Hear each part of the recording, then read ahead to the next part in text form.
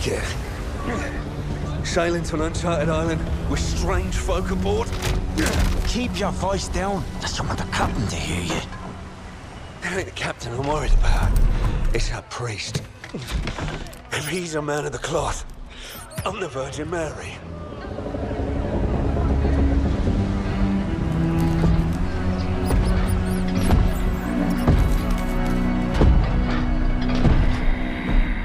All you seek will soon be yours, Captain.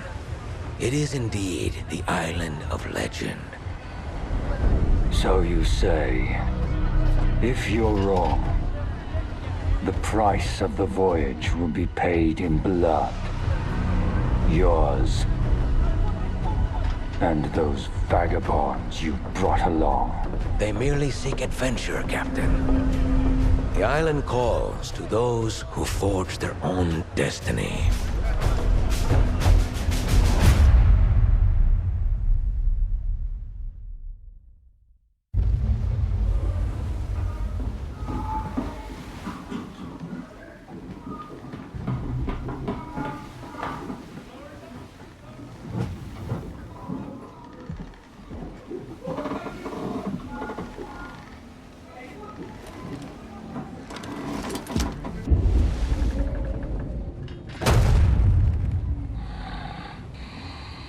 You lied to me, priest! I warned you the journey would be difficult. You said nothing about sailing through the very gates of hell! Hell is all but inevitable for one such as you, Aldous Thorpe. The island offers something much greater than gold. Redemption. For me, and perhaps even for you. Do not fear the storm, Captain. Faith will see us through.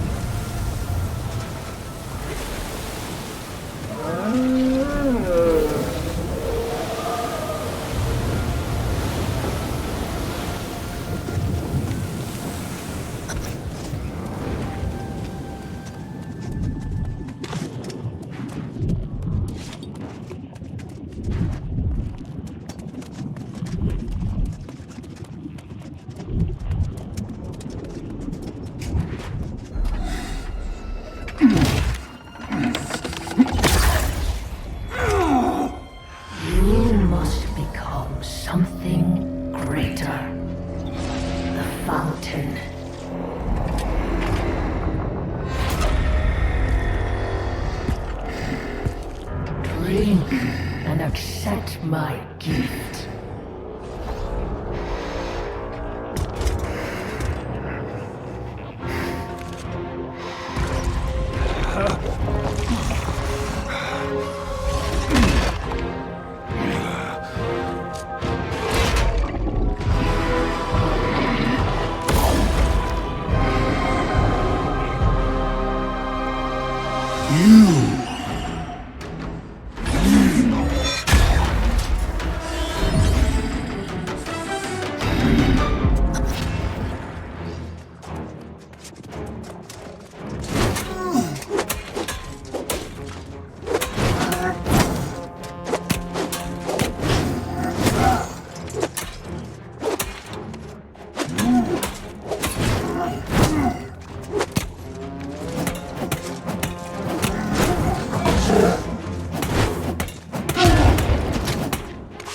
I feel your blessings surge within me.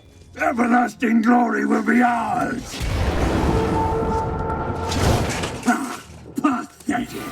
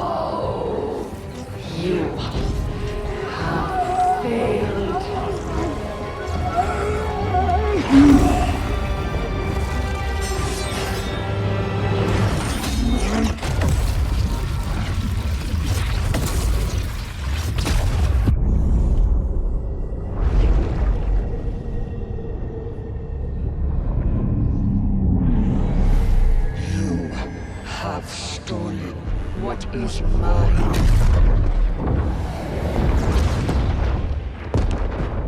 And now, you will join me.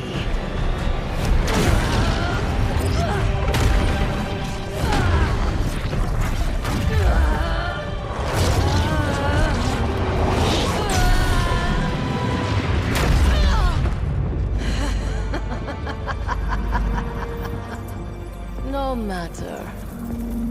You will be mine soon enough.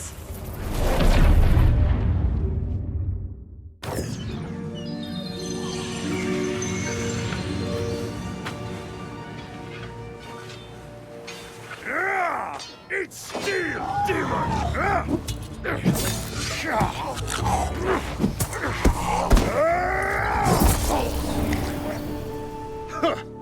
A strong one, are you?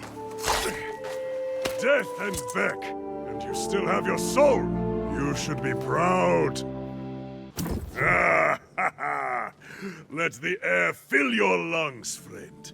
You have conquered death and been born again, like new. No small feat. You died, and it won't be the last time. But this is Aeternum. No one gets away that easy. You're on a ship, smashed by the storm wall, of course. Like everyone else here. Maybe you forget. Could be a blow to your head killed you. But it will pass. Your soul is strong. That's what matters. Most aren't so lucky as we are. They are reborn as something else. The corrupted. Or worse. But come. We should not dwell on such dark matters. But you must be starving, friend. I always feast after dying. We must fill that belly of yours before it disappears. Don't worry. Many boars roam wild just off the beach. They're a little on the skinny side, but juicy if you cook them right. Yes, and you will also want a skinning knife, because boar skin tastes like, hair, mostly. Gather flint and wood, and then join me and Erda at our campfire. She will like you, I think.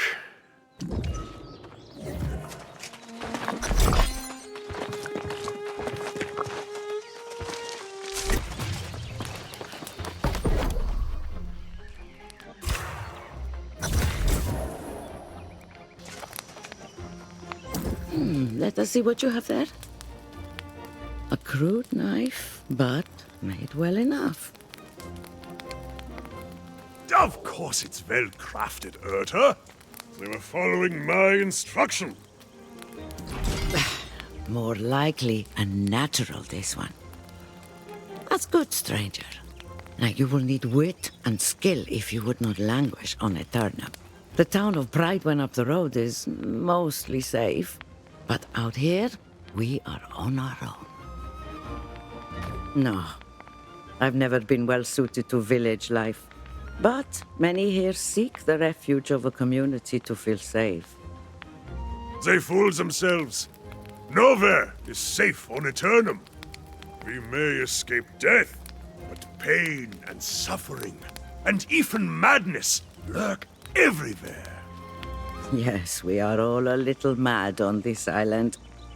But your mind is probably consumed with hunger right now, I suspect. Yes, those beasts trample everything in sight. You won't have to go far to find them. Hunt and skin a boar, then cook your meal over the fire.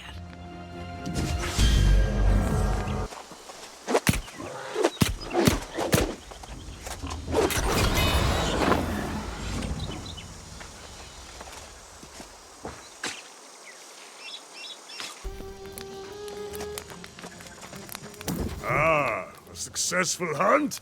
And... yes, it smells like you cooked it just right. If there is any left over, give it here. Best not to let it go to waste, you know. Hand and cook your own boar, lazy bastard. If there's any food left, you keep that for yourself, newcomer. Ah, Erta is teasing me, of course. I'm just taking a moment to recover my strength before wading back in to cut down the corrupted.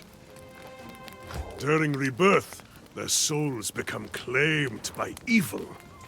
They are like demons, possessed only with the desire to spread their madness. Oh, I thought you knew. The wreckage of your ship is just across the water. But there is nothing and no one that can be saved. All you can do now is put your former crewmates to rest and hope they don't return. If you want to do the deed yourself, I would understand. Keep your weapon at the ready.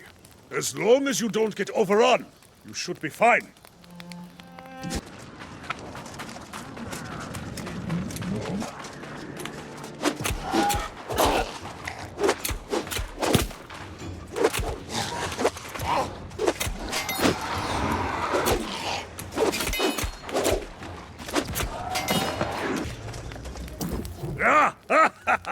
See, Erta, see! I knew our friend here would prove worthy. Who better to tutor a new arrival in the ways of Aeternum than us? Indeed, but know this, new blood. The island's lessons never end. Our lives persist, but time marches on. This new corruption spreads like fire, and as you can see, it is now at our doorstep. It's quite concerning. Must you be so grim? You'll scare off our new friend here. We always find a way through, do we not? In fact, I heard pistol shots a few minutes ago. There may still be others out there in the wreckage who have not lost their souls. I agree. There are many shipwrecks, but if we move fast, we can cover them all by the day's end. Stop being so thick-headed, Elstrom. Those ships will just be followed by more.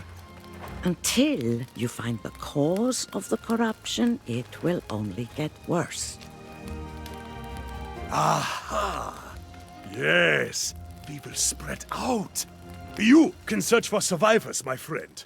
As Erta reminds me, I must search for the source of this menace. I'm not sure which undertaking is the greater risk, but it's no matter to me. I will remain here at the camp. I am sorry we cannot venture forth together. But while you search for survivors, I will find our next challenge. I will meet you back here. Eat ledger, bastards! So, here I am, fighting off the demon hordes, and I'm thinking, how the hell do I get down from up here? So what do you say? Maybe give a girl a hand?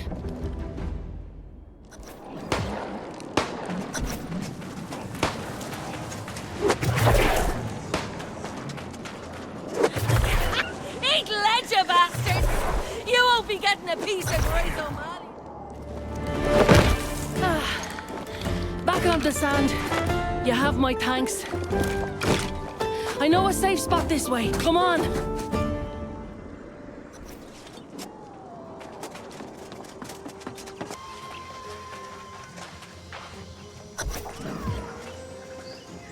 Well now, can't tell you what a relief it was seeing someone who was still human. I was beginning to think I was all alone out here. The rest of the world had gone mad. Perfect. I was betting there'd be some kind of folk somewhere on this rock. Figured I'd go look for it after I'm done out here. I'm not about to go walking away from a whole fleet of fresh salvage. Not if I have a choice in the matter. This isn't my first shipwreck, you know.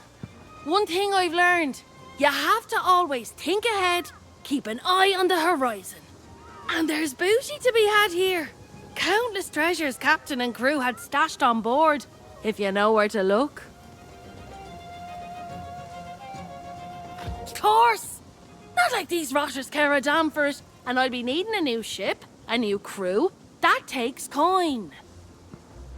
In fact, if you want to partner up, I'll split the loot 70-30.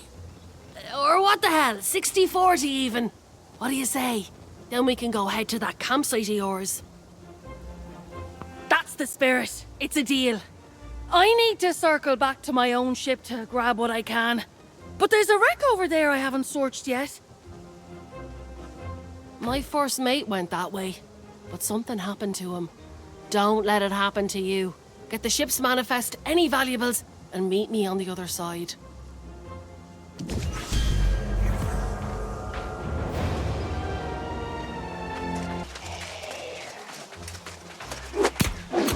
Mad guy, Hetiatis Bastion, Makul Goban Madak Mapi Piradog.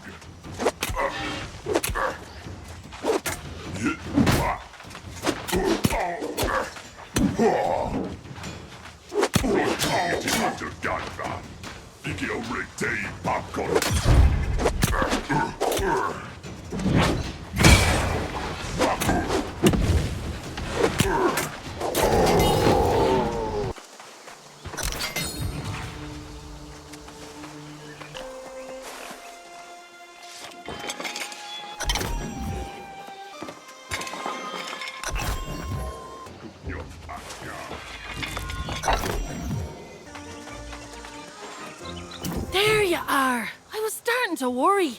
More importantly, though, what did you find? Unfortunately, I didn't have as much luck as you did. Those damn red-eye rotters are swarming all over the wreckage of my ship.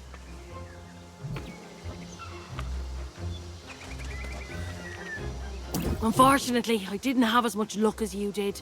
Those damn red-eye rotters are swarming all over the wreckage of my ship. I worry it's bad luck leaving behind my own treasures, but I can't get through the bastards. Now there's a good mate. Tough one too, if you're so confident. No complaints, though.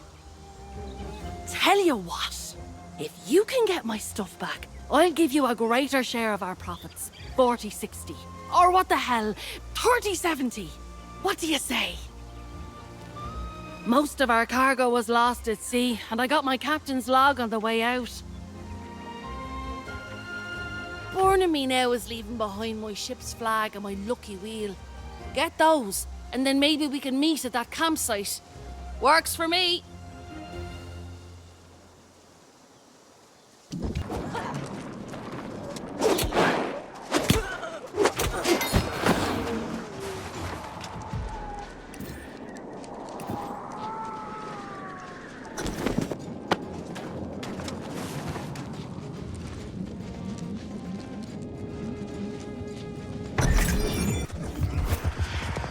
Look how they fall in line when they realize something greater than them is at their doorstep. It will be the same with corruption.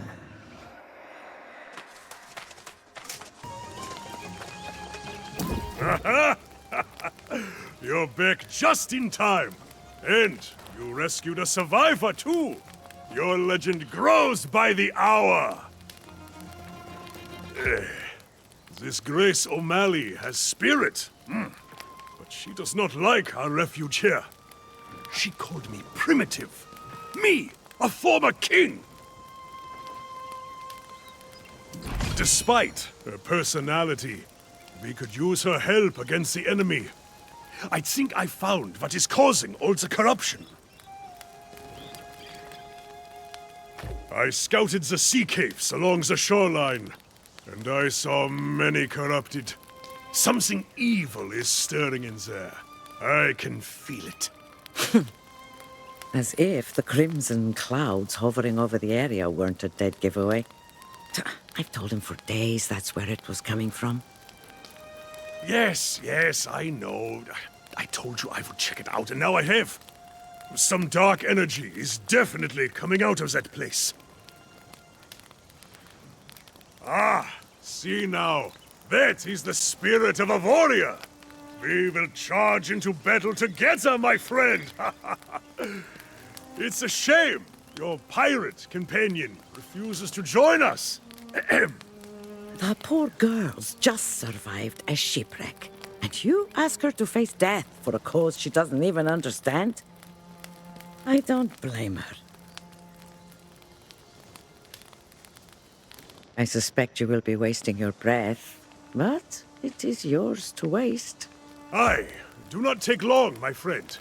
I will await you at the entrance to the sea caves. But I cannot wait all day.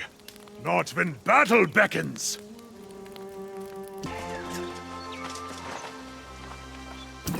Look, I'm as grateful as can be that you reclaim my flag and all. But don't ask me to go on a fool crusade against those red-eyed demons. I don't need a Medal of Valor. Just a coin for me, thank you very much. Your local friends say there's a town a bit up the road. I'll head there and sell this loot. I'll set your part aside until you get there. For my part, I'll be saving up for a ship to escape this hellish island. Those two say there's some kind of storm wall out there, but they say a lot of things, and I don't believe a word of it. Besides, Captain Grace O'Malley never met a storm she couldn't navigate. I'll find a way. You can come with me, if you like.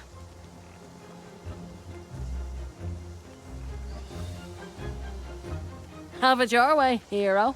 I just hope you don't end up as one of those monsters yourself. Don't worry about me burning you on the loot. You did me a favour and I'm good for it. As long as you survive, that is. I'll be there.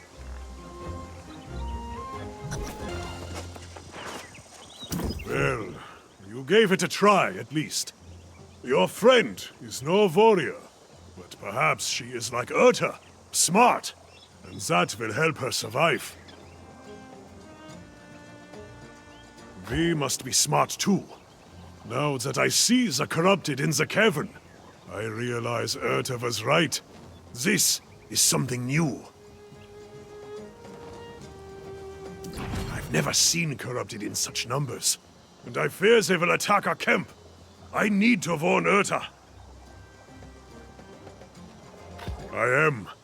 If something happened to her, I could not bear it. She pokes fun at me sometimes, but I probably deserve it. I was looking forward to spilling corrupted blood with you. It's true. But I'd think now, I must go back to the camp. I can't let you have all the fun without me. But I also can't go when Urta is in danger. Damn it. You can have the glory today, my friend. If you find the source of the evil, destroy it and get the hell out. Urta and I will wait for you at the camp. Godspeed, warrior.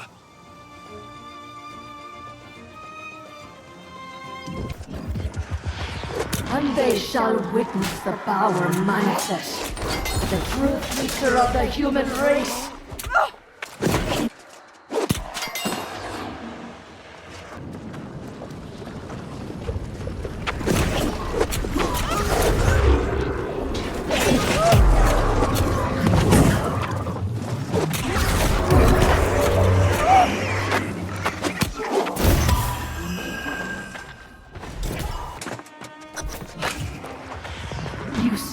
That which is mine. You assault my followers, and now you disrupt my plans. This is personal. And yet you live! Ah! Ha ha ha! I knew you had triumphed! See there! The corruption has even receded away from our camp! What did you find in the sea caves? Some kind of abomination? A corruption rift? I've heard tales of such things.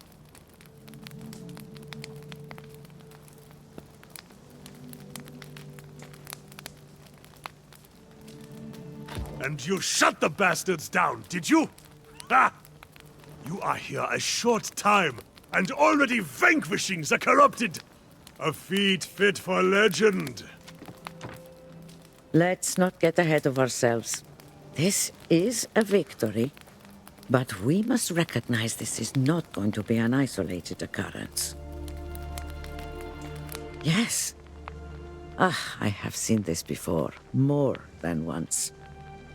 When corrupted come in such numbers, it is a portent for dark times.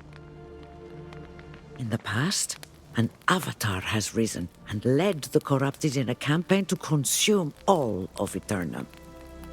No souls are safe from their reach. If you had, it is unlikely you would be here. But make no mistake, an avatar is coming, and we must warn the nearby towns. That would be for the best. There have been some misunderstandings between Aelstrom and the town guard in the past. Besides, he likes it here. My friend, your valor is deserving of a reward. Follow the road to town, warn them, and then get a cup of mead at the tavern. You earned it. Come closer. It is time you know the whole truth.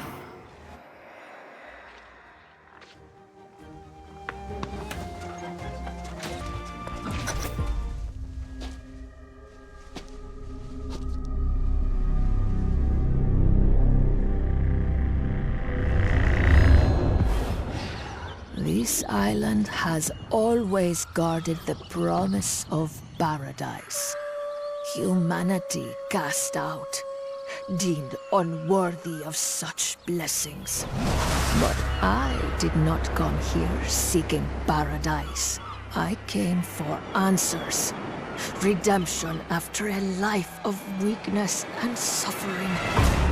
And I found a truth that disproved everything I had been taught.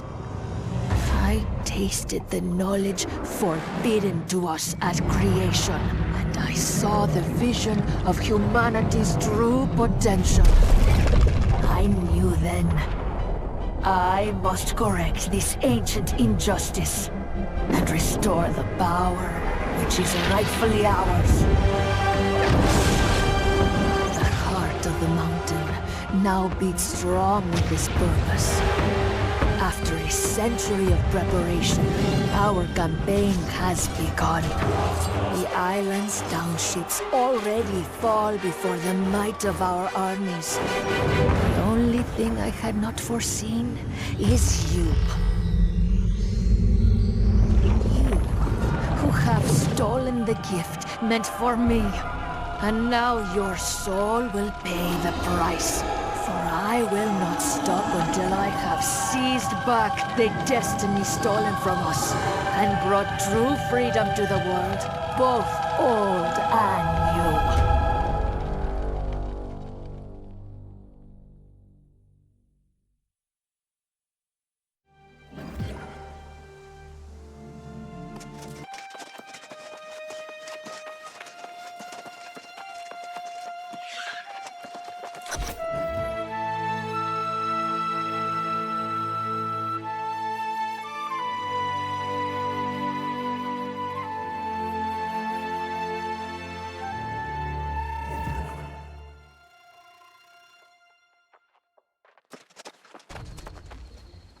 Welcome to Pridewen, traveler, the greatest kingdom on Aeternum.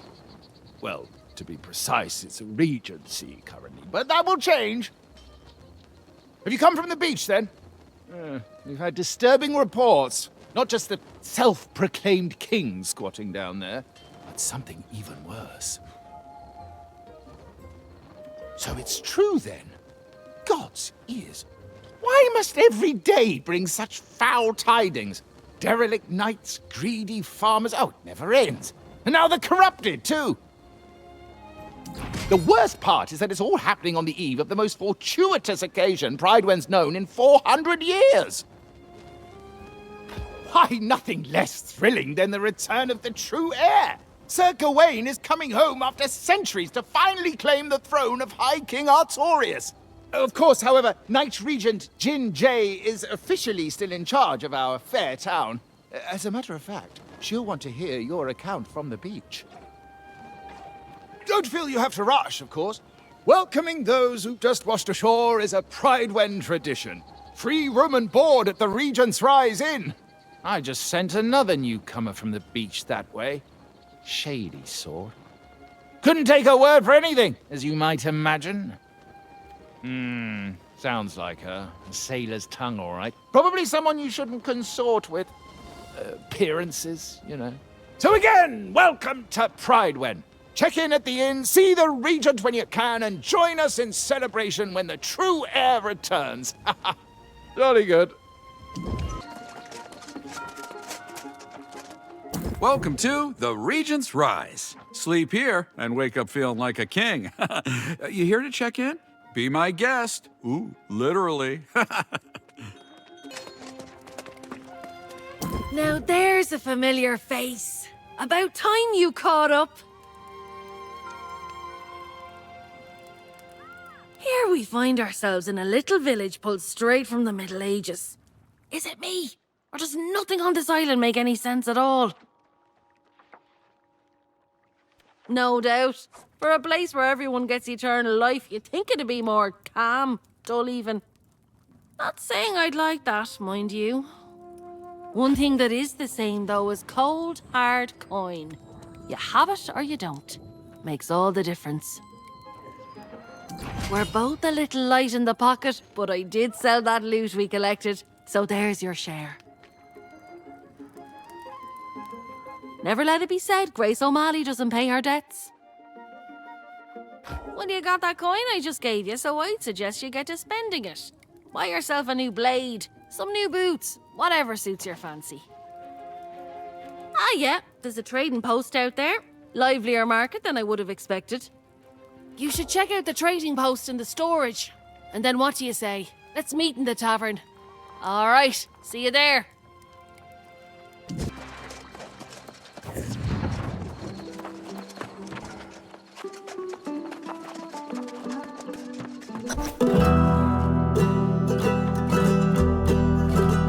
I've met stately noble gentry and shipwrecked men of 20. I've met souls from ancient memory, found in sagas and dusty tomes. I've seen ghosts and fiends and horrors, met knights and bold explorers, as I've wandered every corner of this island we call home. Let's go!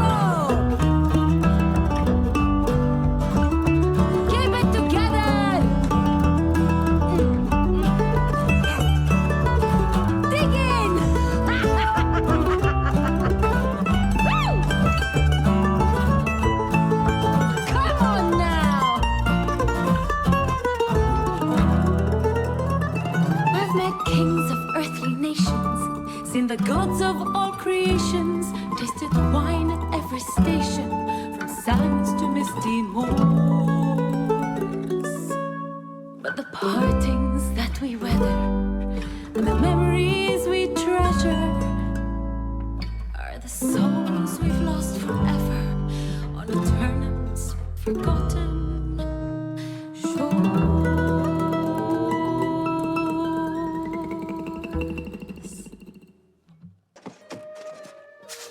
Lively little ditty there. Kinda oversells the place, don't you think? I sure won't be calling this place home. But hey, aren't you popular? Messenger from the Night Regent herself was looking for you. Getting fancy, aren't we? She's keen to have a word with you up at the keep. Word around town says the Night Regent's just a puppet, and some minister Lochner's actually running things. And then this true heir business. You'd think that's what drew the crowds, but Barkeep says it's really just people fleeing from trouble at the outlying farms.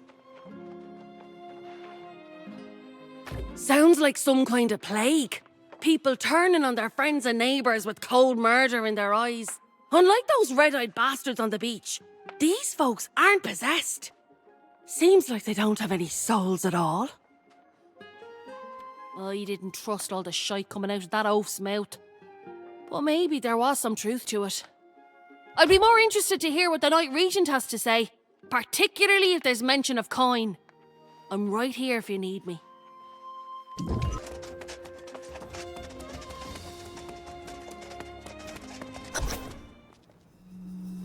farmers to knights, the miners, no word in days. We need to know what's going on out there, Lochner. The people are simply distracted. Word has spread of the true heir's return. As acting regent, you have served Pride faithfully, and I'm sure this is unsettling for you. But you can set aside your concerns. When the new king is ready to assume his duties, I will gladly stand down. But not before. Of course. Now, I have preparations to attend to.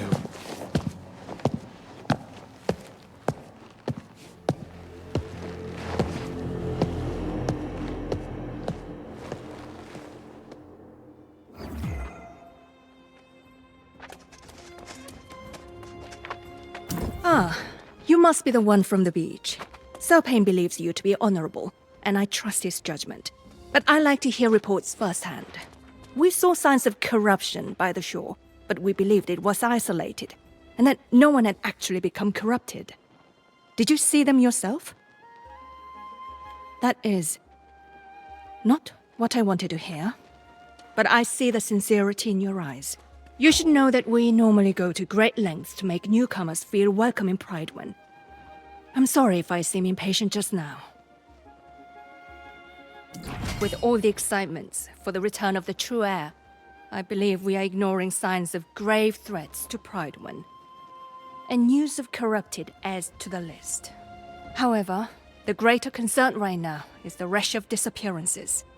Sworn knights who failed to report in over the last several weeks. Minister Lochner has sent scouts, but they have not returned as of yet. And now I feel they are missing as well. Still, he counsels patience. Lochner believes the return of the royal bloodline will solve all problems. I feel strongly that we cannot afford to wait for Gawain. Oh, I'm sorry. This is poor form on my part, dropping all my troubles on your boots. I would not impose on someone who just arrived. Still, with the remaining knights spread thin, you're probably able to get me answers faster than they can. The mine is not so far away either. That's just it. We don't know. The foreman there, Alia Musa, is a personal friend, and she usually visits once a week. But it's been a month. If you're truly willing, I would ask you to check on Foreman Musa and report back. Oh, and please inform Minister Lochner of your mission, just so he's aware. Ah, yes. The newcomer invited to an audience with the Knight Regent. Imagine, if you had arrived a few days later, you might have been welcomed by a king. Yes, Gawain's return will restore Pridewen's glory. The Knight Regent has performed well with my counsel, but she sometimes exceeds her mandate. For now. But she would do well not to concern herself with matters our new king can better adjudicate. Tell me, has she enlisted you in one of her endeavors? Well, aren't we proving our value quickly? I'm sure the king will also be grateful for those who willingly submit to his guidance. It's not my place to countermand the Knight Regent's orders, but I would hate to see a prospective resident waste their time. The tavern is open, you know.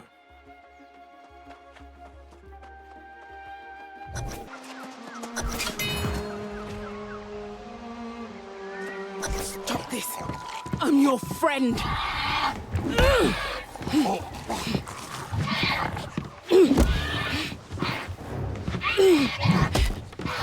After all those years in that hole together, don't make me do this! Stay back! I won't tell you again!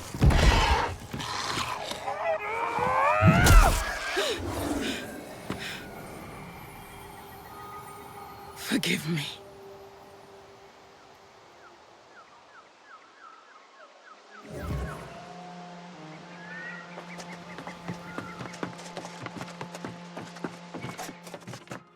Whoa, you! If you thought you were going to the mines, think again. If you have loved ones in there, I don't know what to tell you. Almost everyone's fallen lost and no support from Pridewind in sight.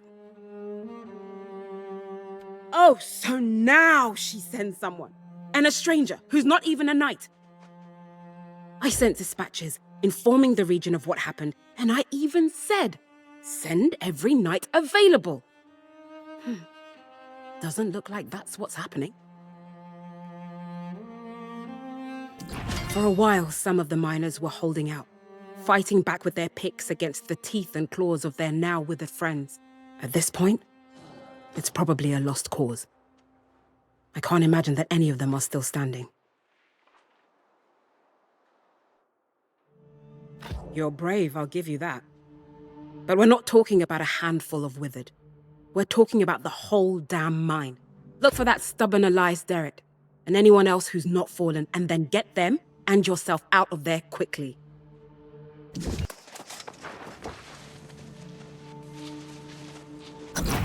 Look for Elias! He was trying to fight back. I'm making a run for it.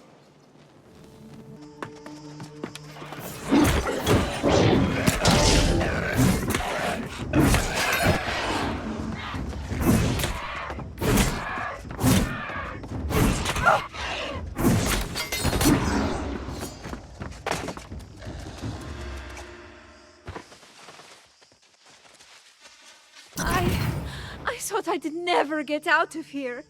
Thank you.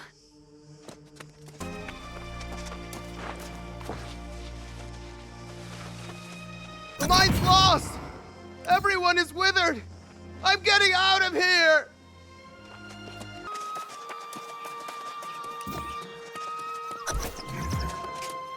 Oh, finally, a sign of hope.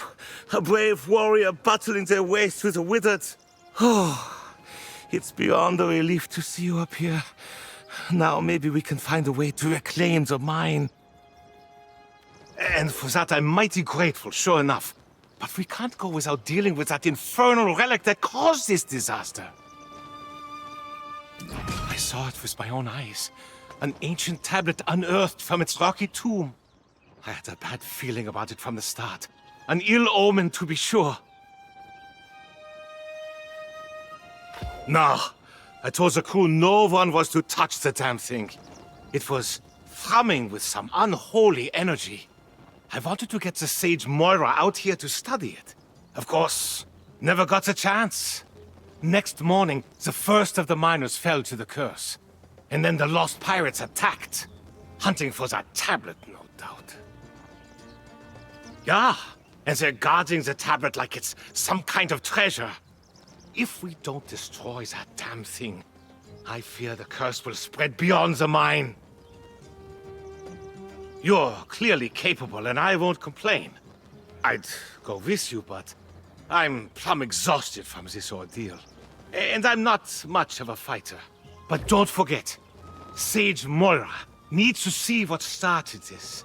Smash the tablet and collect the fragments, and then bring them back. We'll leave together, or not at all.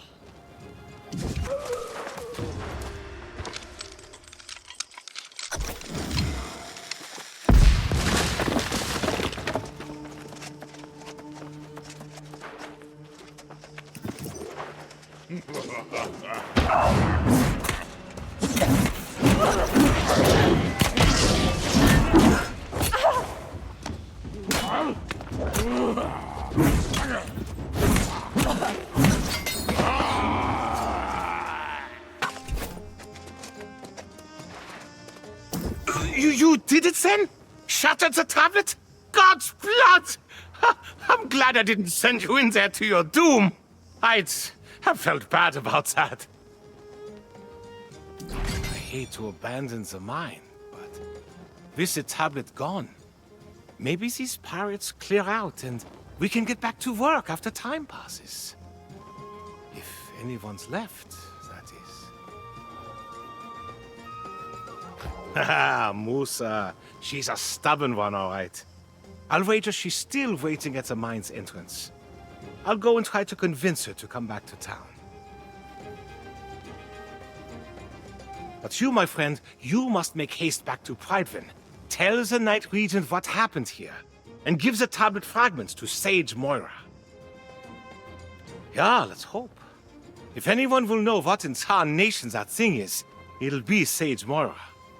Let's hope it's not related to those rumors from the southern farms. I'll go and round up Foreman Musa and the others. Meet me back in town when this is over, and the first round of Gerties is on me.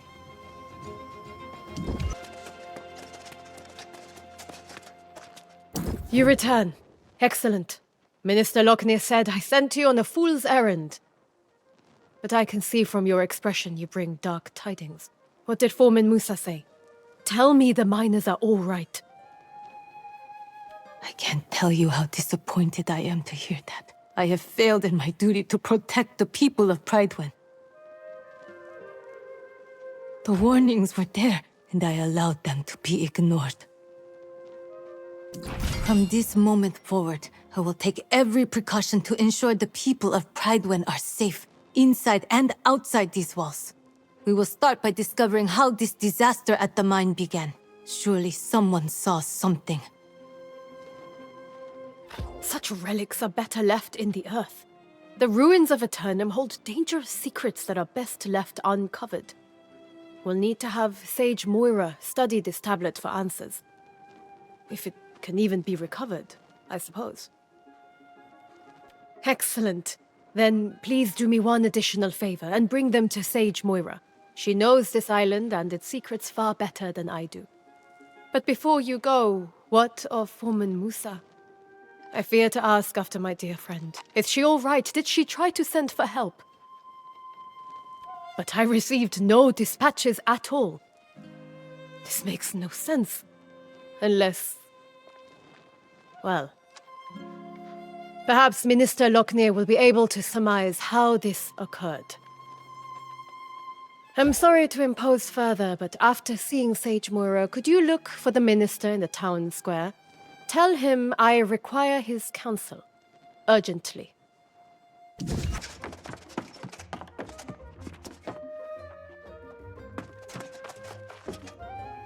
Ah, I've just seen Elias and learned of the tragedy at the mine.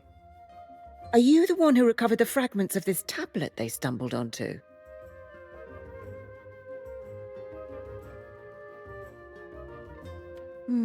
Very interesting. Elias said they unearthed this tablet, but it has signs of extensive weathering. Yes. It has clearly been exposed to the elements. I will have to study these fragments more closely.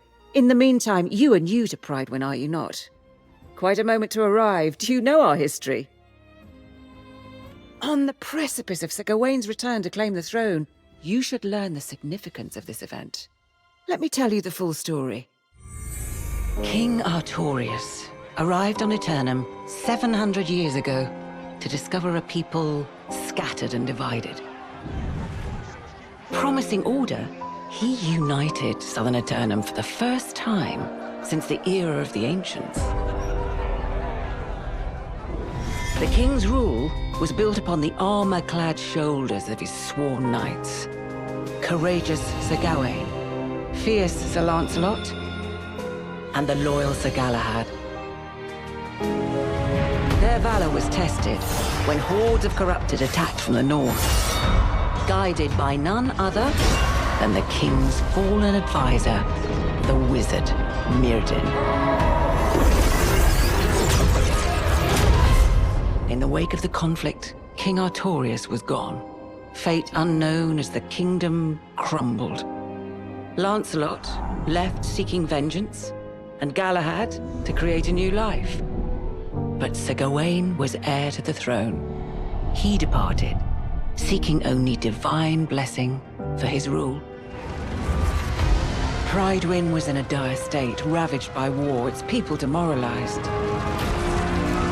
It was Minister Lockney who held the town together, safeguarding the throne for Gawain's return. But Sir Jinjay of Ebonscale Reach captured the hearts of the people. After so many dark years, she emerged as a beacon of hope. and was appointed Knight Regent. Now the Minister informs us he spotted Sir Gawain's sails on the horizon. And we prepare for the true heir to finally come home and claim his throne. Now perhaps you understand how momentous Gawain's return really is. And why it's so worrisome to hear this news from the mine, and from the farms. Though Minister Lochner has been keeping it quiet to avoid a panic, we've had quite a few refugees claiming their farms are overrun with Lost. But Lochner assures me it's under control. If you have further questions, ask him. I must get to studying these fragments. Let's hope they yield answers. After so many years without our true leader, it's natural to have doubts. But I assure you, the hour draws near. The bloodline of Artorius will soon sit again upon the throne. What we have endured here pales in comparison with what challenges Gawain has faced in his long journey home. But he has persevered for you, the people of Pridewind. We must ask ourselves, how will we show, nay prove, to our new king that we are as devoted to him as he is to us? When the hour arrives, I know he will find his subjects have remained true. And we will honor him as we once honored Artorius himself!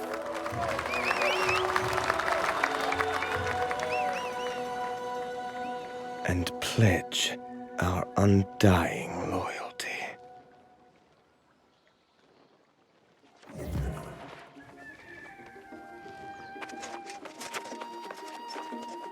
Ah, our brave newcomer returns. I understand the Knight Regent dispatched you to the mines. A lot to ask of a guest, but it's her prerogative. Do tell, though. I hope the situation there wasn't as dire as it sounded. She said that, did she? Well, yes, I do recall receiving at least one dispatch. But her demands were absolutely out of the question. The foreman wanted us to send all our knights to help defend the mines, but that was, of course, impossible. With all the preparations for the return of the true heir, we simply can't dispatch our knights everywhere they're needed. I was preparing to send a few knights, but then I was told that you had been given the task.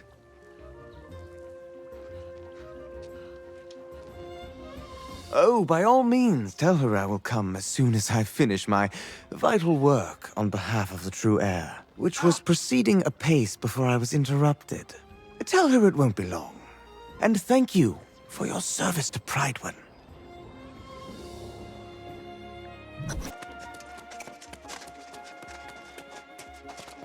You return, but without Minister Lochner. I assume he claimed he was too busy with his preparations.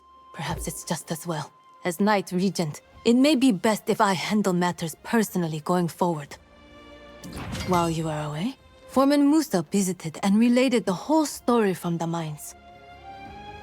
She says the day after the mysterious tablet appeared, lost pirates attacked the mines, seemingly out of nowhere. These pirates could only have come from the Beseth shore to the north. There was a den of brigands there, and now they are apparently lost. This seems to be an alarming trend, and we must find the source of it. I have already dispatched Sir Payne to the north, which is my duty as Knight Regent. Lochner will not be pleased, but perhaps he will now deign to pay me a visit. You are eager and courageous, and it is most welcome. My hope is that you and Sir Payne can deter the pirates from further incursions, and discover what drives them. May fortune go with you both.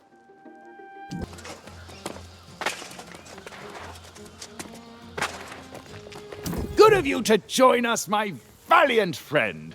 I heard about your heroics at the mine. You definitely have the makings of a knight. For now, we are simply grateful to have your support. Not quite a full contingent here, I'm afraid.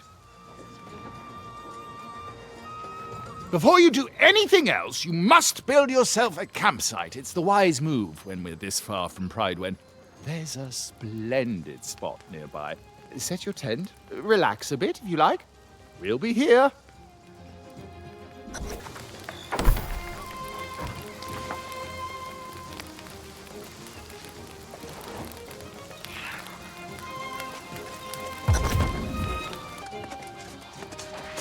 Ah, you're back. I'm at a bit of a loss here. A few months ago, this barren beach had nothing but a smattering of pirates. Now it appears to be a war camp, with more pirates and supplies arriving by the minute. Indeed. It's gonna take an army to drive them out, and we currently lack an army. Perhaps we should pursue a more honorable approach to resolving this conflict. You two stay here and defend our position. I will go forth and challenge the leader of the pirates to a duel. And when I am victorious, I will demand that they withdraw from these shores forthwith, never to return. Oh, well, yes. Good point. I suppose our options will be more limited then. I'm afraid I'm not much of a strategist in a scenario like this. What do you think would be most prudent? That's a grand idea. They've been unloading cargo using the smaller rowboats. If you can destroy their rowboats and all the cargo they've dropped, that would slow them down. I'll stay and keep an eye out for their leader.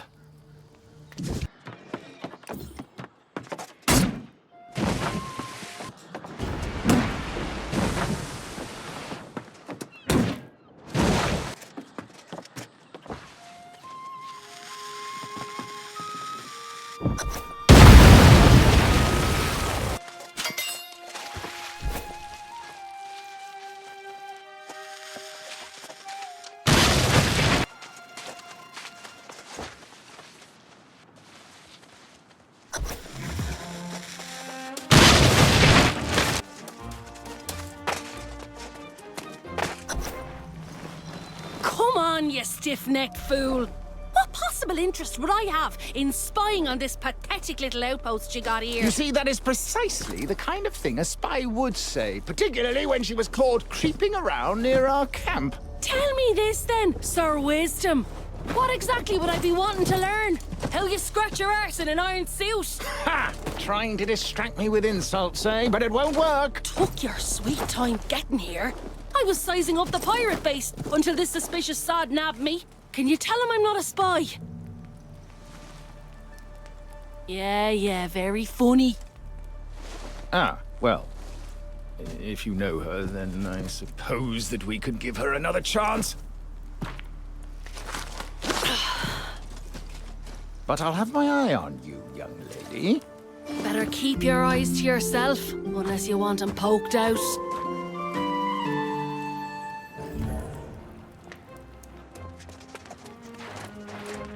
Bravo, my bold friend!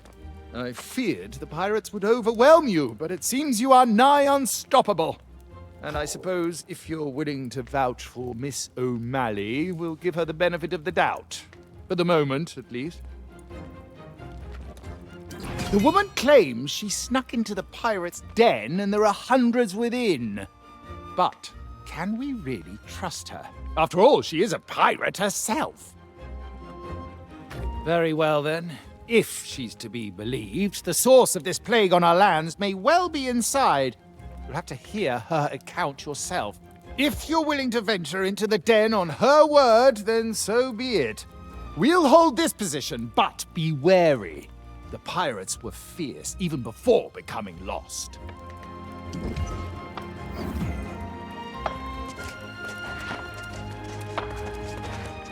Well now, I do hope you straightened everything out with Sir Pain in me arse. I tried to tell that sod, if you want to defeat these pirates, I know the way. Not spying so much as taking a measure of the place. Heard there were pirates up here and thought they might be sitting on some valuable loot. And they've got some loot, sure enough. But they don't even seem to care about it. I guess that's what happens when you lose your soul. I'll tell you, But if you go in, I'll be expecting some treasure in exchange for my information. I worked hard for it after all. So here it is. There's a glowing altar in there, and the bastards are drawn to it like flies to a carcass. Smash the damn thing, and I bet they'll all buzz off. For someone like you, maybe. Not for me. But hey, don't forget our deal. Snatch me up some valuables in there, and we'll be that much closer to getting a ship.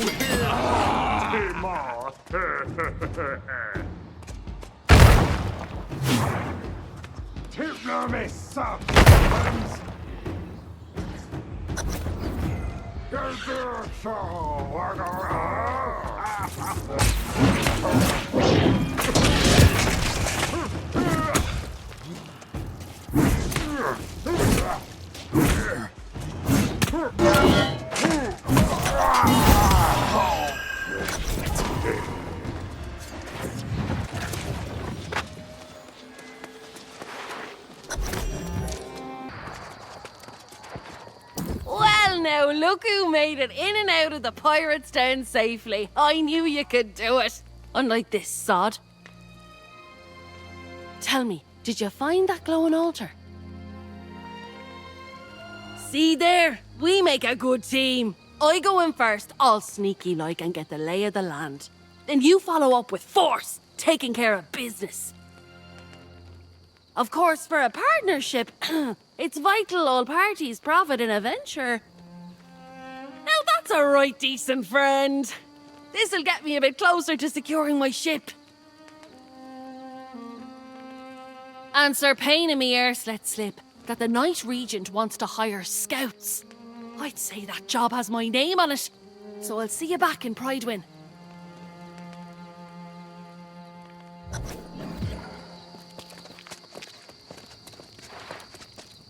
No surprise there. Miss O'Malley gets what she wants and disappears.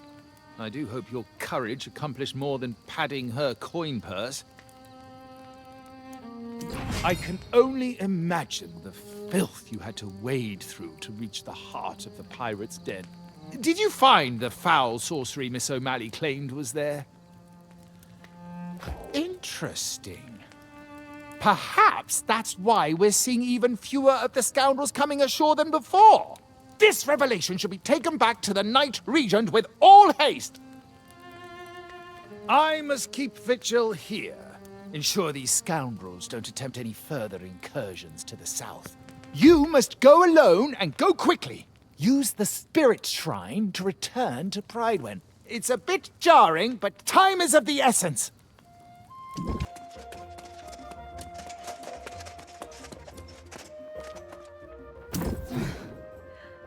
I have to confess, seeing you return brings me a great deal of relief.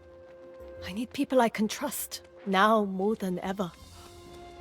In fact, your enterprising friend, Grace O'Malley, was here. She drives a hard bargain, but I am strongly considering her offer. Grace says she was with you up north, and the pirates were rallying to some strange altar. Is it possible it's connected to the tablet from the mine? Exactly. She's been studying the fragments you brought back from the mine for a while. Surely she's learned something. If so, I would ask you to work with Moira to follow up on any leads. I, unfortunately, must attend to less pleasant matters. Yes, you've earned that right. I must soon deal with Minister Locknear's disrespect head-on. He's avoiding me, and there are things he must answer for. I must handle this myself, though. You should seek out Moira straight away. Dealing with this plague of lost is the kingdom's highest priority.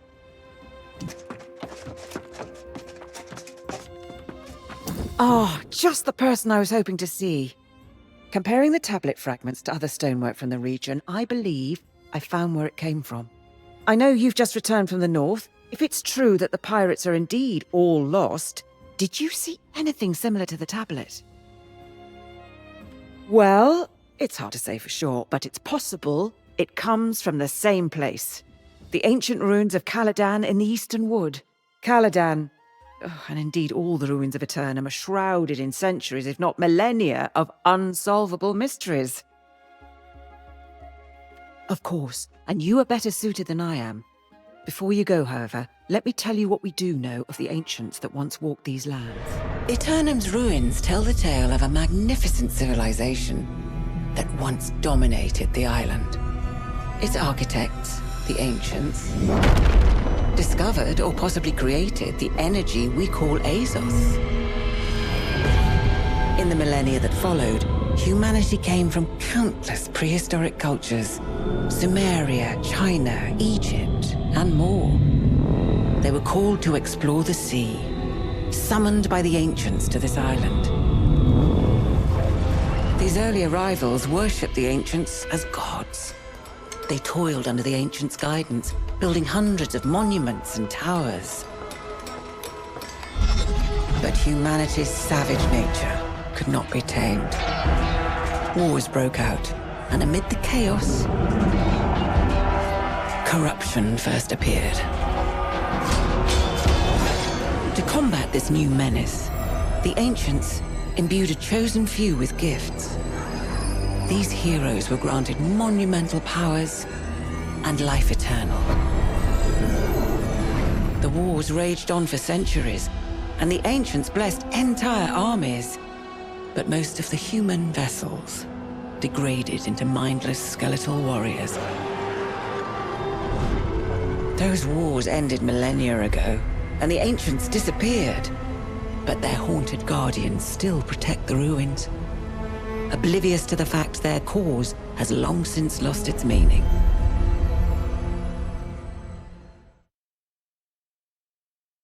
Now you know why most on Aeternum avoid ruins at all costs. I myself have only visited Caladan once, but if we're to find answers, that's where they'll be. You're a brave soul, but don't go too deep. There are unspeakable dangers down there. Stick to the surface. That's where our tablet came from. Go, now. Well, if it isn't the Night Regent's new page. On an errand even now, I presume. I am curious what merits such urgent attention when Jay's duty as regent so soon draws to an end. The Night Regent should not be conducting affairs she can't reveal to her people. Wouldn't you agree? I've served as Pridewin's minister since before her birth.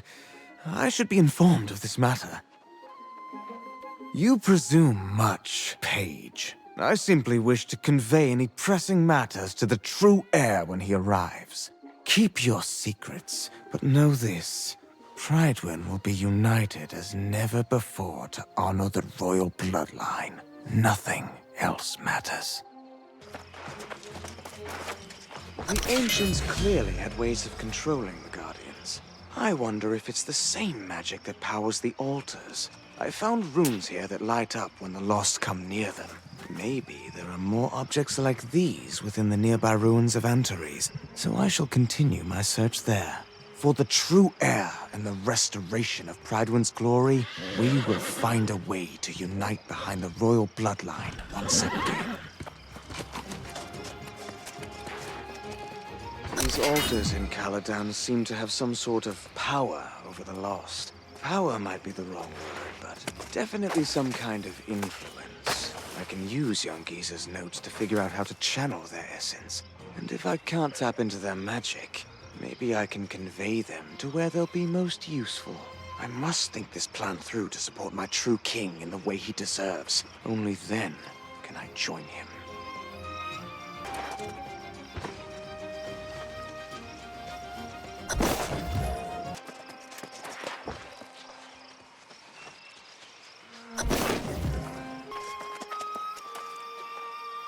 I'm thankful to have found you, young one. I fear I may have missed some additional clues on the fragments. I came after you right away.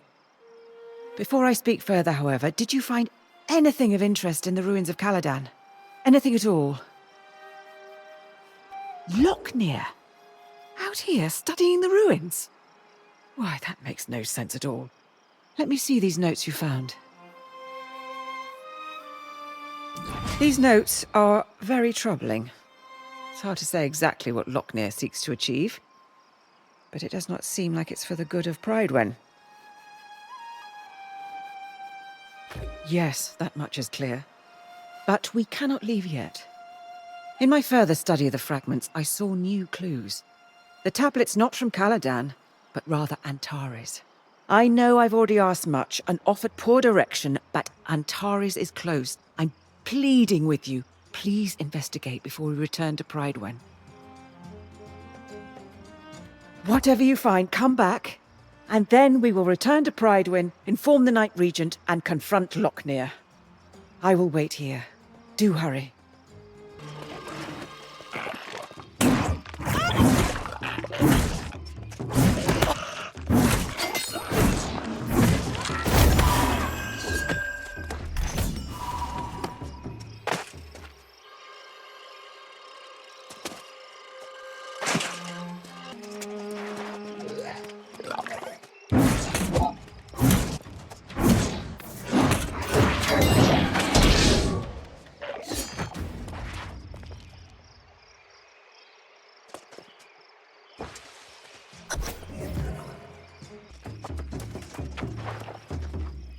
Your friend Grace has come with dire news from Pridewen.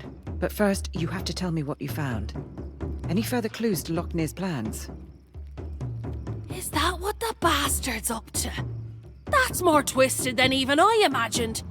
But it might explain what happened back in Pridewen. The Night Regent went to confront the good minister, and instead, she found him leading a crowd down south to welcome the true heir. Now that's not so strange. If Gawain has arrived, it makes sense. Perhaps this is a misunderstanding and Locknear is simply trying to lead the lost away. Call yourself a sage? Look past your scrolls to see the man's behaviour. Even the Night Regent knows Locknear's gone mad. And let me tell you, she's not happy. I don't know if she's thinking that far ahead yet. She just hopped on her horse and rode off, shouting at me to find you and meet her at Purdue Farms. Ah, then she's expecting a fight. Going to find Sir Priscilla, a fellow knight and confidant who hasn't come to Pridewen in many moons. This is serious. Though my scrolls may not have all the answers, I might find a way to counteract this sorcery Locknear seeks to employ. I should return to town.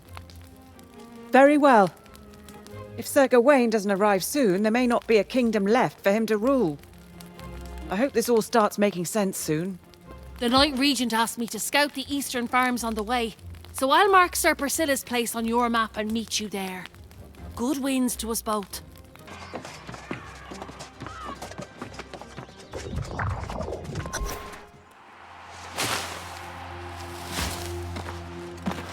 Pitching hay and shoveling manure. It doesn't suit you, Priscilla. Puts my mind at ease. Clear, complicated work. And when was the keen swordplay of our most dutiful knight ever complicated? I only raise my sword now to keep the lost at bay. Priscilla, you're not making any sense. I can't even say it. You wouldn't believe me anyway. We were naive to be so hopeful.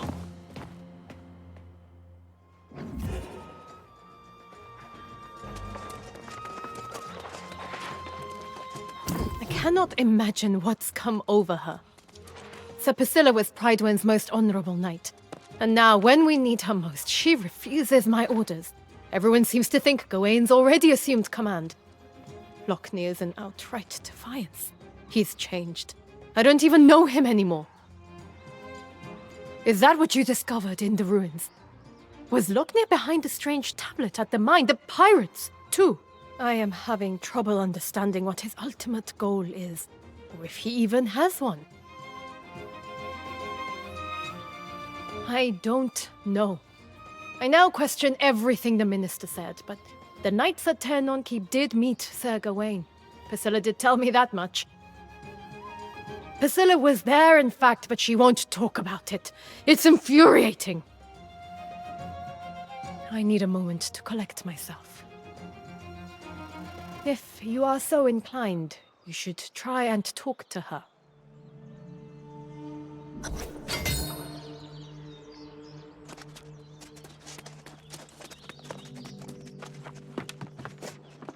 If you're expecting to have more luck flying me for answers than the Night Regent, think again.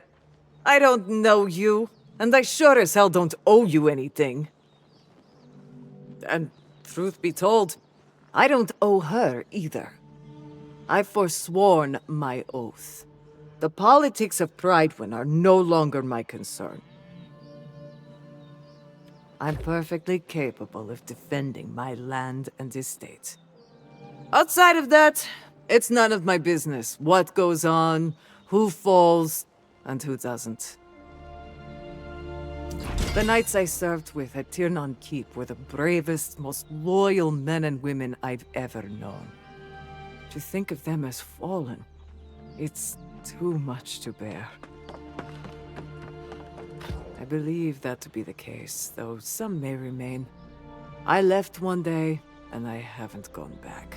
If you want to know what's happened at Aeternum Keep, I suggest you go and have a look for yourself.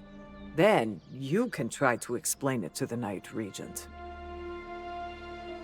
I've said as much as I'm going to say. You and the Night Regent are welcome to shelter here, but I'll answer no more questions.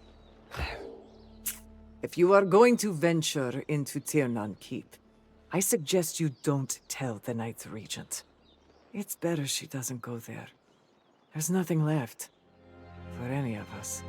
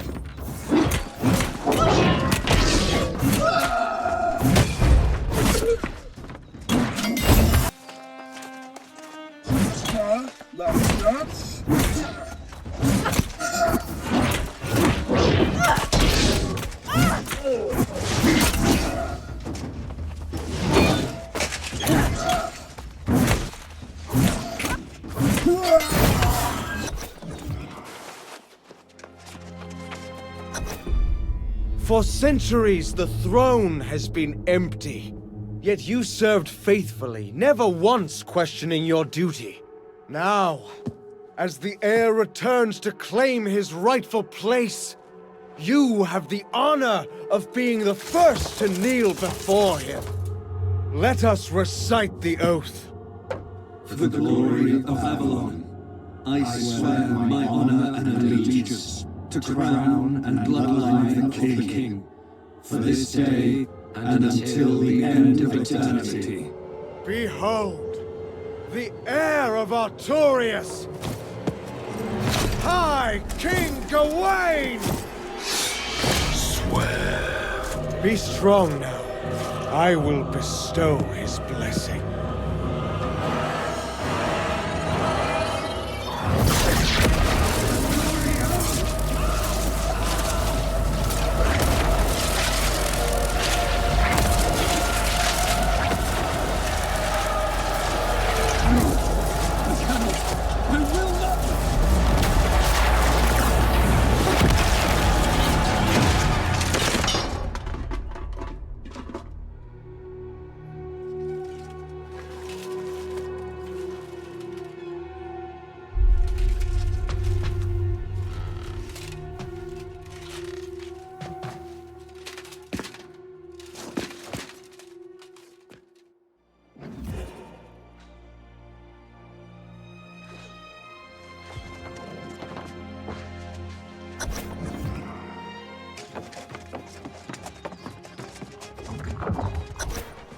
You have a duty.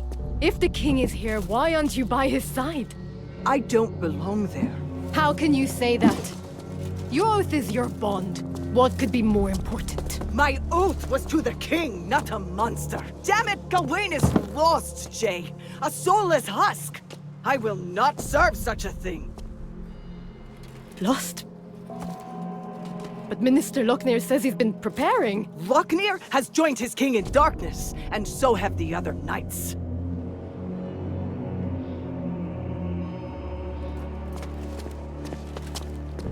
How?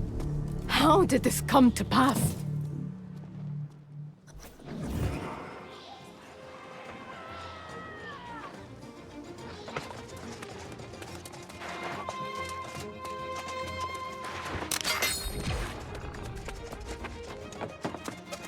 Are you happy now?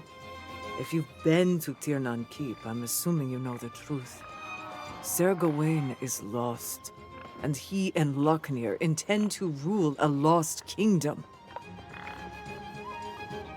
Thank you, I suppose. Though I have no further need of it. My days as a knight are done.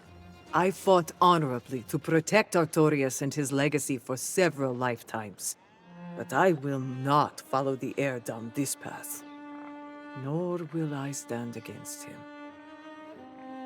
Prydwen is Sir Gawain's right by blood.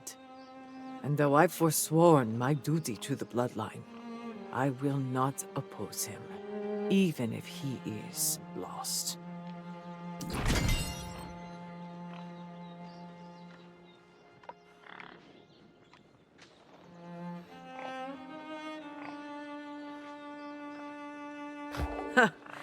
There are some benefits to being new to the island, aren't there?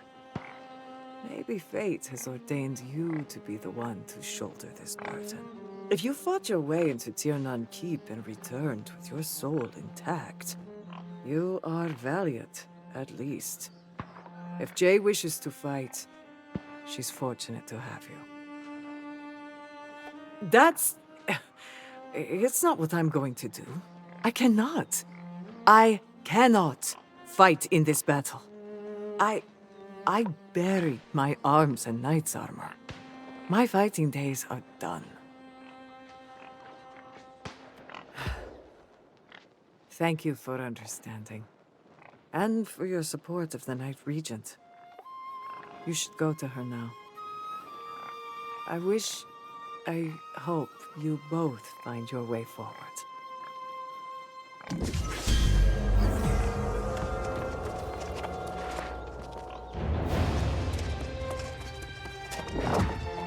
So you've been to Ternon Keep and saw the horrors Priscilla described? I can't imagine. Gawain, Lochner. This is worse than even my darkest fears. Yes. As Knight Regent, it is my duty to defend the kingdom against all threats. Lochner may believe the kingdom is the bloodline, but I know it to be the people. And I will fight for the people of Prydwen until the last shred of my soul is forfeit. You have no such duty, but I welcome the support if you will fight at my side. First priority is ensuring Prydwen is prepared to defend itself against whatever threats emerge. Second, we must look south. Oh, what have I done?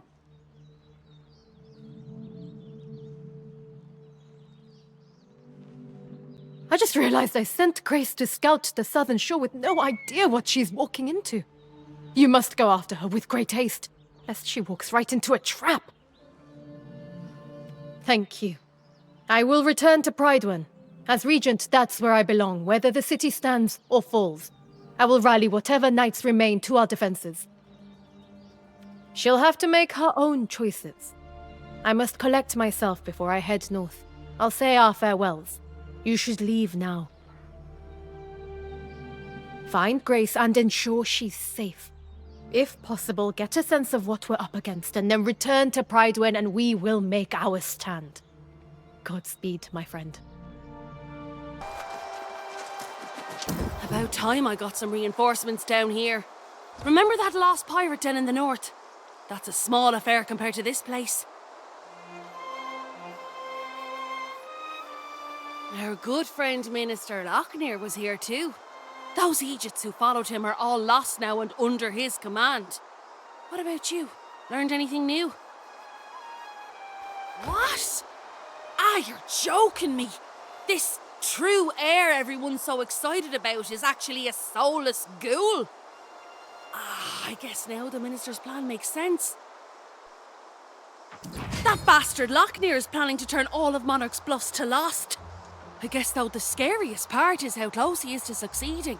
They're clearly making preparations here to launch an attack on Pridewin. Hordes of lost, stockpiles of explosives. I'd say they're about to make their move. Well, we've discussed this partnership before, haven't we? I get the lay of the land, and you do the battling part. You'll be facing long odds, but you're like a lucky anchor. I'd consider making a wager on you, regardless. Not a problem. I'll always tell it to you straight. I'd suggest you destroy as many explosives as you can, and take out that glowing altar too. Now, what would you have me do? Now there's an order I don't mind following. I could use a cup of mead after all this crawling around.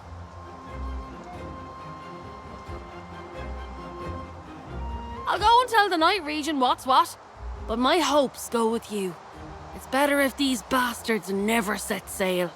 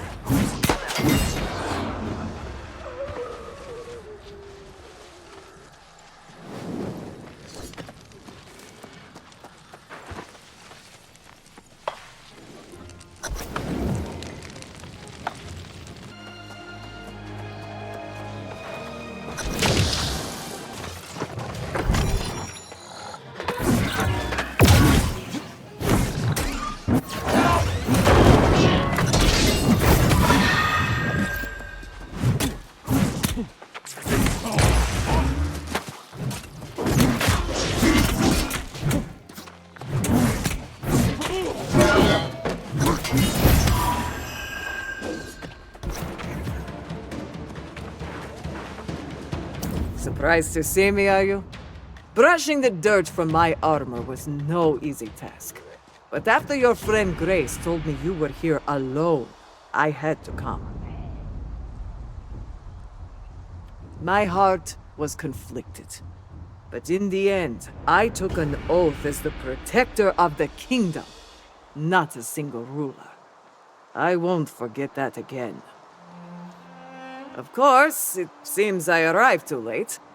Hearing the ruckus and seeing the smoke, I assume you succeeded in disrupting their war preparations? Well, there's something to be grateful for, even if I am a little disappointed I missed all the action. Perhaps we don't stop there. You see, I know where Sir Gawain and Lochner are conspiring in darkness to steal all our souls. They're in Gawain's ancestral home, Corbenic Castle. I thought you might. It is indeed best for Pridewin that the Night Regent is safe and fortifying the keep. You and I are more expendable.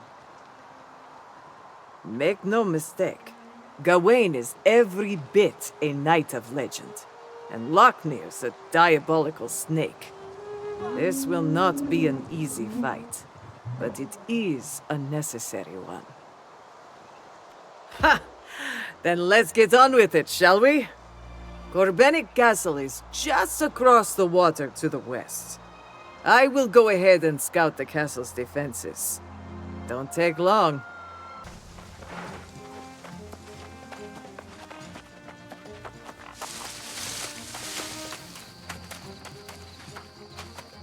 Here we are. home to one of King Artorius' greatest knights and his heir. It was a bastion of valor back then.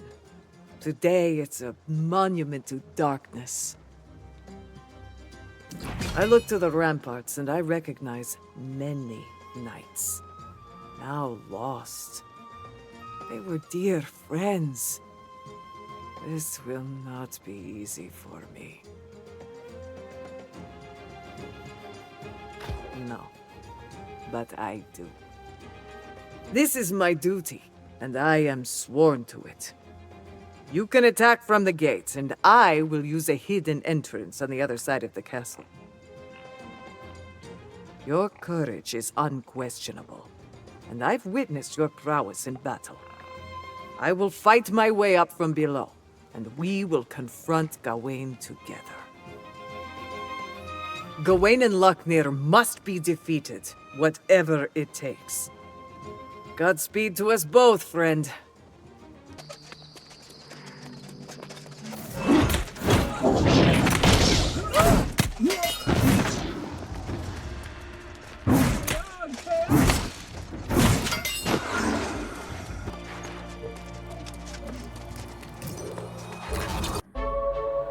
My liege, it is now my honor to join you, without reservation.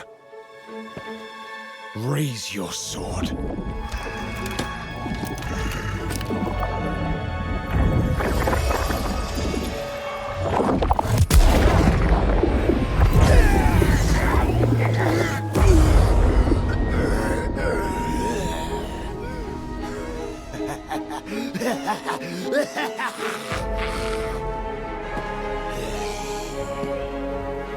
And now, you shall be the first to experience the King's justice. My lord, I leave this wretch to you.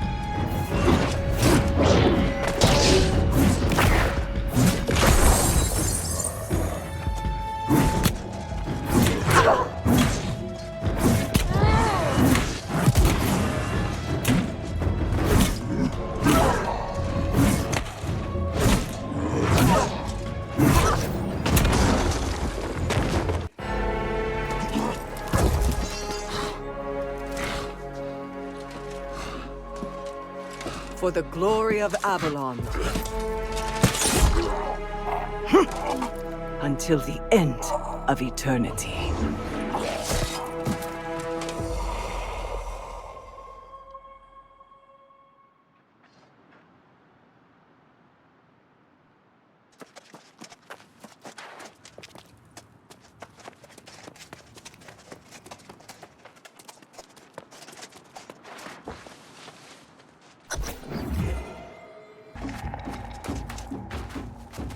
I am sorry I arrived late to Gawain's Hall. The Lost Knights fought fiercely and with cold resolve. I arrived only in time to see Lochner fall. Your courage and valor have spared Prydwen from a dreadful fate. The Knight Regent will undoubtedly want to cover your chest in medals. Of course. She has led us admirably for many decades now, and the people adore her. Probably even more after this.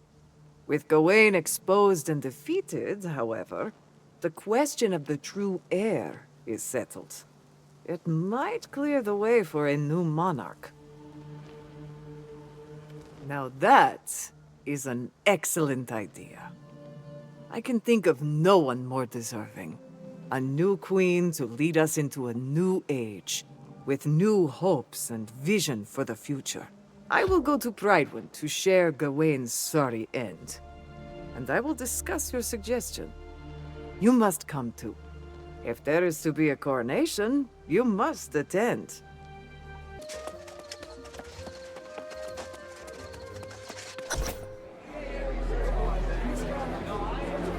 This is already more fanfare than I had hoped for. As far as coronations go, I would say this is fairly modest. A ceremony befitting our humble new queen. Queen? I'm not sure I'll ever get used to hearing that. No more stalling, my queen. People of Pridewind, honored guests. Together, we have endured great hardships. But despite it all, a steady hand has guided us through the storm. May I present to you... Queen Jinjay of Pridewind.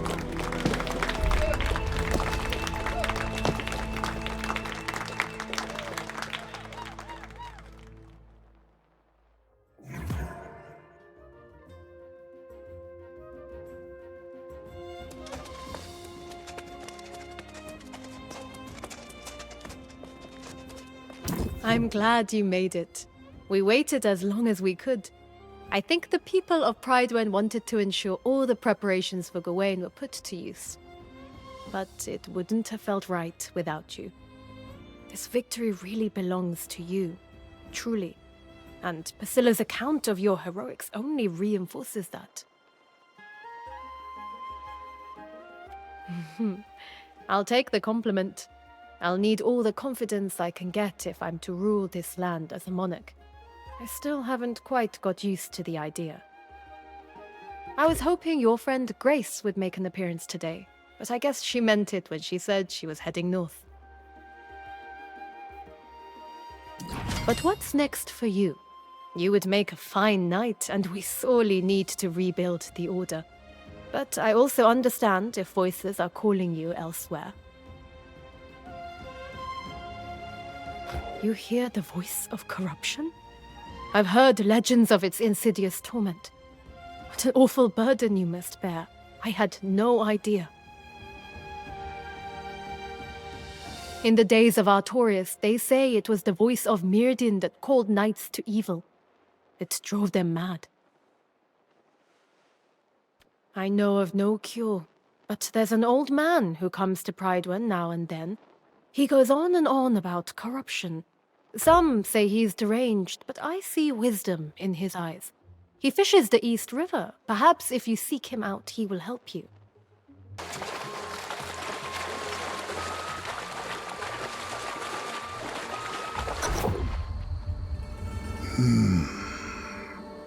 On the surface, we are still and quiet. But there is a struggle in the darkness below. The outcome? Unpredictable.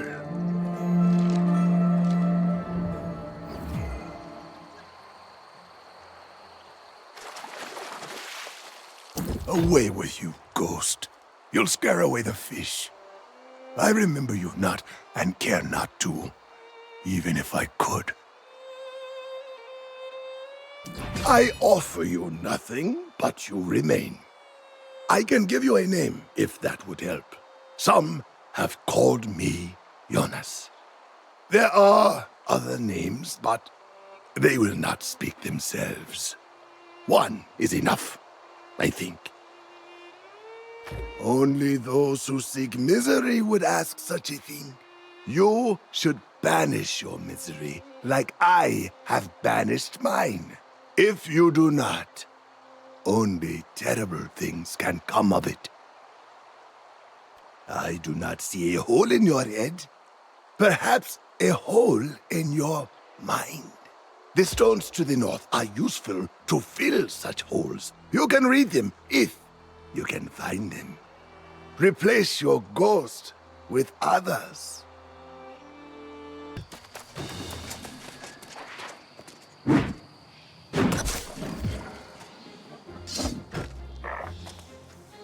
In memory of Soul Warden Ramanos Aguilar, bearer of the Eternal Torch, whose service straddled centuries. All souls fade in time, but he held steadfast against the darkness until the last. May his sacrifice be a lesson to all who come after.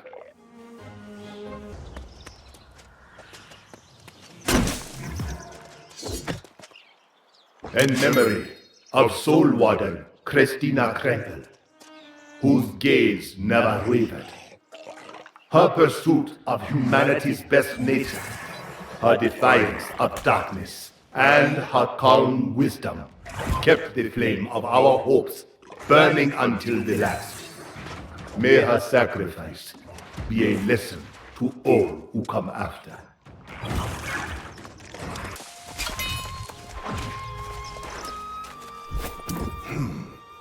This place is familiar. My feet remember what my mind does not. Have you found any new voices, Hunted One? Ah, what were they? My mind itches. Yes, at that word. Perhaps this is where my ghost lives.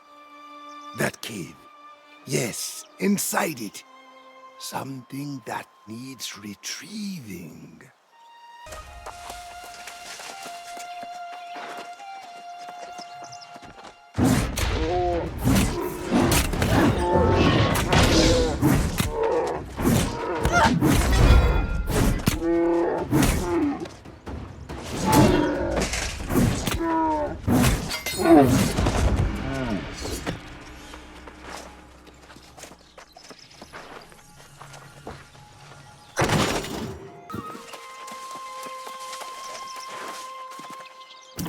Ghosts are loud here.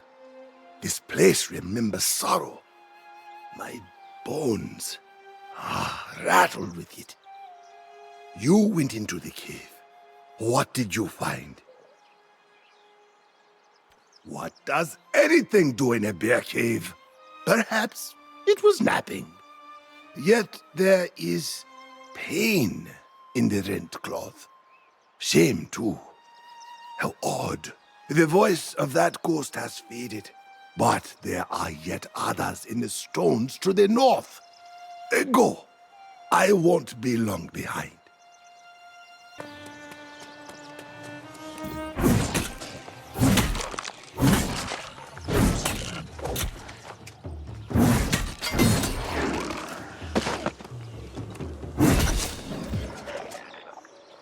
In memory of Soul Warden Reyes Vichan, devoted servant of the Order, he took no pride, no ambition in our sacred duty.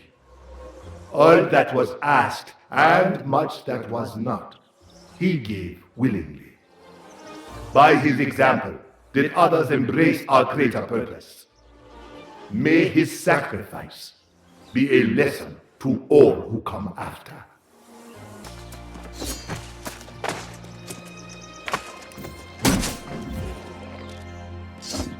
In memory of Soul Warden Constanza Soberia, who gave all that was to be given.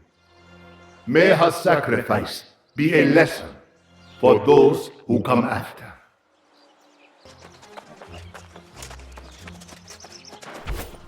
I hear my own voice, faint but in chorus with the ghosts here. My hands on the stone, my memories, given to the land and taken from my soul. A mercy, perhaps. It was corruption. It took their souls, those voices lost to time. It will take all of us before the sun sets on the world. You, sooner. if your voice cannot be silenced. But there are answers here. A path that leads where many have sought to go. Those who would stand against the corruption. You speak of that voice that assaults your mind. This path may be the only way to see it silenced. A valiant effort to stem the tide, perhaps, or more likely to simply take a stand against the inevitable. There are no final answers here, nor anywhere, but it may yet be a reprieve for one who has been marked, such as you. The voice you hear is not heard by all, and the power it pursues has become your burden to bear. Go on then. Seek the strength of the Soul Wardens. Face the trial in the tomb of old warriors. It may be your only hope.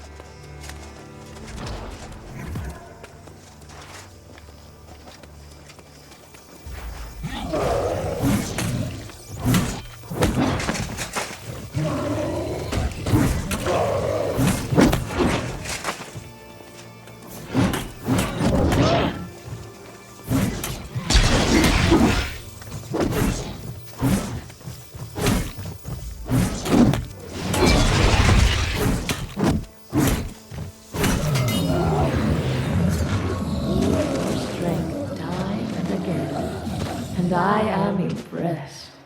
We will make history together.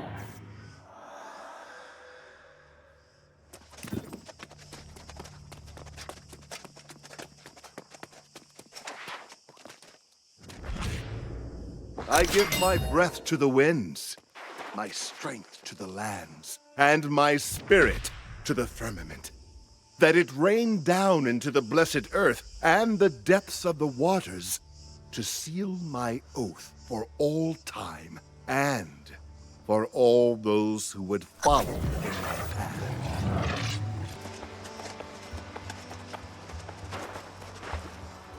Well, imagine the kinds of people you run into on the roads around here.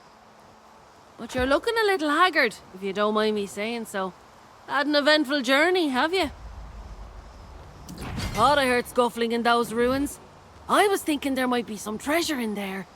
But you don't look like you found something. You look like you're still searching. Now that you mention it, there was an old codger a few paces back. They've got a proper city that direction.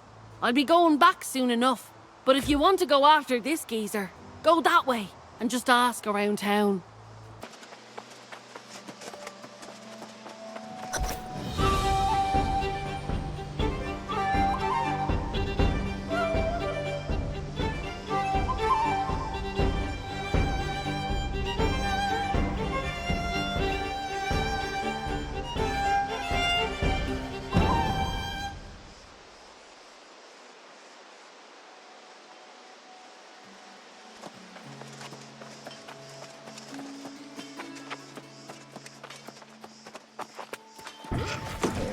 Welcome to Oxborough, traveler. I hope you've brought coin to spend and goods to trade.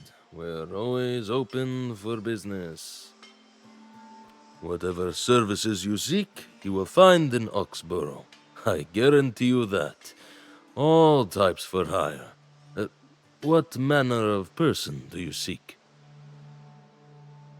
I have to say, it is a very specific person, and frankly, one that no one has ever asked for. You're the first. But I did see him not long ago. He's quite, balmy, you know? And I'm not sure if he's for hire.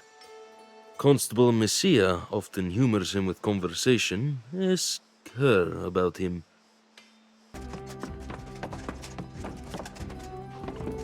Ah, always good to welcome a guest to Oxborough, and one who appears to have means. The signs are auspicious today, you know. Whatever you came to our fair city looking for, I'm happy to help. You've only to ask. You're looking for Jonas, really? That is a rather outlandish notion. Are you a long-lost relative? Caretaker? He's quite far gone, I'm sorry to say. Comes through town now and then, often raving about corrupted. I've asked him to bring his concerns to me, to avoid worrying anyone, of course.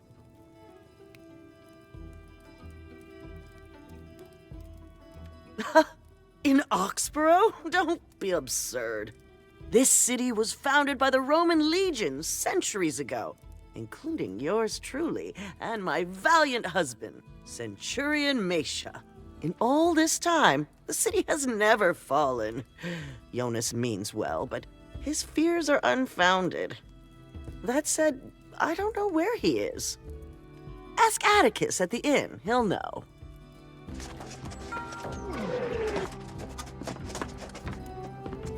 If you're here to request a ballad dedicated to your family's glory, you'll have to get in line. Half of Oxborough is acting on that craze just now. Or perhaps you're looking for something a little more nuanced. Do tell. Oh, you're a friend of Jonas. How marvelously charming. I always worry after him.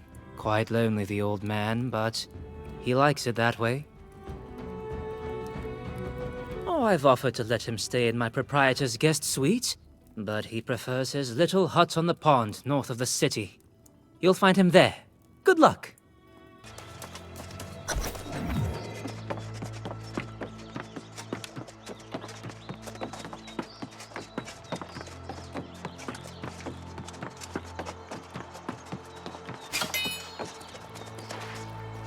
I would ask you to walk softly, but the fish are already wise to me. Travel on, stranger. Ah, but you are familiar. Two voices, one mind. Yes, we've spoken before. What brings you to my hover? Oh? Did I abandon you, or did I just walk ahead? I walk a great deal, you know, and sometimes my memories stay behind. I recall a path you started to follow, but it was one I've already trodden. Me? A soul warden? No, that could not be. It is such a pretentious-sounding name. And the soul wardens are all gone, lost, corrupted, who knows? There is a tower not far. Go get your answers there, for I have none left.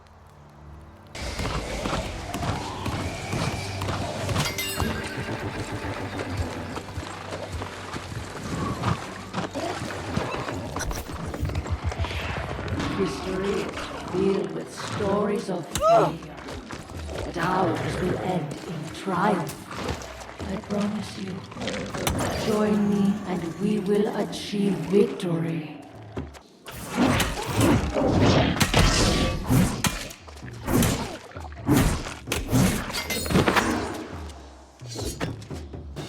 We have fallen back to the tower.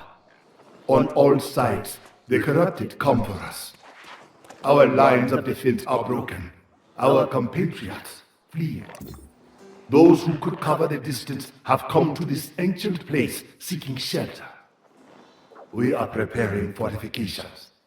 We will make our stand here. I do not think it will be enough.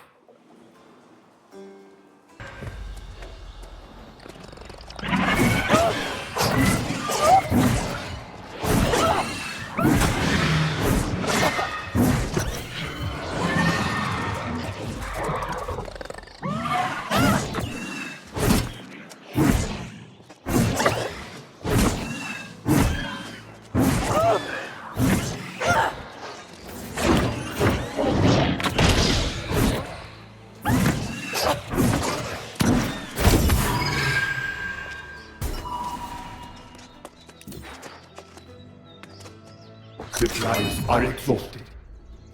The tower shudders under the assault. There is nowhere else to go. Soon, they will ascend the stair, and all will be lost. They beg me to run, to preserve the Order's future.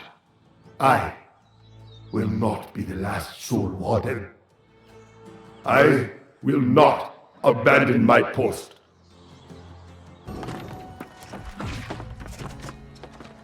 You have been to the tower then, have you? The ghosts of my fellow wardens call from there, demanding that I remember. Pain, sadness, regret. I have stemmed the waters of memory for many years. But the dam is breaking. I will tell you what happened. We were not the first to stand against the corrupted. Heroes of a lost age once harnessed the magic of the ancients to defend Aeternum. Delving into a tomb of legend, we found the ancient rites those heroes employed. And the Soul Warden Order was born. Harnessing the ancients' magics, Romano blessed us with a bulwark against corruption's influence. But this gift came at great sacrifice. We would never be the same again. Our newfound powers carried us to many victories. I began to believe we could actually vanquish the corrupted. But the Crimson Sorcerer was a wily foe. He learned our secrets and exploited them. One by one, my fellow wardens became corrupted. The Tower of Arcturus is where we made our stand. In a final act of desperation, Constanta and I would leap from the heights. But in the end, I was alone. I have tried to honor the memory of my fallen friends, but the memories are too much. I am no longer a Soul Warden. There are no Soul Wardens anymore. There now. My story is complete. And you know the truth of who and what I was. And of my failure. I truly am the last. All that the Order was, all that it will be in this decaying mind of mine. I am sorry. You have come to me seeking a way to fight the darkness within. But I have nothing to offer. That is a terrible idea. The process required to harden one's soul against corruption demands a sacrifice. You cannot imagine. The days of the Soul Wardens are done with. And I have a great deal of fishing to do. Even if you were to pursue such a foolish notion, you would need to forge a weapon capable of combating corruption. And that would be difficult indeed. The angry earth is no longer generous with its seeds of power. There was once a huntress in these parts, an unfriendly and elusive sort. She spoke on the angry earth's behalf. You might ask about her in Oxborough, but getting her to give you a living seed, well, don't say I didn't warn you.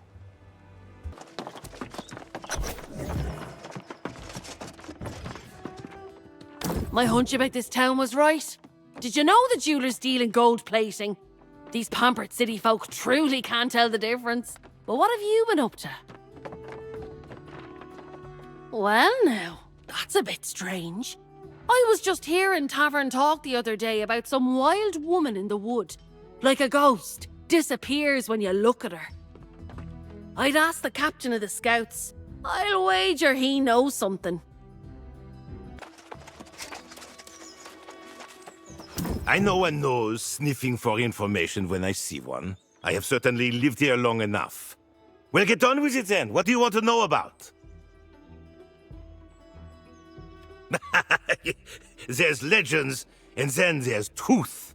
People talk nonsense. Say the huntress is part animal or some kind of spirit. She's actually just a recluse. Makes a shrine near the mines to the north her home. I'd look there.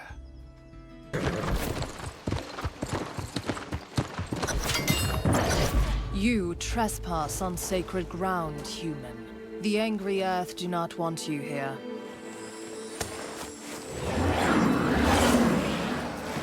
I hope you have good cause.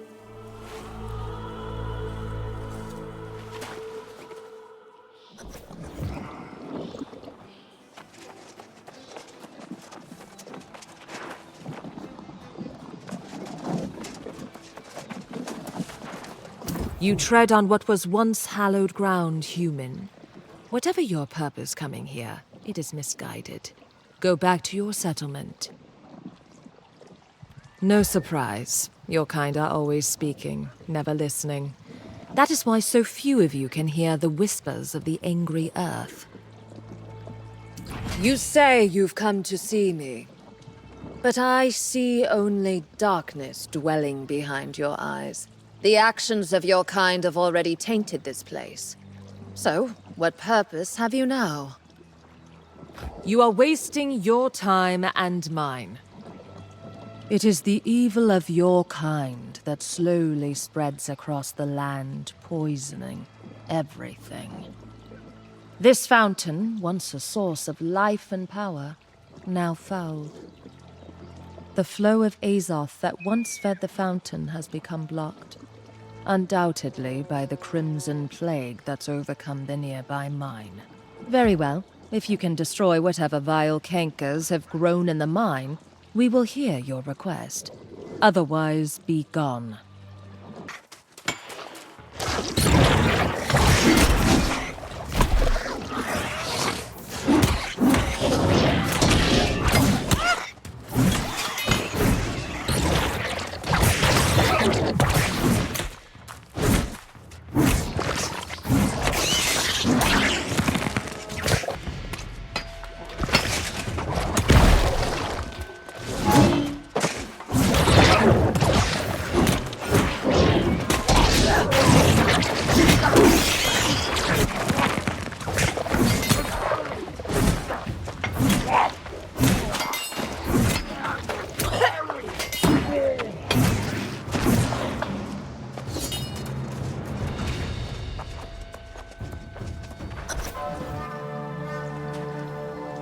The Earth's secret ways, once again, overcoming all. But your support will not be forgotten.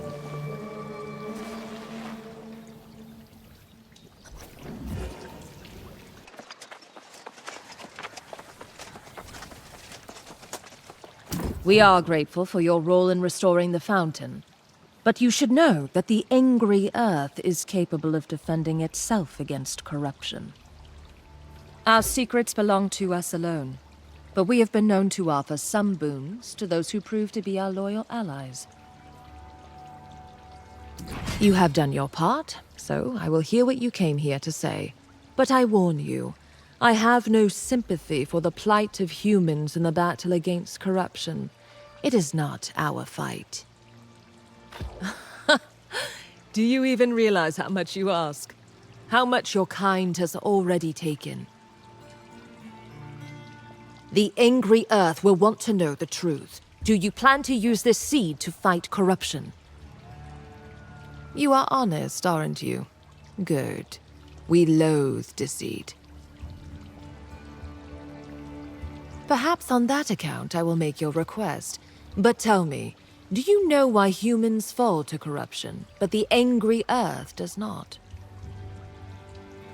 Because corruption's power feeds the ego, your kind's great weakness.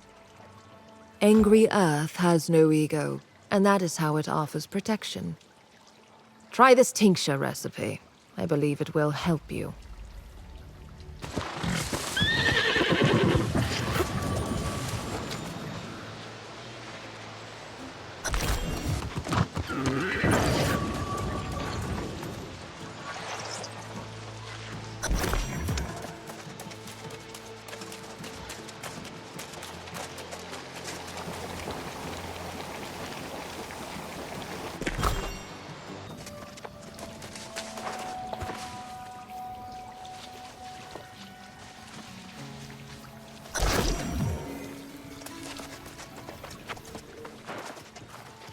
There now. That will afford you some protection, whether or not your request for the seed is granted.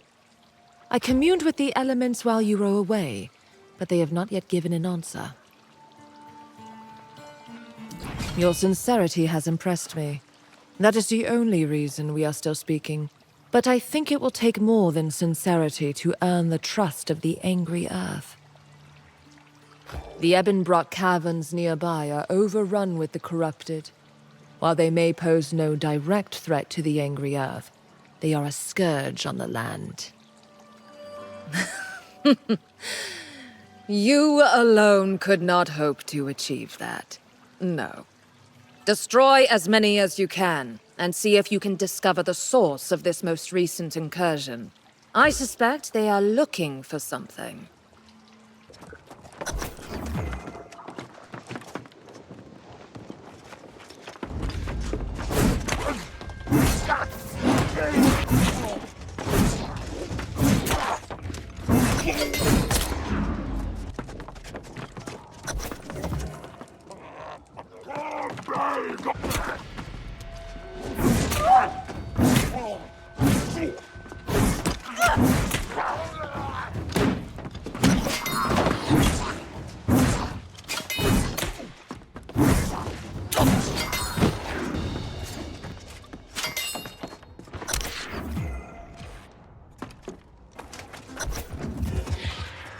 This island throngs with such sources of power.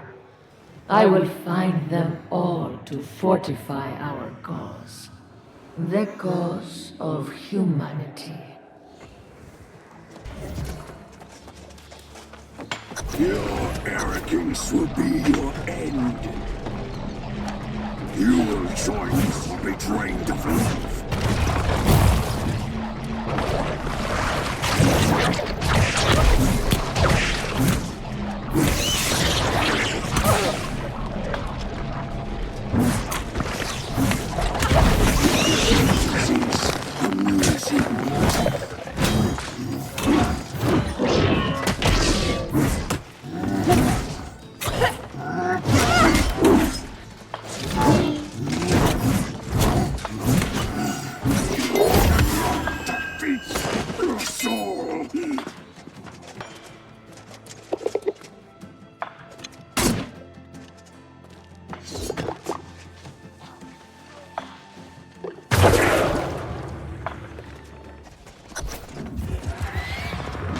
Resist the god. You have seen the truth and the vision. Please, waste no more time resisting. Seize your birthright and join me.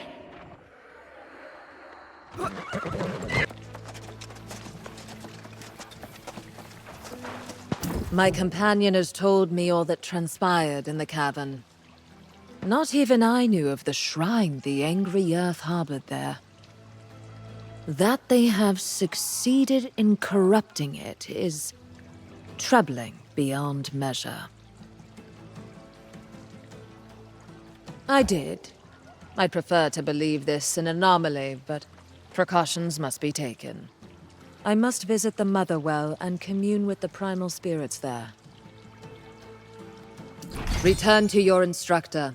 Convey to him that our gift, and the reprieve that comes with it, is not without condition. Should your kind abuse it, we will visit our wrath upon you. It grants what your kind lacks, a connection to the earth itself. You have what you came for, so be grateful. This will strengthen your soul against the evil that seeks to claim it. Now be gone, human. It is a relief to see you return. Though my heart trembles to harbor hope again, it's too late to turn back. You were able to get a living seed of the angry earth then. I'm not surprised. The angry earth are not our allies by any stretch of the imagination, but you seem to have quite a knack for persuasion. We have but one component of our conduit. Vital though it may be, we must now craft the staff that will contain it. Through it, you will draw on the power of your own soul to destroy corruption where it stands. Yes, the relationship between Azoth and the soul is complex, but it is this dynamic that gives a soul warden their strength. When focused through an Azoth staff, it can perform many wonders. We will start with the haft. The trees from which they were once carved no longer grow on Aeternum. The only way is to find one of the hafts we hid away as the days darkened. The ancient ruins of Canis contain such a cache. I fear that is a question none remain to answer. The ancients disappeared thousands of years ago. We simply used the ruins to find sanctuary from the corrupted. In some cases, it worked. Let us hope Canis is one of them.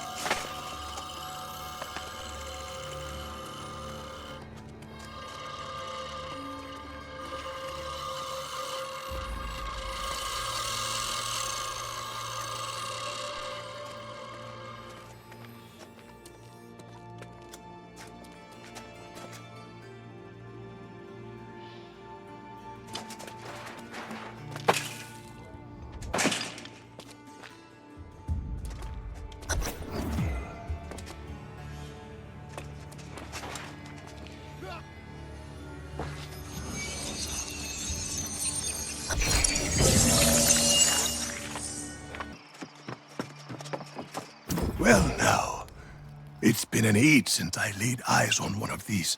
It brings back many memories. Not all of them painful either. For the next component of the Azoth staff, you must acquire one of our consecrated crosspieces. It will be tricky, however, as there are certainly none of these just lying about in an old chest. Yes, you may need to be resourceful. To the west, you will find the ancient structure that houses the forge. It was used by the Soul Warden Order even before my time. So, you may still find materials scattered throughout. Mind you, tread lightly, young one. Such places belong to the past. And the past has a habit of fighting back on this island.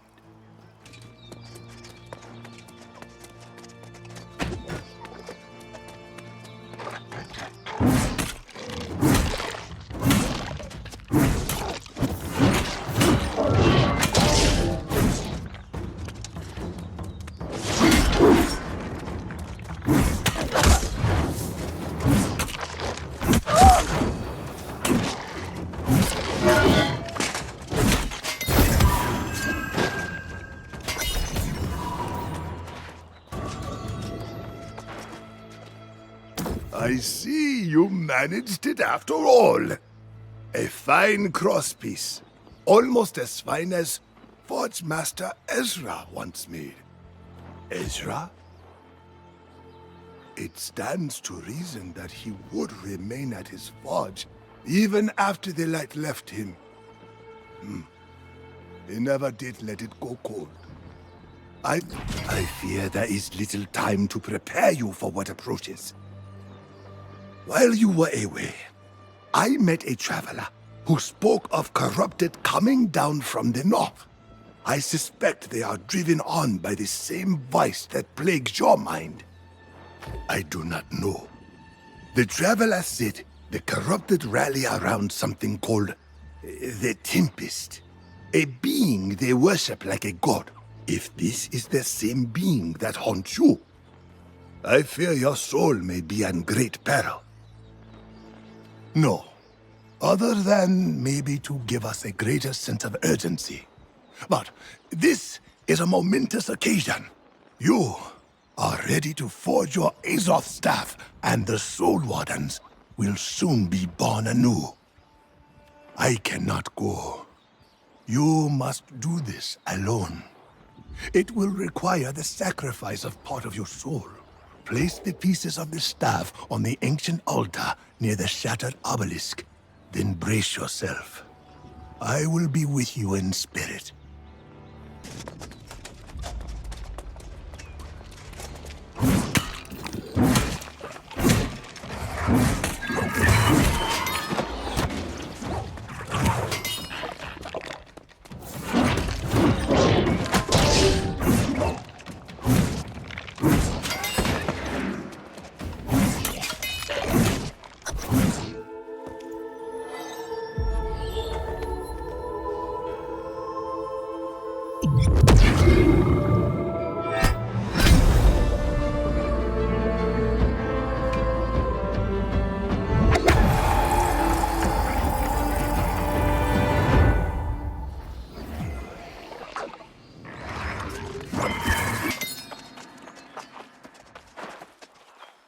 Welcome back.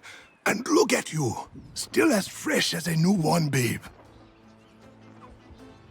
Most aspiring Soul Wardens return looking at least a little pale.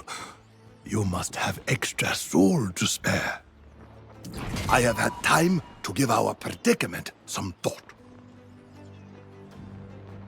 While we now possess an Azoth staff, it is but a beginning, and even armed with such an implement, we too are no bulwark against corruption.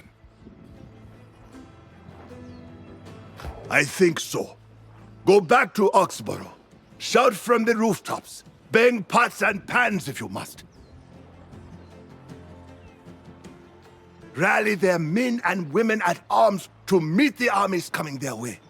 You hold their only hope for salvation. I must make preparations. The hardest part of becoming a Soul Warden is still ahead, my young friend. Rally the city against the corrupted in the north, and then meet me in the southern ruins. then you can become a true Soul Warden. If you still wish it. Yeah. At last! Someone in this foppish little city I can have a decent conversation with. Come on over. Gab a minute with your friend Grace. I've been poking around town, collecting gossip from all these fine lords and ladies. I might stay a while. There's a lot of coin changing hands around here, let me tell you.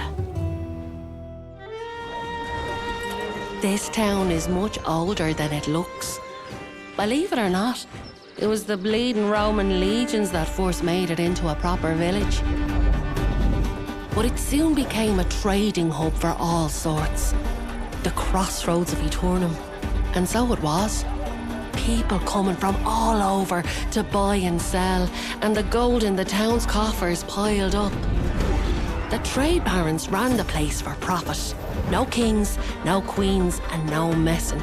Each of the town's factions had its own enforcers, and for a while that seemed to work. But it was only a matter of time until vice and greed turned to violence.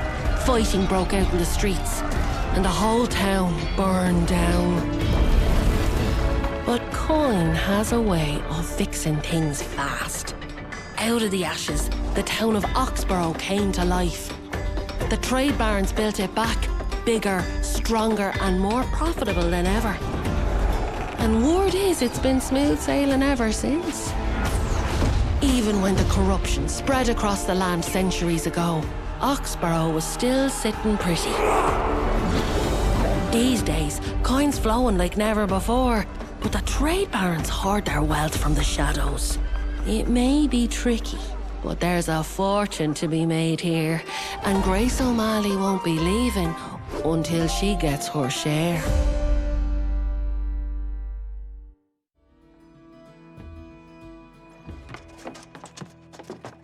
So now you know what I've been up to. What about you? I see that fancy new staff you're toting around. What do you plan to do with that? I thought enough red-eyed rotters on the beach. If you get in a jam, I've got your back. But I'm not enlisting in that crusade. These fine folks seem to think they haven't a problem in the world beyond a shortage of herbs. You might try the constable. That's the one. She's a former Roman legionnaire. And you didn't hear it from me, but I hear her husband's gone missing. She might listen.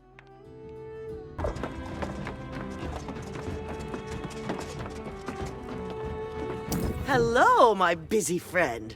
The signs are good today. I feel quite certain today's the day Centurion Mesha will finally return home. Corrupted? That's preposterous. He's battled the demon hordes more times across the centuries than I can count. Besides, I would have seen the signs. I've heard the reports, of course. Corrupted in some isolated spots in North Everfall. But they're not massing for an attack. All the signs are good. Now you sound like my husband, always skeptical. He'll return soon. For now, try Captain Dubois. Perhaps he can spare some soldiers for you.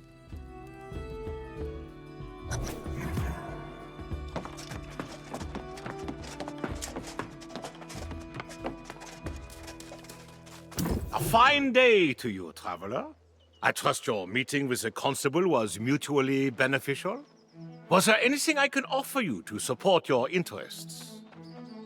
Oh, well, I've heard the reports, and I salute your courage in battling the Crimson Menace.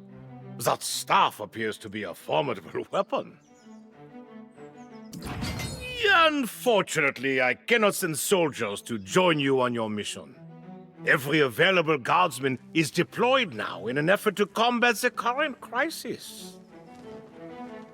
Why, you haven't heard? Impossible!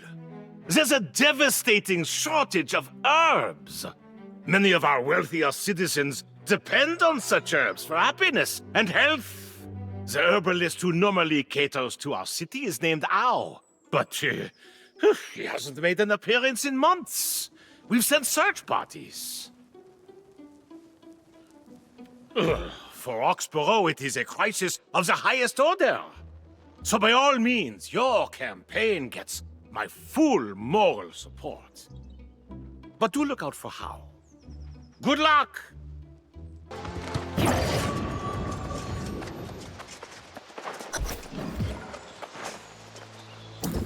Do you see this? Or are you just going to walk on by like everyone else? Huh, these roads are supposed to be safe. What dark times this must be for people to just turn away from a poor innocent merchant who's been waylaid by rabid wolves.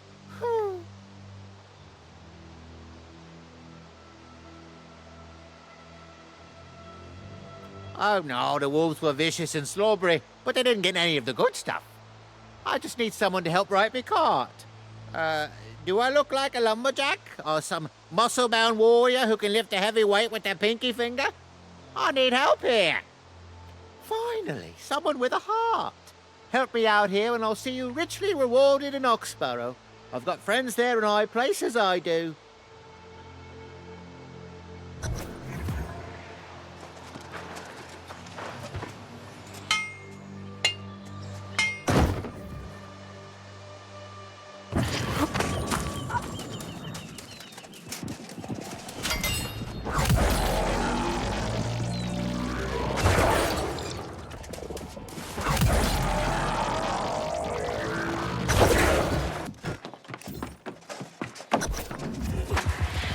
The destiny of this island is already decided.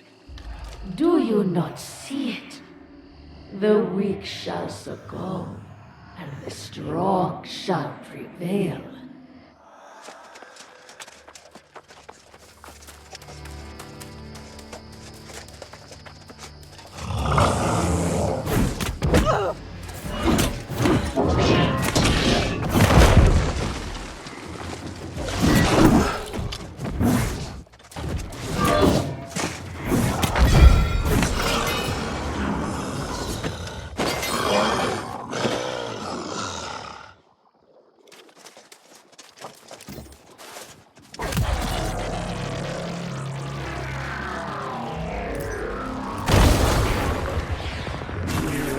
Your fist against the crimson storm, but it is a force of nature and destiny.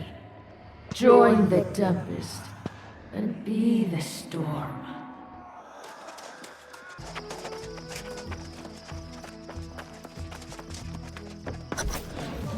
I can't believe it. Is it really them? Herbs and spices for everyone! Hero House to the rescue! I can't believe it. Oxborough survives its greatest threat yet. I told you these people are something else. Got their heads in the clouds. I've never met a herbalist as popular as your Mr. How. But maybe they weren't picking the right herbs.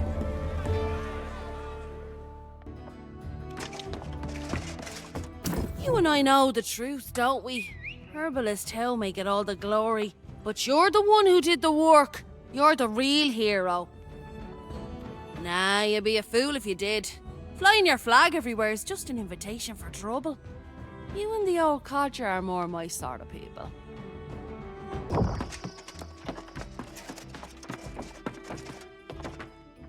How made it back? And with all his goods intact. This is marvelous. One less thing to worry about. I feel confident this will sort itself out. Hal's return is such an auspicious occasion. I must believe that Centurion Mesha will return very soon now. Ah, the staff has done its work. I can taste it in the air.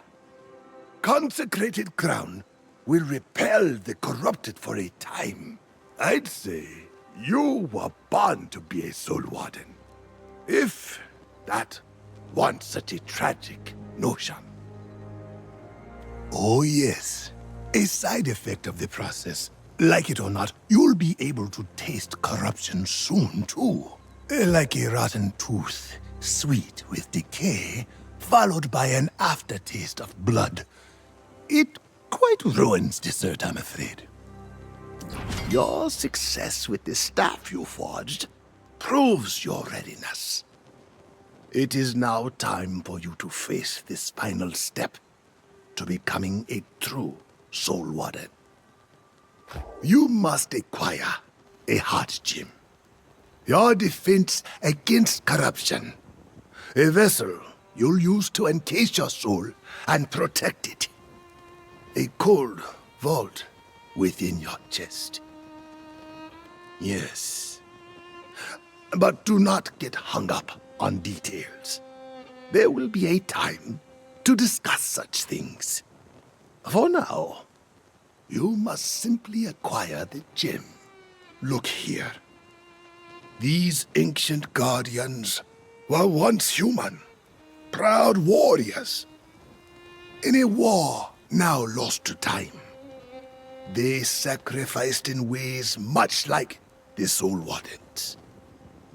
No, but the elements for creating a heart gem, they do. This will be no easy task, but I believe in you.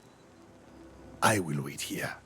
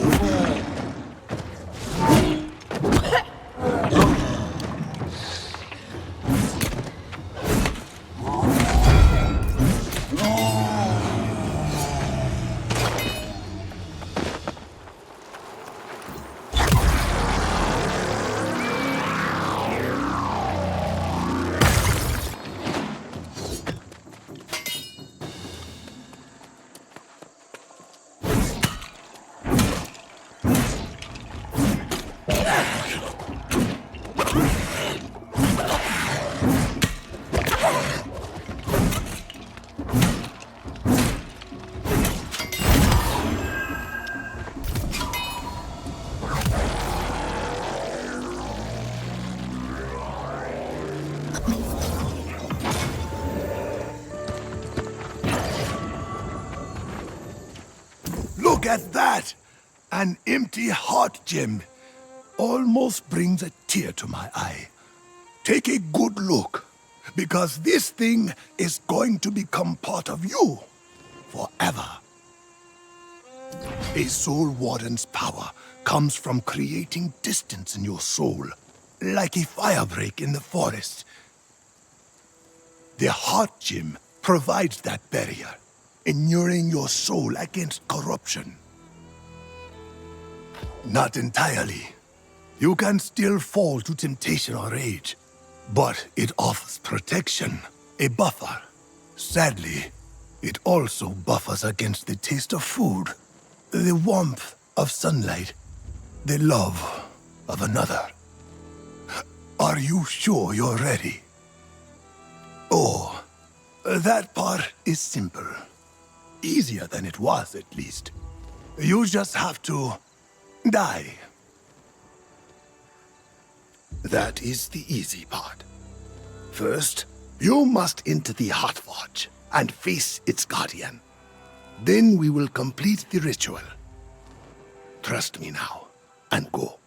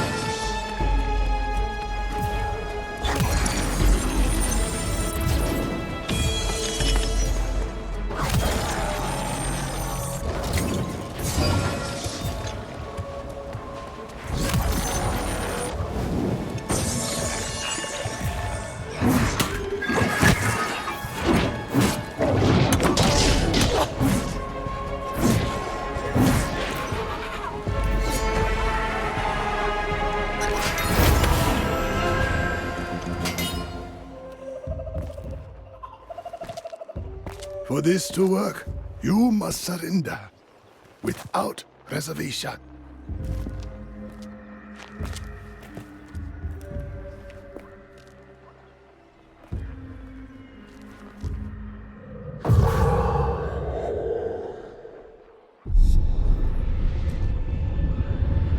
Be still.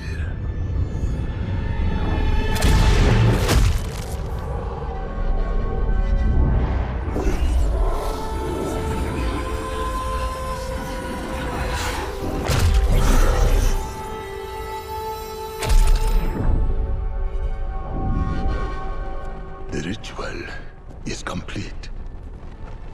For better or worse, you are now a true Soul Warden.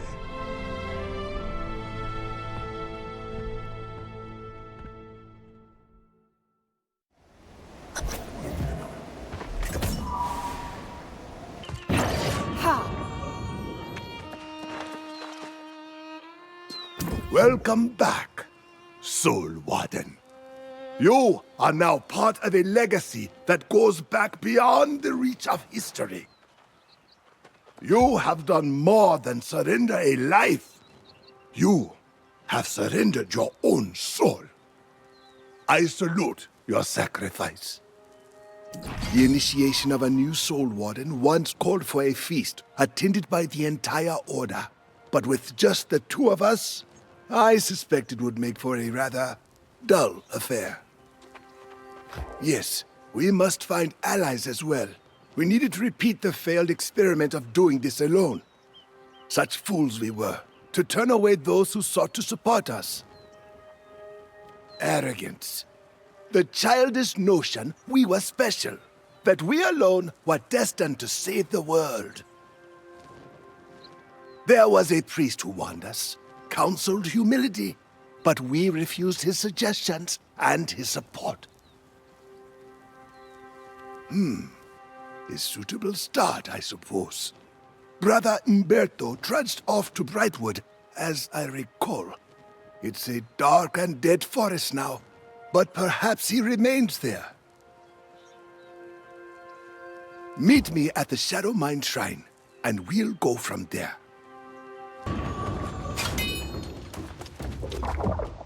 I hoped time would bring new life to Brightwood, but it remains as dreary as it was 2 centuries ago. The Order was long gone by the time the darkness descended here. No, it was the cold curse of the soulless lost that brought misery to Brightwood. If Umberto was even still here by that time, then he may well have departed. That we must discover. I heard Umberto was ministering to the town of Walsham, now but a haunted remnant of what it was then. I will leave the investigation to your youthful vigor and meet you north of town. Good hunting, Warden.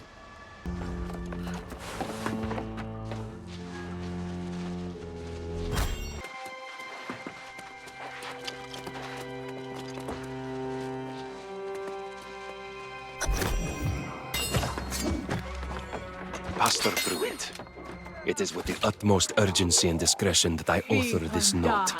Out of respect for your seniority in Walsham, I choose not to challenge you publicly, but I am disappointed nonetheless. These poor lost souls who have wandered into town may seem to have lost their humanity, but is this not a test of our faith? The decision to bury them seems to me a decision to surrender hope. There simply must be a more humane way to handle this. Please, let us at least discuss the matter. Brother Umberto.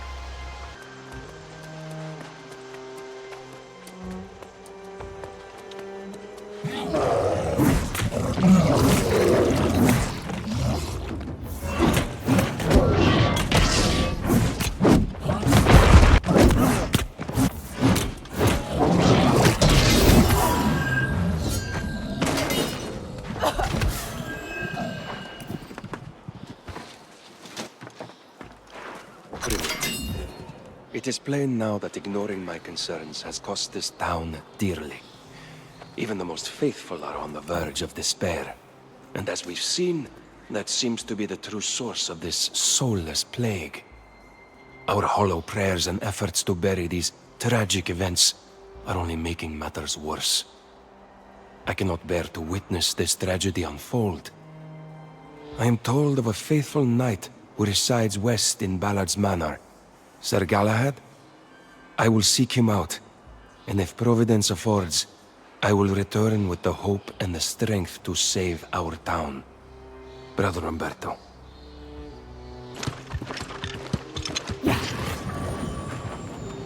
It appears the town fell to the lost, primarily from within. No signs of any defense. I wonder if Brother Umberto sought aid from somewhere else. Sir Galahad, eh?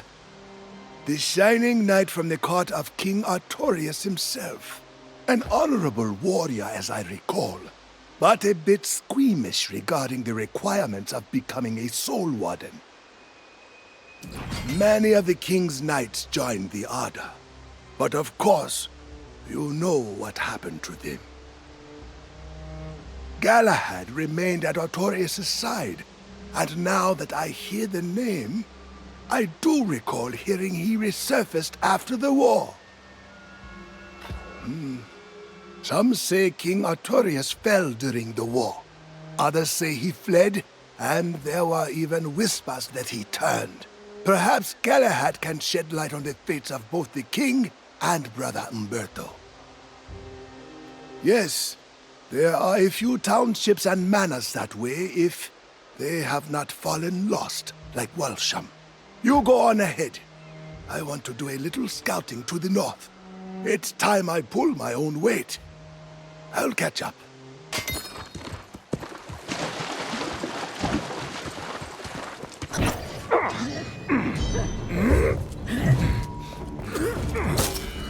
I do not relish striking you down, my fellow vigilant, but it is my duty.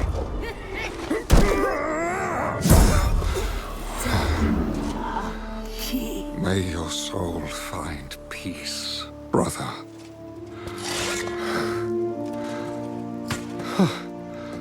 Another who's not fallen is a welcome sight in these parts. Come, warm yourself by my fire.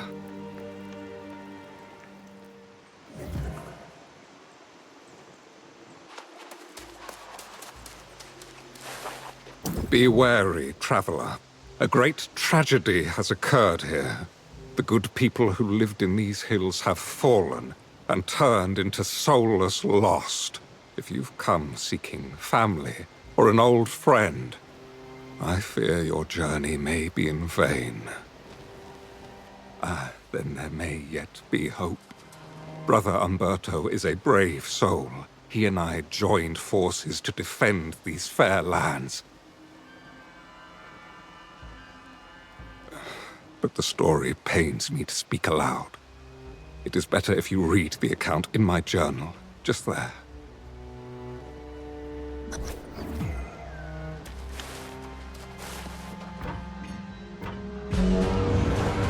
It was the dream of Avalon that led King Artorius to these shores. And of course, the wise counsel of the enchanter, Myrddin. But the enchanter became obsessed with the island's mysteries. An insidious evil claimed his soul. The wars of crimson madness raged for a century. So many banners, all fallen to the corruption. I know not what transpired to end the conflict. We found no answers as to Myrddin's fate. No trace of the High King. I sought new peace and purpose here in the Brightwood, but it would not last. A plague of soulless lost emerged. Brother Umberto and I formed the Bright Vigil to fight the darkness. But he stood alone when I left in search of my Lord King. I returned empty-handed to witness the results of my failure. The Vigil fallen to despair, and the Brightwood bright no more.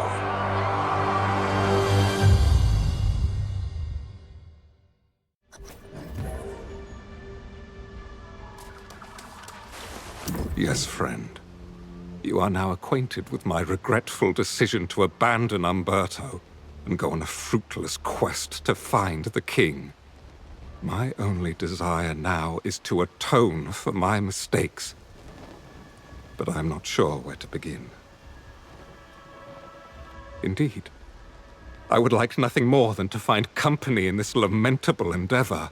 If you are willing to overlook my failed duties to the Vigil, then I will heartily accept your offer. It was among these townships and the nearby manor that Umberto and I founded the Vigil. I know the manor well. I will search there for clues, and you can search the towns.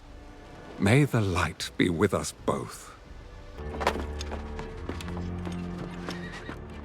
Umberto's journal, March 17th. A cold wind blows instead of spring, and the trees of Brightwood are dry and devoid of new growth. Poor Pastor Pruitt fell lost, along with the rest of Walsham. And now the lost are appearing here in Wolfseg. Since Galahad's departure, several knights have left the Vigil, and I have begun recruiting and training the local townsfolk as new vigilants. They've taken to calling themselves Shadow Hunters, and I won't discourage it. Anything that keeps them hopeful is welcome. Umberto.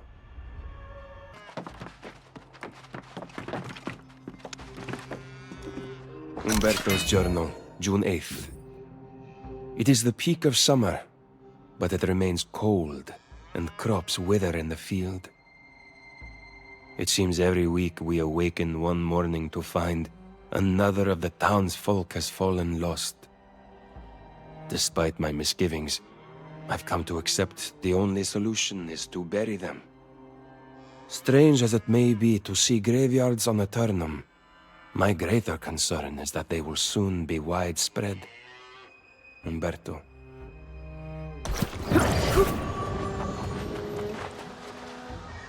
Ah, it is good to see you, young warden.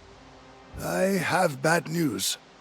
I found a large force of corrupted to the east.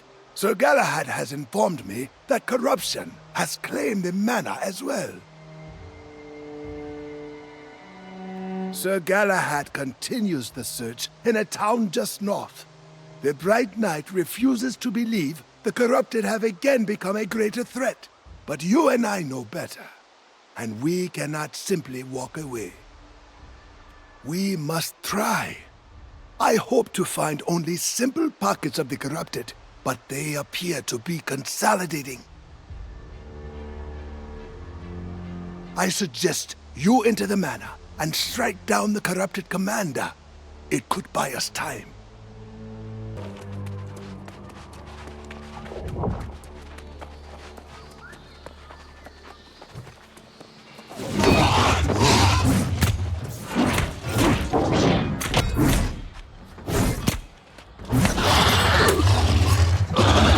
Understand why you reject corruption. Is there someone telling you to do this? Lying to you about everything?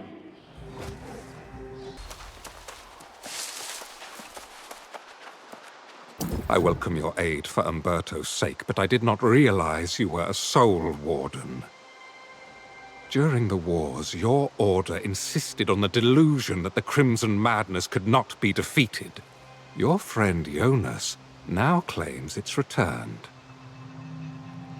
Yes, some corrupted still linger, but I assure you, the Crimson Sorcerer is long gone.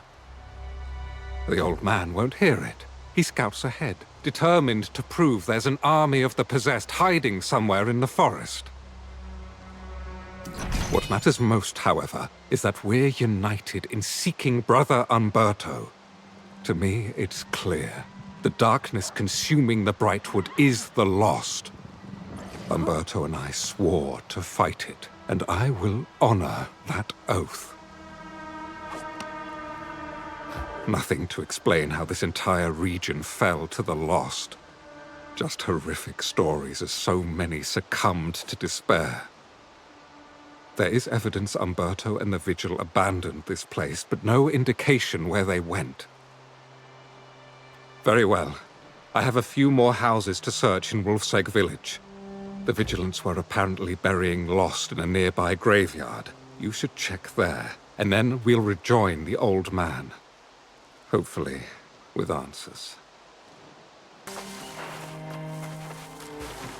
Condemnation of the Stott family. Let it be known that the Stott family committed crimes against the community by conspiring to hide the fact that certain members of the household had fallen lost. Unsurprisingly, the plague spread, and we now commit the entire family to the earth. Let it be known that the Stott family's keep at Cairdan has been seized by the Bright Vigil. Grand Vigilant Umberto. Welcome back.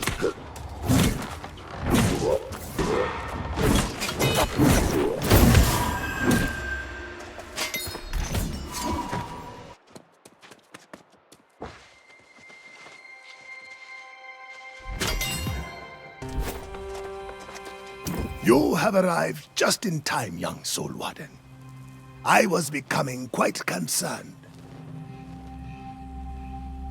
Yes, the courageous soul we've both been waiting for. Your friend Jonas is rather disturbed about the presence of the corrupted in these parts. You are putting it mildly, Sir Knight. Seeing such numbers this far south is a sign all of Aeternum is in grave danger. Perhaps, but at the present, I'm more concerned about tracking down Brother Umberto. Seems he left here seeking some fortress. Yes, I remember the place. The fortress of Cairdan lies some distance from here, however. Why there, I wonder? I will go straight away, and leave you to sort out truth and fiction with Jonas. Have no fear. If I find Umberto, you'll be the first to know. I feel guilty saying it, but I am relieved to see the knight depart. He clings to his ignorance with unwavering assurance. The corrupted are here in Foss, just as I suspected. There is a ranger nearby who has confirmed it. That is what you must investigate. I suggest you start in the mine. It could very well be something buried here. Find out what the corrupted are seeking, and then meet me in the town of Calvary to the east.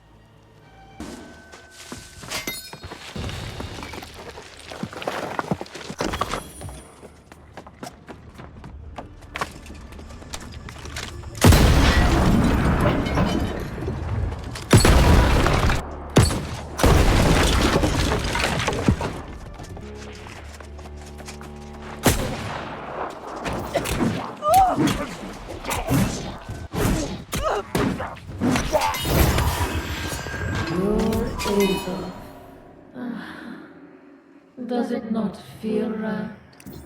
Take that morsel from me. In return, I only ask you consider the feast I am offering.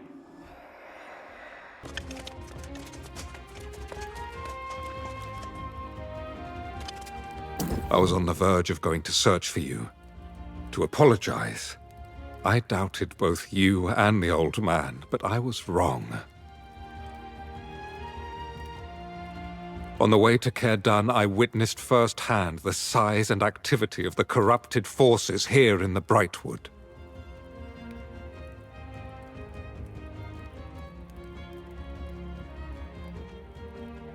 On that matter, I am as yet undecided. Finding Umberto is still my first priority. Caer-Dun offered more questions than answers. Something dark happened there, and it now lies vacant, perhaps even cursed. I've been inquiring around town whether anyone here was a witness to the Vigil's fall. But when I saw Jonas, I knew it was my duty to make amends to you both. The old man has more courage than good sense. He's gone to ascertain whether the corrupted have a presence in Great Cleave. I urged him to wait, but he refused. I suggest you head north right away to ensure his safety. I will continue to seek answers regarding Umberto and the Bright Vigil. Go on and assist the old man. If the light is with me, I will have answers by the time you return. Yeah.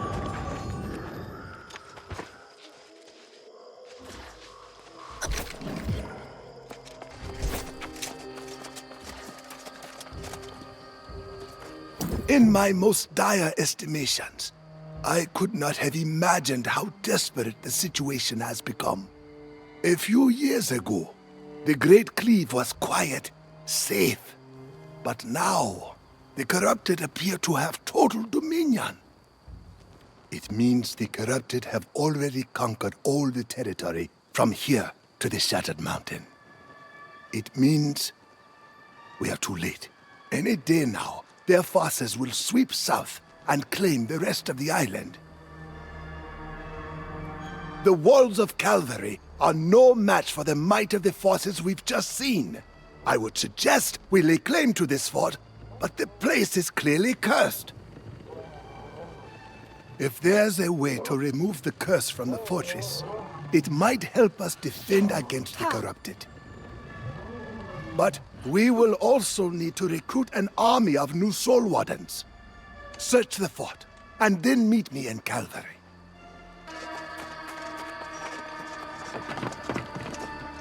Well now, imagine finding the only other sane person on this island, here in this accursed place. I heard this Bright Vigil amassed quite a fortune before they up and vanished. They left a stain of evil as well. You joking? I already got quite an earful about the curse before I left Calvary. People down there don't like to talk about the Bright Vigil. But with a couple of coins, I heard what I needed to hear. If you want to share in the secrets, you'll need to contribute to the cause. You know that. This place makes my skin crawl. If you'll gather up valuables the Vigil stashed here, I'll tell you everything I know.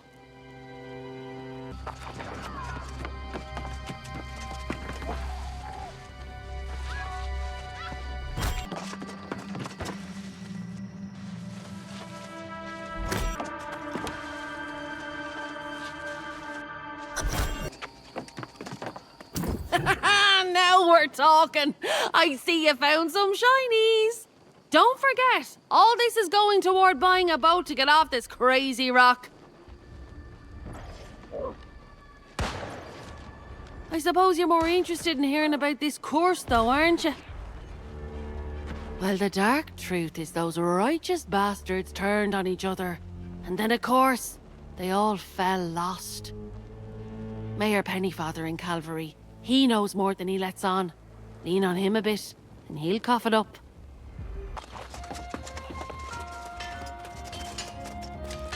I saw Jonas in the tavern. He's recruiting new Soul Wardens and entertaining some dream of claiming Caer-Dun for the Order. Balmy as ever. But I'm glad he's back behind town walls. Good work. I'm afraid I haven't been quite so successful. The only thing I've learned is that Umberto hasn't been seen for years. The people of Calvary are strangely quiet when the subject of the Bright Vigil comes up. I did speak with the mayor. A bit nervous, that one. Are you suggesting he's hiding something from me? I suppose I'm not the best conversationalist. Perhaps you should speak with him. Go on.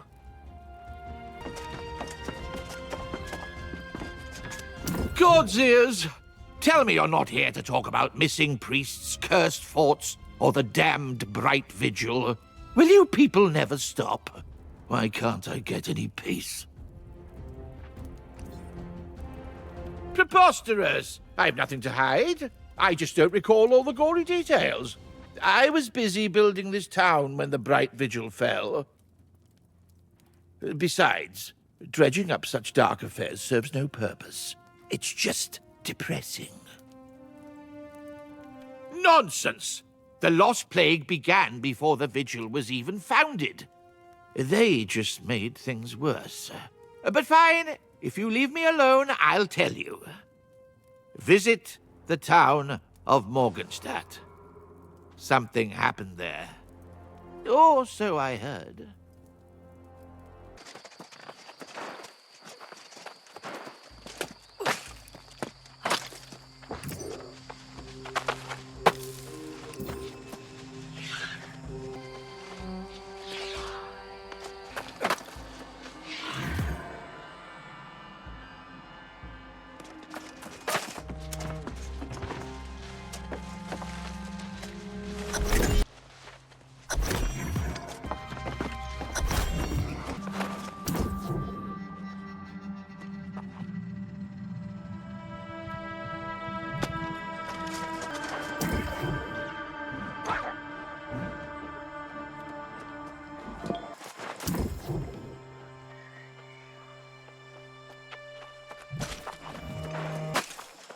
Notice to the people of Morgenstadt.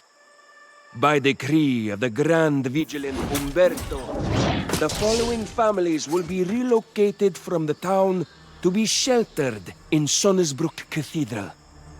Wallace, Van Hossem, De Goya, Fujiwara, Kao, Kazakov, Khalid, De Soto.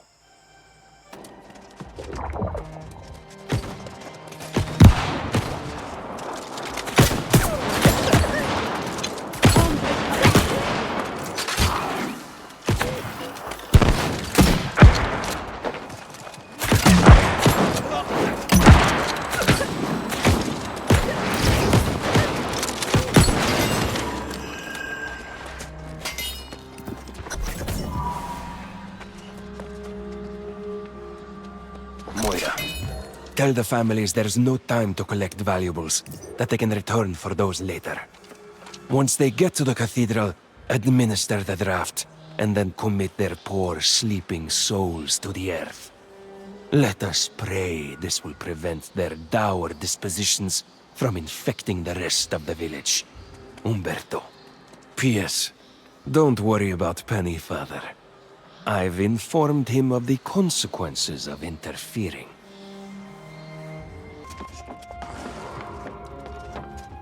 I see that look in your eye. Whatever you found up there, I had nothing to do with it.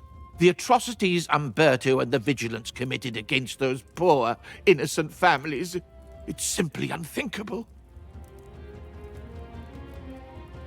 Yes, I knew what they planned, but if I spoke out, Umberto said he'd bury me too. Every day I live with the shame of my silence. And in the time since, I promise, I've done all I can to remove the curse.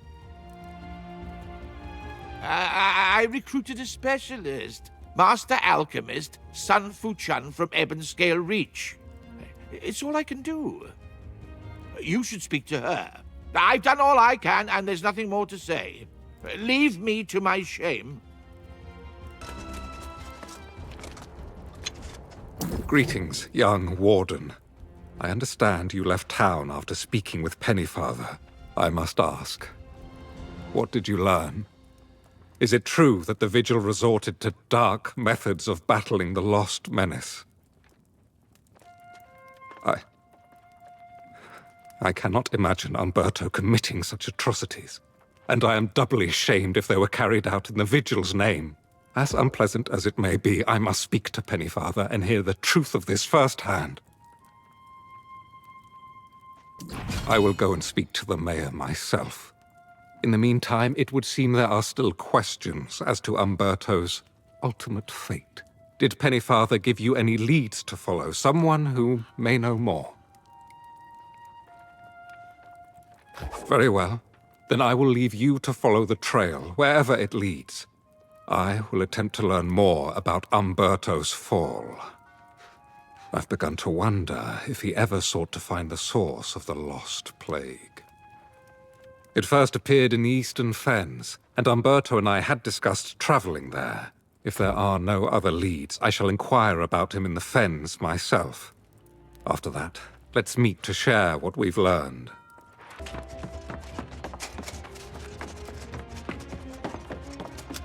If the mayor sent you to nag me about his invitation to tea, please give him my regrets. I don't have the interest or the time for social engagements, especially when he requests I work alone and keep everything so secret.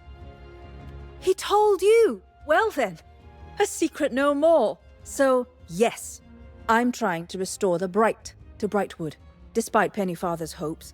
Restoring the entire forest is impossible, but I might be able to heal some locations. That fort on the hill? The Bright Vigil was up to some dark deeds there. Believe it or not, I could cure that place. But only if I had help getting proof the Vigil's leaders paid for their crimes. See now, patience is rewarded.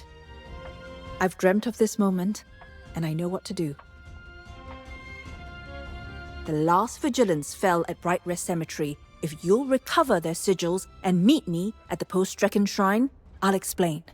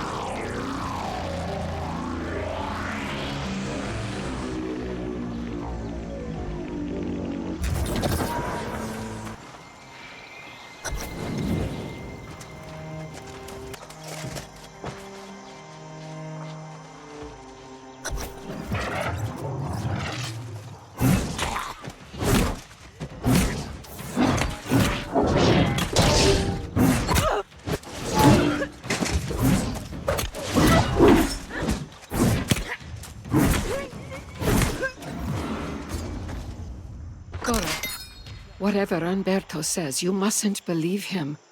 Something in the Grand Vigilant changed after I expressed doubts about Sonsbrook. He's been paranoid, keeping secrets. Something about making a heart gem to protect himself, like those mad soul wardens. I fear he's trying to turn us against each other. If we don't stay united, I worry we'll both end up like the others.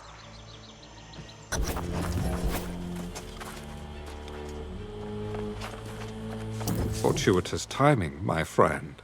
You catch me on the verge of traveling into Weaver's Fen to inquire about Umberto. Pennyfather was adamant that I'd find answers there. Of course, with so many leads to follow, it's good we can split up. I will not dally in the Fen. I will gather what information I can and then rejoin you and the alchemist.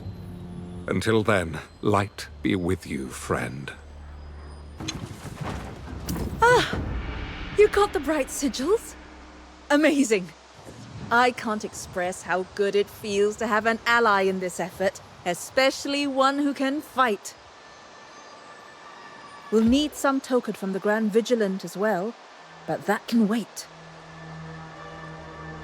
Removing the curse from Caerdan will take more than just seeing the Vigil's crimes avenged. We'll need the healing power of the earth itself. Yes, but I'm not so keen on that wording. The so-called Angry Earth evolved from a deep and primal power. They pose a grave threat to humanity, but their bond with the energy of Azoth is sacred.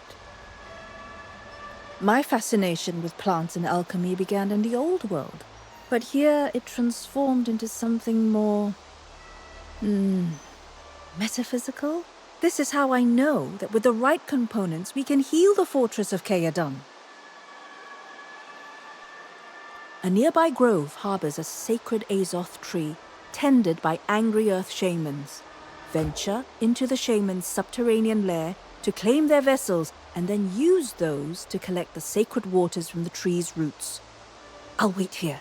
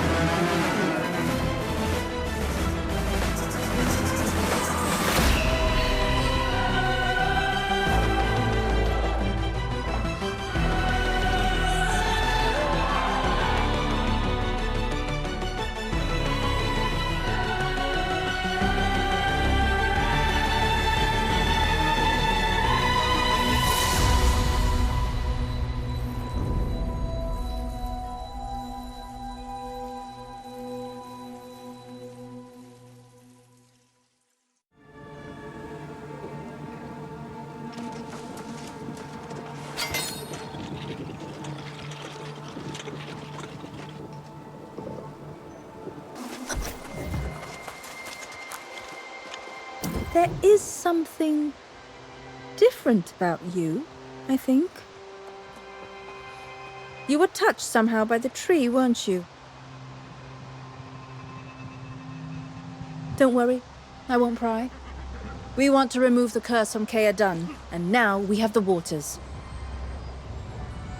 All that remains is some token to prove the Grand Vigilant has also answered for his crimes.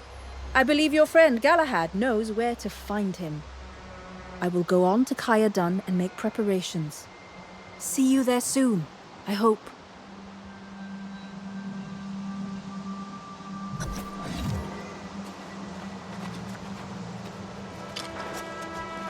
The alchemist is clearly gifted in some Vestal fashion. You've done well partnering with her. My tidings are less inspiring. No sign of Grand Vigilant Umberto in the Fen. but a clue guided me to find him back here. After all we've learned, I presumed Umberto had long since fallen lost. It would have been a just fate.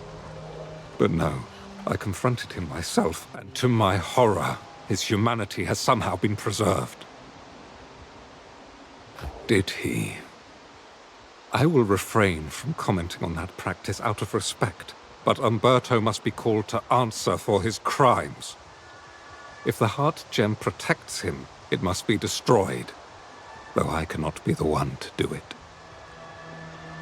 The wretch has been hiding out all this time, and when I accosted him, he sealed himself inside the sanctum at Vigil's stand.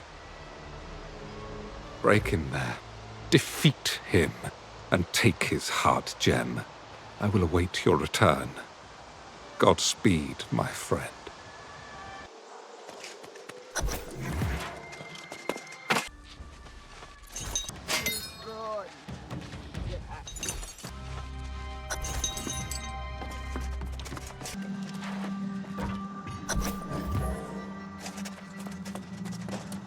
I will not repent, nor will I fall. It is you whose soul will be forfeit.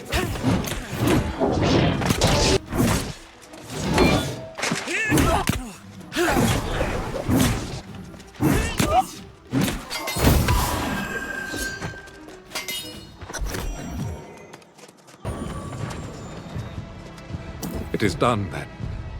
The tragic tale of the once brave Brother Umberto finally draws to a close.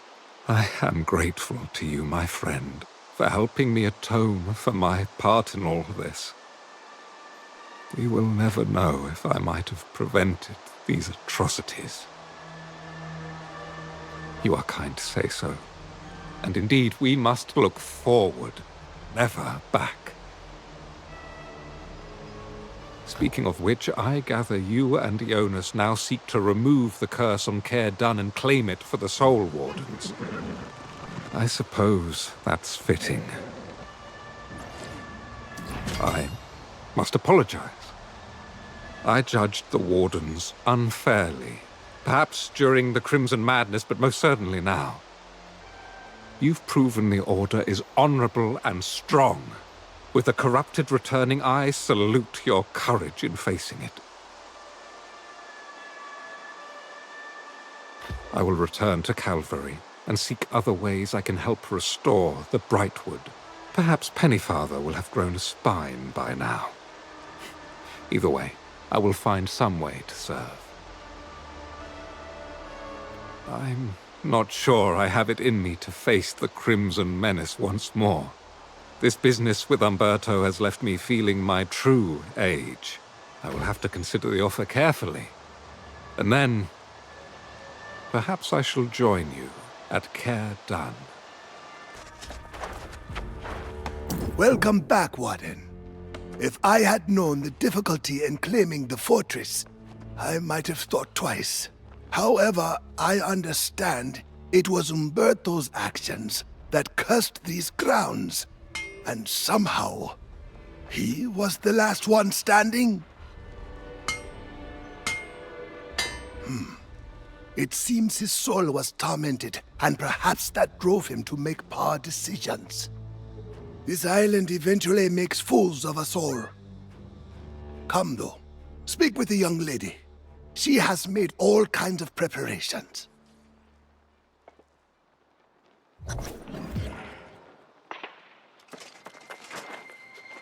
Oh, you were just in time to interrupt Jonas sharing another tale of your exploits. Not that I wasn't enjoying them, of course. But I'm keen to take a shot at removing this curse. Assuming you have the heart gem. Are you ready? Keep in mind, this isn't an exact science, but whatever bad deeds the Vigil performed here, the worst of them were in the Undercroft.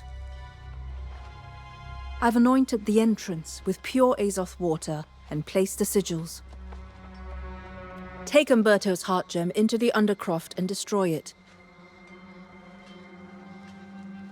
If what I'm hearing is true, and it protects some part of the soul, you may face some resistance.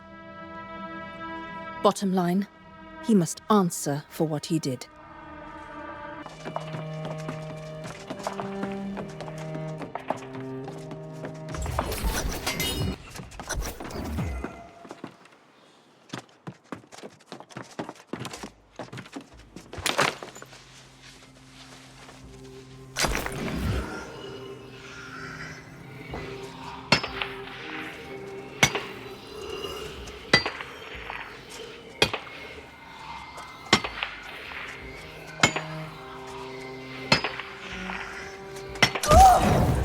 My soul will not be so easily vanquished.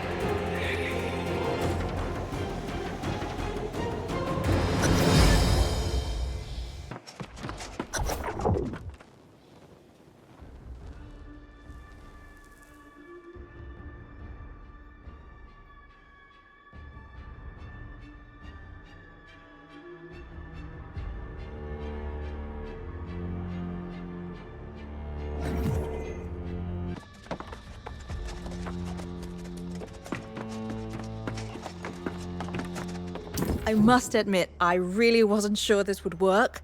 But look at this place! I'd say it's as pristine as the day it was built. You and I make a good team. Funny, Jonas said the same and Galahad's on board. So I think I might allow myself to go along with the flow. Speaking of, I didn't push you on this before, but something happened to you at the Azoth tree, didn't it? I told you that tree had power, didn't I? Its wisdom is directing you, of course, telling you what to do next. I think Galahad mentioned a sorceress with a purple eye. Maybe we need to find her. Ask him about it.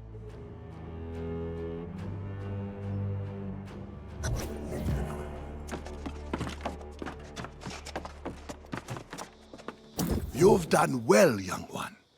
As menacing as that corrupted army and Great Cleave may be, I believe we are safe here. I will maintain my focus on recruiting and training new Soul Wardens to defend the place. You, on the other hand, have no such luxury. You've been quiet, but I can tell the voice of the Tempest still speaks to you. You are connected through the pure Azoth you were exposed to, and corruption strive to claim it. It means you have been imbued with a power that exceeds my understanding, and it makes you both a target and a threat to the enemy. I do not envy the destiny that lies before you, nor do I know where it leads. I will not pretend to understand such things as the Azoth tree, but neither will I deny its primal power. You should heed the vision as Son suggested. Ask Galahad about this mysterious sorceress with the purple eye.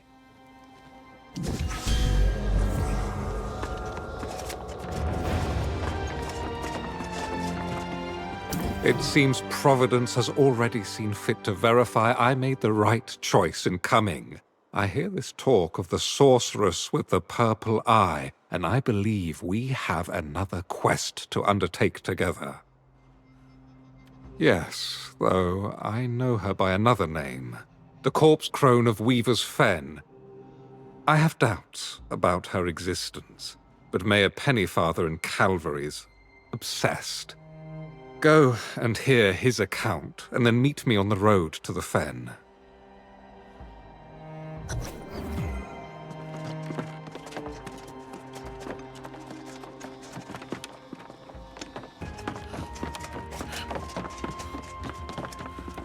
You again? Oh, no, please. I have nothing more to confess. You've already exposed my secret shame. And I understand you managed to lure Sun away on some crazy enterprise. What more can you take from me? The corpse crone? Don't say that name so loudly, lest she be summoned. She is the true cause of all this darkness in Brightwood. Indeed, I have written an account. Just read it for yourself and know the horrors she wrought.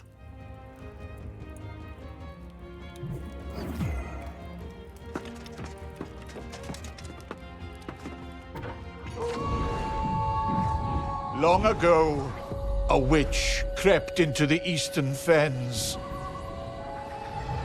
This was the corpse crone, and she cast a wicked spell. The deadly hex spread like a sickening plague. The island's immortality was twisted and made obscene. The curse of the lost would haunt our lands. The people sought salvation from this plague. Desperate, we believed conviction our only course. We discovered the soulless could hide amongst us. Committing them to the cold earth was the only answer. Eventually, the crone's purpose became clear. Her hex would bind the restless lost to her will. To this day, her foul curse lingers. Until her evil can be forever extinguished.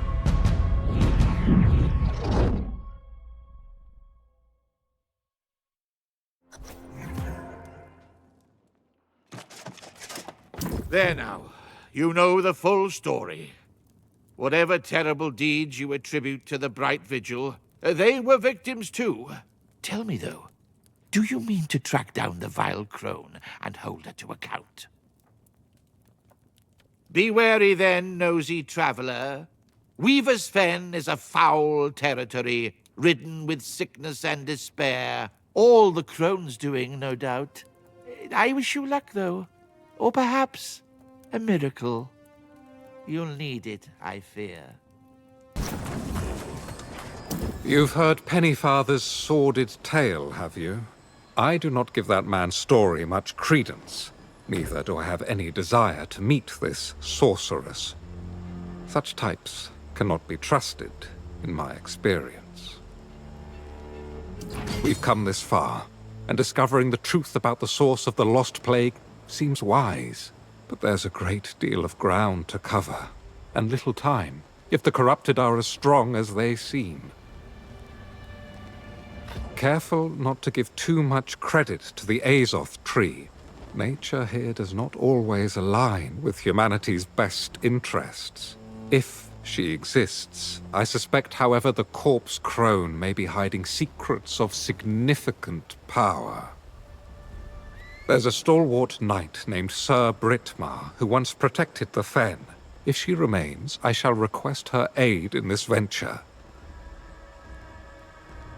Meanwhile, the crone's curse began in Perryville, so I suggest you search there. Do be careful.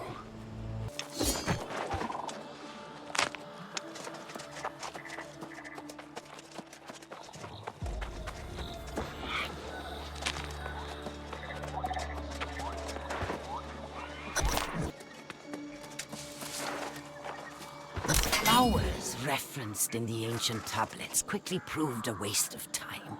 Whatever reason the ancients cultivated them, it was not to defend against the Crimson Madness. Conversely, the mushrooms seem to offer some promise.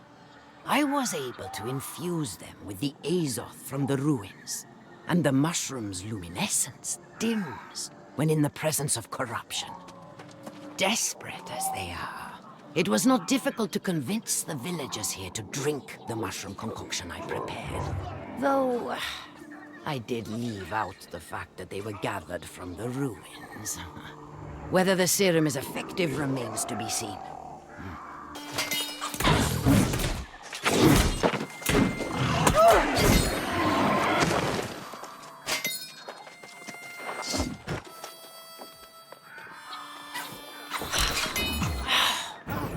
Damn it all! The situation here in Perryville is deteriorating by the hour.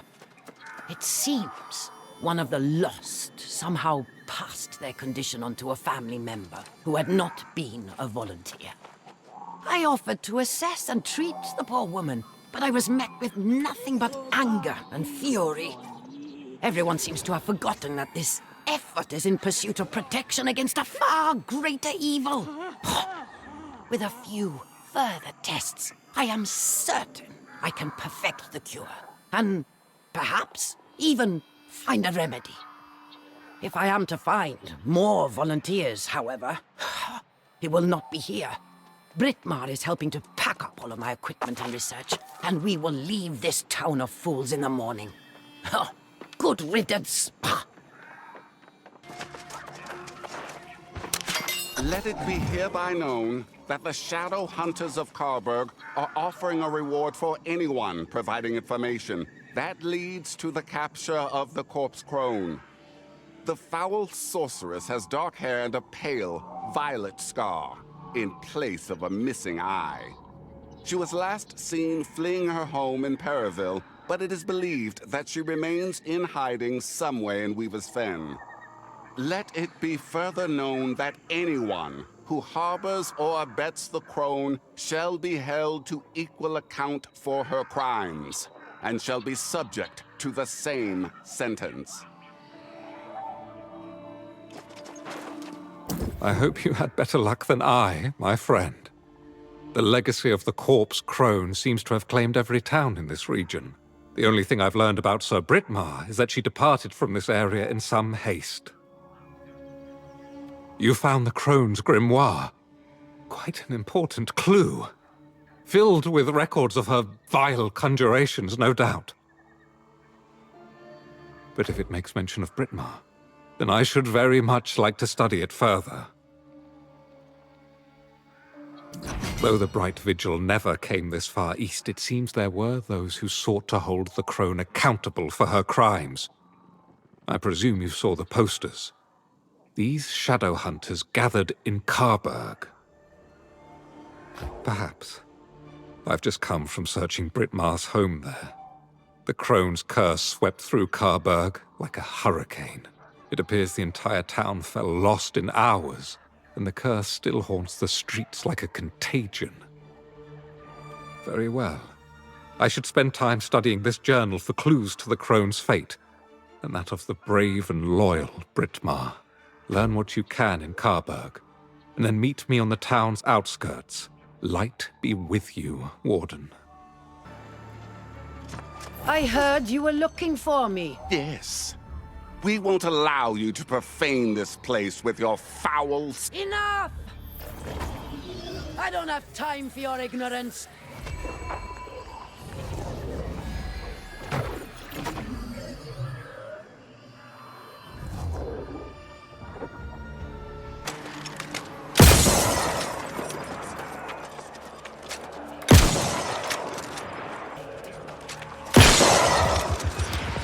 This is the sad fate of humankind on this island. All of us, everyone, doomed to lose their souls. That is why we fight.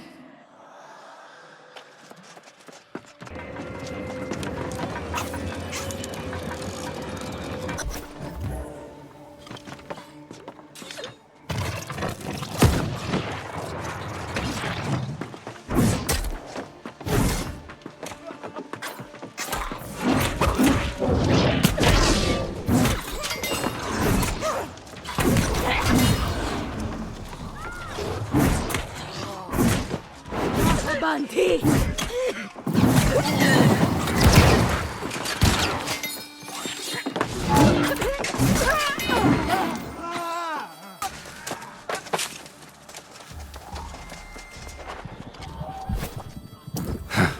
This journal tells more lies than truths. I simply cannot believe Britmar would support this foul sorcery. What did you learn in Karberg? Did the hunters manage to apprehend the crone? She cursed an entire town.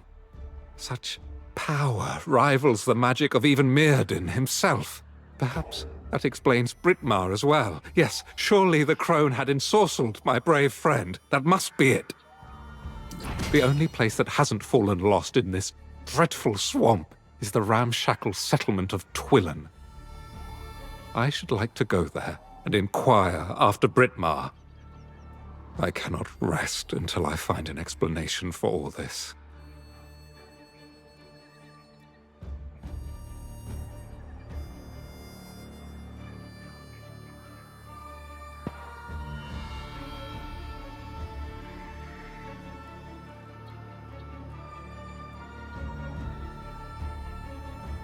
If the journal is to be believed, the crone spent centuries studying the ancient ruins in the Fen. That is undoubtedly where she acquired her power. The last entry makes specific mention of the ruins at Vega Bridge. That makes sense. I hope you find answers. I hope we learn the crone ultimately faced justice for what she did. I will go on to Twillen and inquire about both Britmar and the crone. I'll await you there.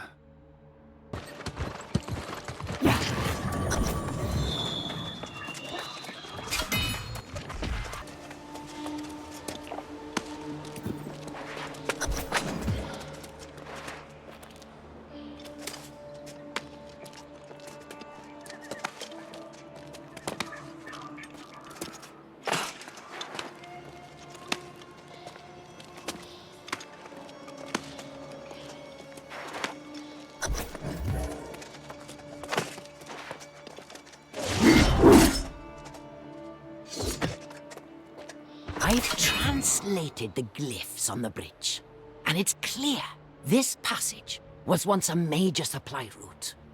Just as with the obelisk, the bridge was protected by magical devices, strategically placed to ward away some danger, almost certainly the corruption.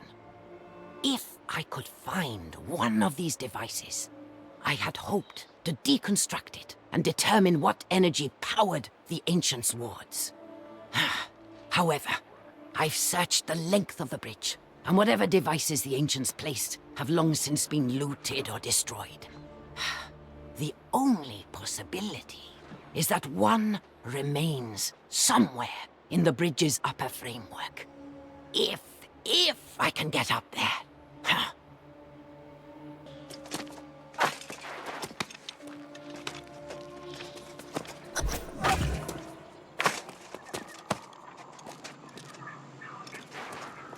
Well now, your timing's as fickle as the tides.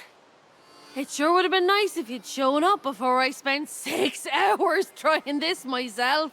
This chest is locked by some puzzle, and that's really more your thing than mine. After you left Cardun, that alchemist suggested you might need help tracking down the crone and all. Of course, she also mentioned treasure in these ruins. And here we are, a bit of both if we can get this chest open. Did she? Well then, I'm willing to bet she was after whatever's in this chest. If you can figure the lock, we'll find something inside. Probably something worth some coin.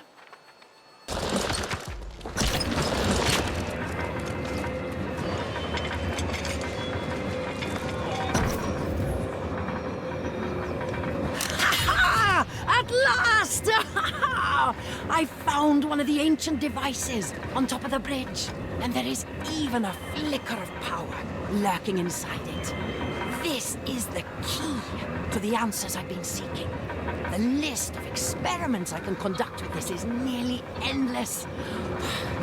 Hopefully, this will renew Sir Britmar's resolve. She recently declared her intent to abandon this endeavor, but even she should realize the potential of this apparatus. If not, I will have to convince her, because I most certainly need help getting it down from here and hauling it to Carberg.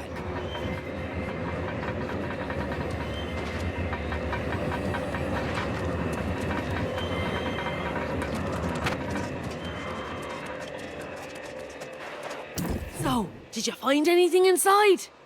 I always fancied a crown for myself. One of those big jewel-studded affairs. Nothing but a mouldy piece of paper.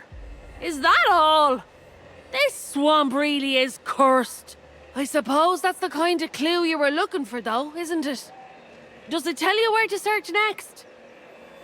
Well, Twillin isn't so much a town as a pile of wooden planks over the muck, but there's a tavern there, at least. I'd ask around. Someone in Twillin knows what became of the crone. I bet my boots on it. The fact this rank stack of hovels stands as the last safe place in the fen is testament to the crone's evil legacy. Like Pennyfather, many here refuse to speak her name aloud, nor do they have word of Sir Britmar. Did she? Now that is encouraging, though it also disproves the theory my friend was ensorcelled. If Britmar abandoned the crone, she may have returned to Hinbroken in the southern marshes. I shall check there next. If Sir Britmar were with us, we would have not only the benefit of her knowledge, but of her patience and strategic thinking as well. Without her, we have only the terrified and distrustful people of Twillin. You should. Unfortunately, many people lost faith in the knights during the Wars of Crimson Madness. Your inquiries about the corpse crone may get more honest answers. Meantime, I'm off to Hinbroken. What drags you into the vile waters of Weaver's Fen, traveler? Bilge and bastards, that's all you'll find here. Anyone who could leave this place has left long since. How dare you speak the name of that hideous fiend? She twisted the land and turned the living into lost. We are still burdened by the tyranny of her evil magic. And the best we can do is try to forget it. She's still out there, lurking in the bog, taking anyone she finds back to her foul lair and stealing their souls. Don't be a fool. Many have sought vengeance against her. None have returned. Dismal as it is here, the Weavers of the Fen still honor the old ways. We welcome you as an honored guest. Our numbers are few now, but if there is anything that will enhance your visit, just let it be known. Only the most foolish or desperate would seek out the old sorcerers of the swamp. I wonder, which are you? If anyone around here knows how to find the crone, it would be Bella Ruby. But I didn't tell you that.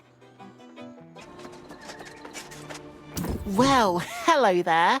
What brings you around these parts? Most people have better places to be than Weaver's Fen, but for some of us, it's a safe refuge. A place where we can be who we want and live how we want. Oh, not to harm her, I hope. You should know, the crone's quite capable of defending herself. She's not a monster, you know. For those in need, the crone has been known to help. Despite what others may say, the corpse crone doesn't want to turn everyone lost. She doesn't snatch people up in the night or do anything they don't ask for. I sought the crone myself at one point. You see, I was struggling with my identity, who I am inside, and she helped me. She gave me these wonderful medicines, and now everyone sees me in the way I see myself. No, but people need someone to blame for their misery. and they'll choose the easiest target. To petition the crone, follow the trail of torches on the South Road, and be respectful. She has no patience for fools.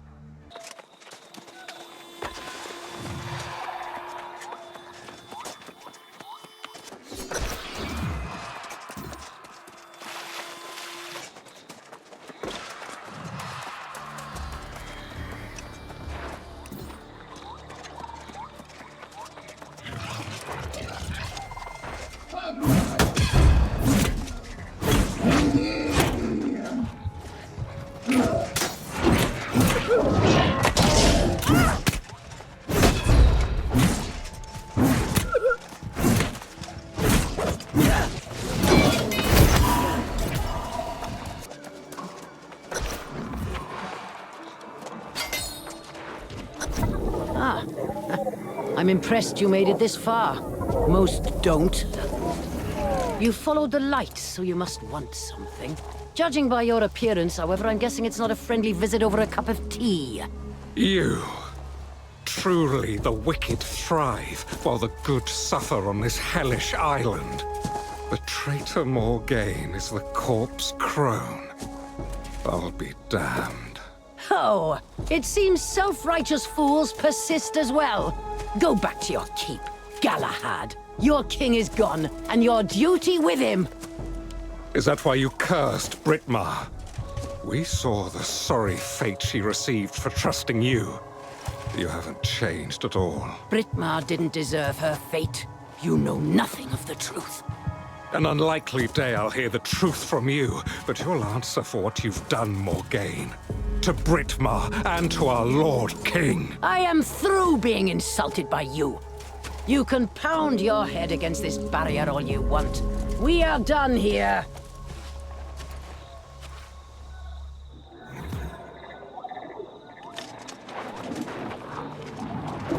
First, I didn't recognize her. And even now, I doubt my eyes. Oh, she is much changed. But there can be no doubt. That's the Enchantress Morgaine. Sister to Mirrodin, the Crimson Sorcerer, and traitor to my Lord King. No, Morgaine vanished during the Wars of Crimson Madness, just like Mirrodin and the High King himself. This corpse crone business is now a lesser concern. She has far more important questions to answer. Damn it! Now it all makes sense. That's why Sir Britmar remained loyal to the bitter end. But I still don't understand.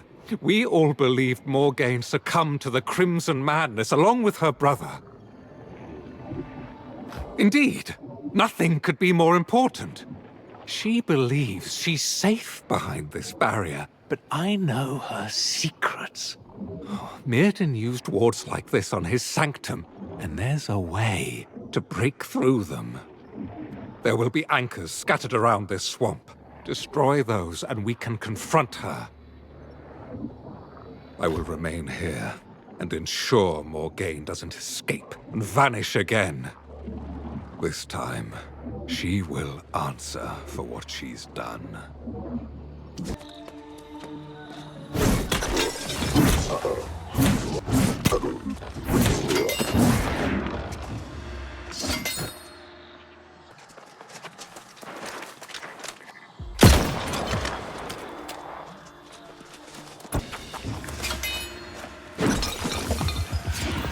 This miserable fen is a place I would not wish on my worst enemy.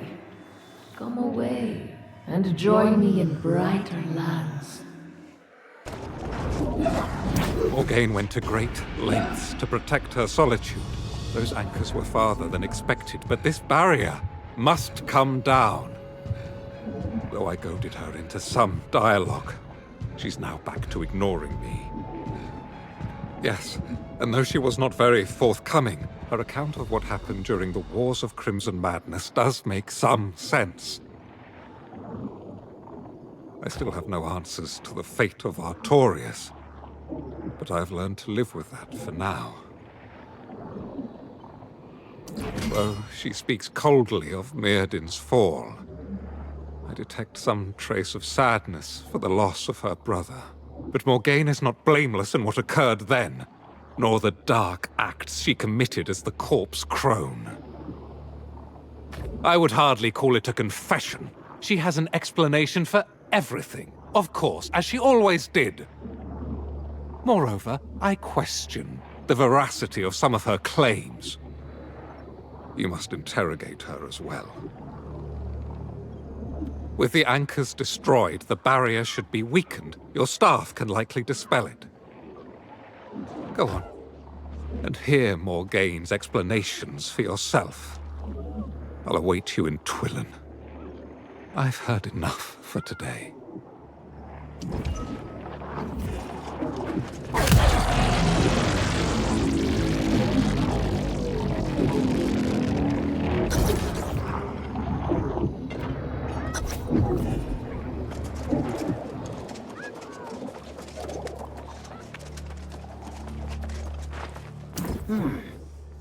I'm impressed. I felt quite assured no one had both the perception and the prowess to bring down my barrier. But where is the most holy knight? Perhaps after cooling down, he remembered his steel is no match for my sorcery. That's for the best. We can have a more reasonable discussion. Galahad cannot accept that some questions have no answers. I watched Mirrodin's fall to corruption firsthand. I know the Crimson Menace does not play by the rules. I'm afraid that would take several lifetimes, and I'm quite busy at the present moment. If you wish to hear my account of the wars and the events that led to my unfortunate reputation, I've written it down just there. Go on.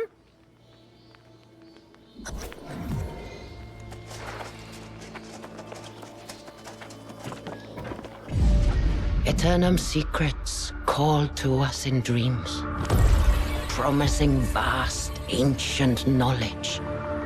What we discovered was an entity longing for release.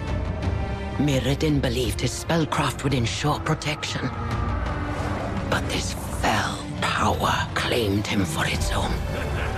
As the Crimson Sorcerer, he became the herald of madness. When all else failed, I confronted my brother. Our magics clashed, and then... silence. I was forever changed. I knew the corruption would return. But the power I needed came at a terrible cost. The secrets I sought continued to elude me. But I refused to relent. I became the corpse crone, the curse of Weaver's Fen, the target of foolish shadow hunters. I have spent the centuries since alone, preparing. When the Crimson Madness returns, I shall be ready.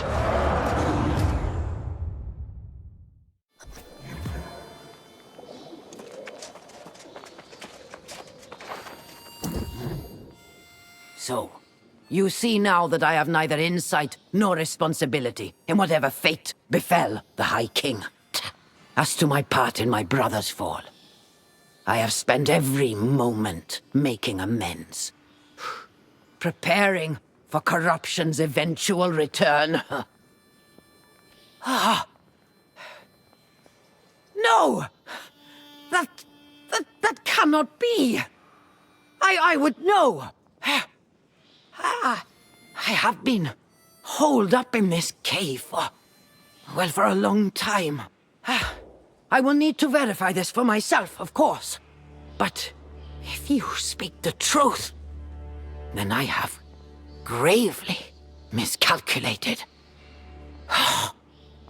Some people believe corruption is mankind's inherent evil in its purest form, and others that it's some kind of demonic possession. It's far more complex, however. I should know. I've spent centuries studying it. Ha! Well, of course they do. Huh. It would be a shame if I spent all this time and could offer no value to them. Wait. Huh. You're a soul warden? Ah, I thought the order perished. Huh. Never mind. We'll need all the help we can get. Huh. Yes, well, I'll leave that to you. Huh. I must visit the ruins to the northeast and verify the sources of power there have not fallen to corruption. Huh. Go after Galahad if you must, but then meet me in the ruins of Canopus. I'll need your help.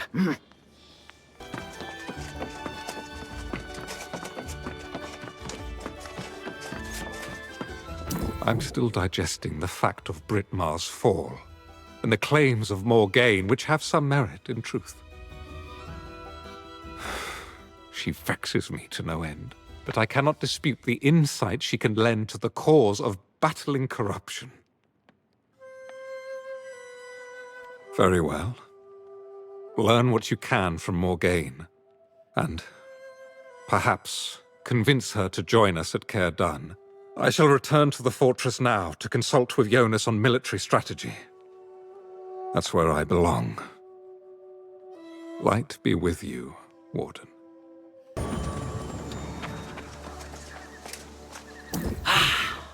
Perfect. Among these ruins, there are sources of power the ancients learned to manipulate. Of most concern, the wells of pure Azoth. Mirrodin became obsessed with hoarding as much as he could. The Tempest. Is that the champion corruption has chosen in this era? We shall have to learn everything we can about her. Wait. You have that look. Does the Tempest speak in your mind? Mirrodin had such power as well. Oh, how could so much have transpired while I toiled in that cave? I feel a fool for sequestering myself so long. If this Tempest is already amassing pure Azoth, then we are so far behind. Yes, the fountain of pure Azoth at this ruin dried long ago, but its residual power remains in the waters and in the guardians who protect the site. We must harness that power to recharge an ancient warding apparatus nearby. Years ago, I placed shield devices to absorb the power here. If they aren't fully charged, you can siphon energy from the guardians. I must go on to Andrometus, so once you have the devices, meet me there.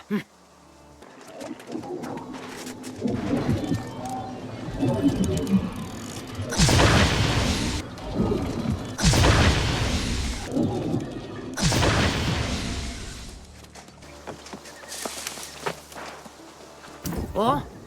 You handled that quickly and without complaint. It's been a long time since I partnered with someone so competent. People disappoint. It's an unfortunate fact of nature. Only time will prove if you're an exception. This apparatus once powered ancient wards for all these ruins, and recharging it will defend against the corrupted. There's some kind of fault in the eldritch boundaries. However, it may be impossible to repair. A glutton for danger, are you? I hope you have some measure of restraint. But at the moment, I'll take the bravado. The fault could be caused by a threat the wards identified and contained. Well, if I knew that, I'd have said so. If that does prove to be the case, if some entity has been entrapped, it will need to be released. So, that courage could very well come in handy. Good luck!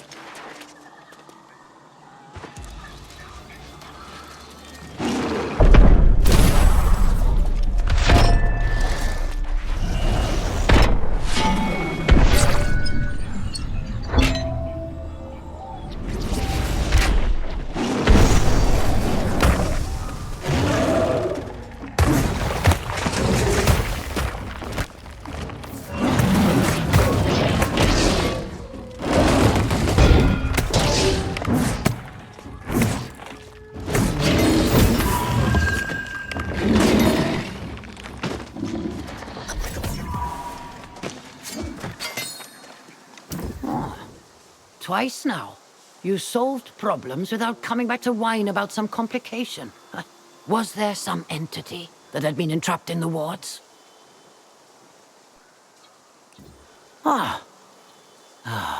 That's strange. I can't imagine why an elemental being would trigger ancient wards. Hey, is that a specimen you collected? Let's see.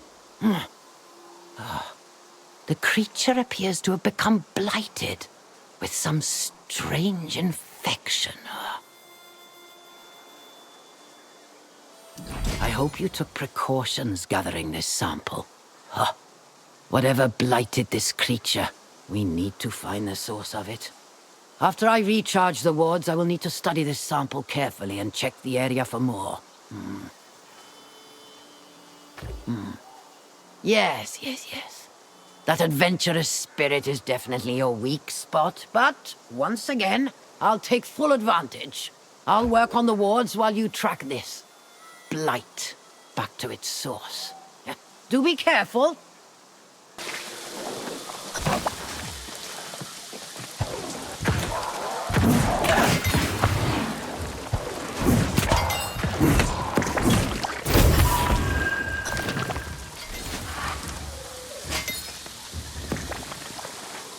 Once again, we meet on sacred grounds rendered sickly by an insatiable thirst for power. You should go. This time, there is no way to heal the land of the wounds inflicted by human ego. The repugnant incursion of corruption caused this blight. But that's what happens when humans traffic in forbidden power. Of course, your curiosity demands you see for yourself. Go on, then. There's no menacing demon, if that's what you fear. Rather just the tragic, polluted remnant of what was once a sacred pool. I have seen this too many times at this point. I will endure no more.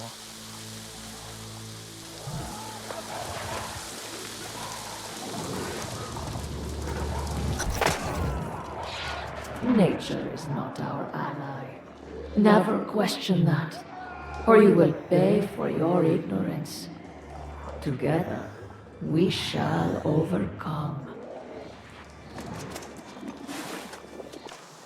I can tell from here that the ruin and the angry earth who resided there are riddled with the blight.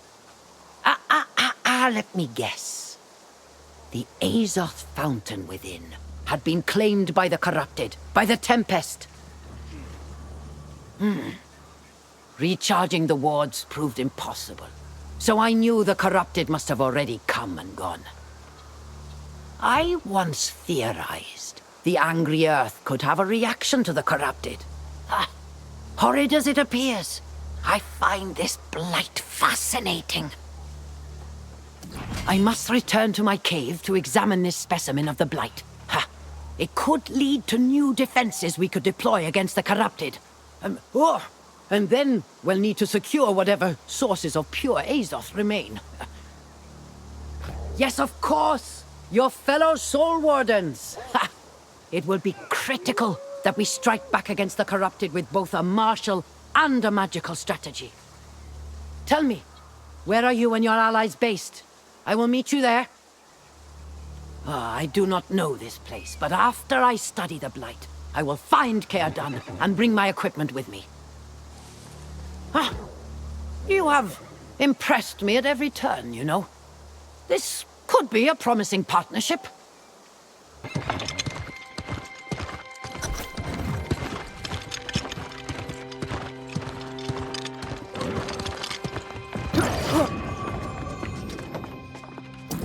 I'm grateful to have you return, Soul Warden. Hasty decisions have been made, and we need your insight. But I know you've just returned from the Fen. Has Morgaine agreed to join our cause? I shall endeavor to put aside my grievances against the sorceress. Our circumstances demand it. I apologize for my abrupt departure. I hoped to strategize with Jonas, but he was already quite set on a plan of his own making. He's been gone for some time now. I had asked him to wait, but he refused. He had become deeply suspicious about the enemy's activities to the north, convinced they plotted some terrible campaign. Scouts from Great Cleave reported the rise of some new fell commander within the ranks of the corrupted. They had also witnessed enemy troops engaged in the preparation of siege equipment. Jonas felt action was demanded. There is an old outpost in the foothills to the northeast, and Jonas resolved that he and a handful of wardens would push through enemy lines and capture it. I suggested that task be left to you, but he refused to wait. Yes, fortunately. A scout returned with news Jonas had secured the outpost, but was in desperate need of supplies. I dispatched carts of food and ammunition, but they were intercepted, trying to get around enemy lines. I agree, but our secret passage into Great Cleave is lost. We have no choice now but to charge the gates. I suggest we split up, assault the gate, recover what supplies we can, and meet north of the front. Godspeed to us both.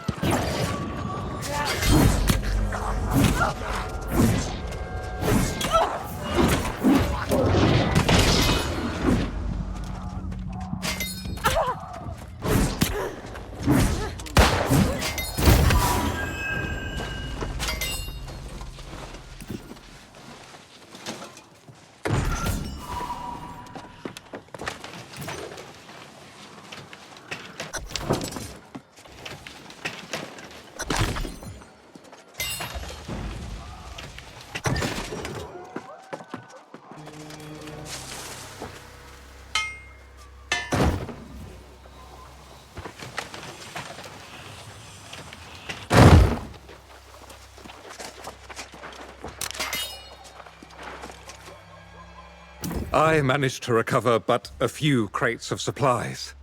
I'm glad to see you met with greater success. And repaired the cart as well. Oh, there's just the matter of the unfortunate scouts who fell to ambush. Neither did I. I suspect the corrupted marched the captives off to one of their work camps to the north. We can only hope their heart gems protected them, and they have not fallen. We must attempt rescue. I humbly acquiesce to your orders, Soul Warden. To be honest, it's a relief not to bear the burden of command. Nonetheless, if I reach the outpost and you do not follow soon, I will circle back. That you cannot prevent. Please, tell me you have a better plan than Yash. I don't doubt his enthusiasm, but his plan to rescue us got him caught too. I guess that's straightforward enough. I tried to run twice before, and they weren't too gentle, bringing me back. But he's hoping third time brings me luck.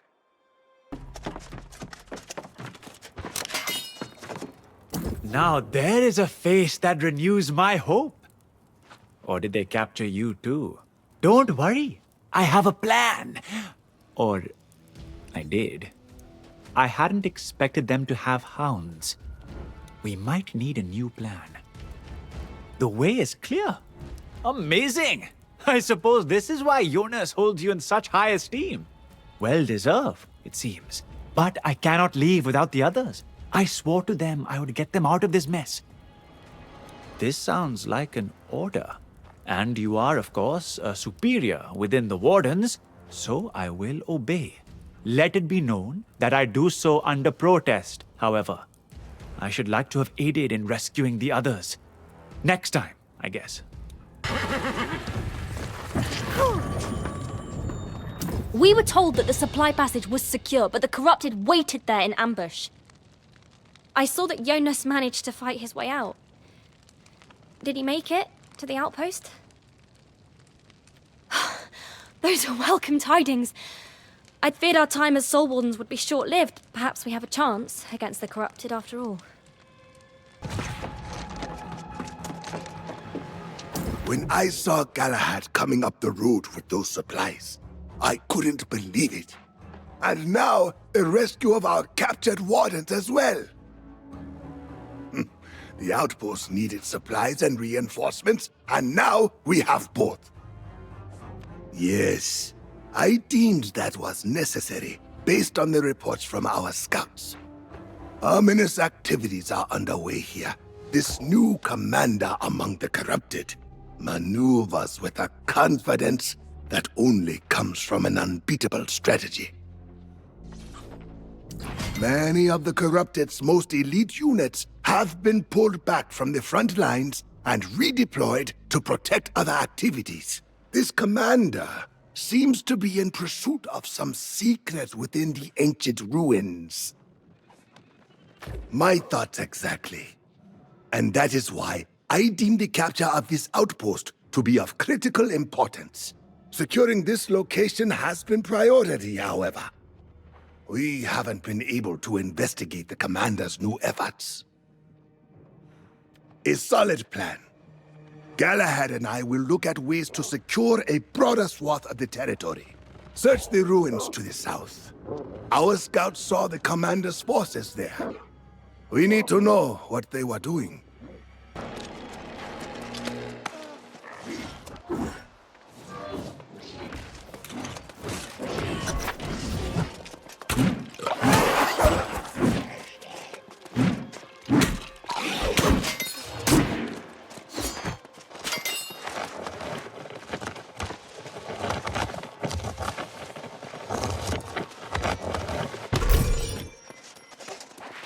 The ancients knew very well the power of corruption far outstripped their own.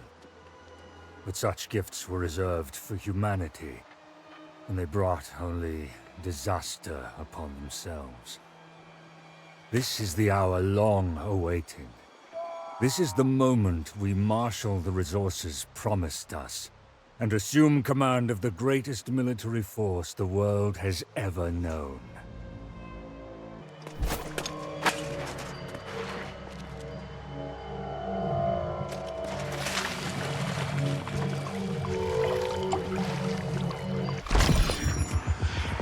Our ranks swell, and now we call upon allies from beyond.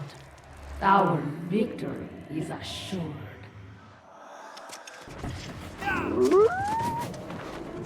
Your arrival is well timed.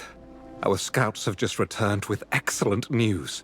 The forces of the corrupted are vulnerable as they've spread out. Did you manage to discover what strategy this commander pursues? Beyond those already augmenting their ranks. I shudder to think of whatever demons might be at their disposal from beyond. It seems Jonas may have been right about the urgency of the situation after all. Our discovery may in fact be tied to what you learned in the ruins. We stumbled upon a massive mining operation in the canyon to the west. We assumed they sought more pure Azoth. But this operation is too large. Yes, the sooner we can dismantle their efforts, the better. There is only one fortification protecting their work in the canyon. It is formidable and cannot be avoided. As mad as it sounds, that seems to be the best gamble. Jonas has gone ahead to assess the fort's vulnerabilities. I can stay to keep the outpost secure. You should join Jonas in the canyon and formulate a plan of attack. Whatever this new commander of the corrupted is plotting, we may have the chance to put an end to it here and now.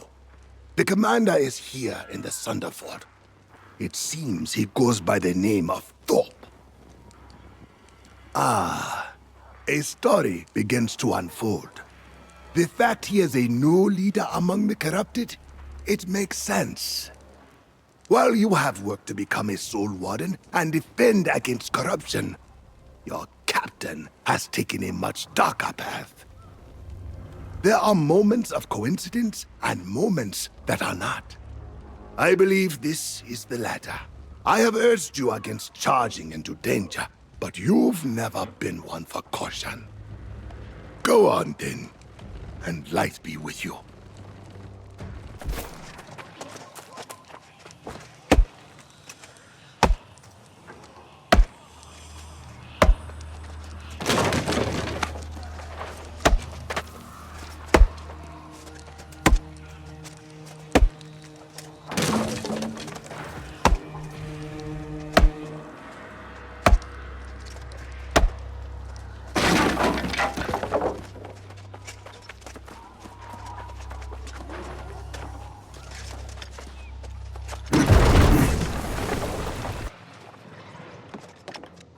Here I come full circle, from laboring in the mines on behalf of our mistress, to now being in command of the entire operation. I shall bring new purpose to this enterprise as well. To the mistress, the motes of that infernal Azoth. But to me, the materials to construct the designs of the ancients. History will be made here in Great Cleave.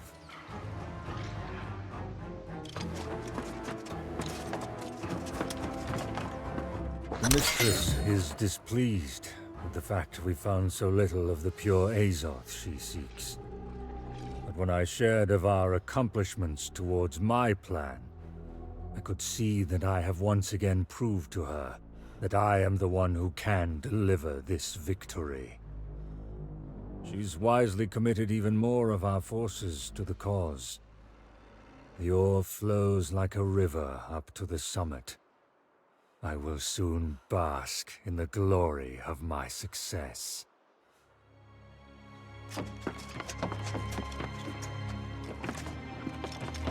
Isabella has now become extremely interested in our enterprise here in Great Cleave. And where I hoped to only construct a handful of the Fell portals, she has expanded the plan to include many more. The final stonework for our first structure at the summit nears completion, and I will now leave this operation to my lieutenants and ascend to ensure the rituals are planned to perfection. The strength and pride I feel for this work makes up for whatever regrets I may have for my time in the old world. This was my destiny all along.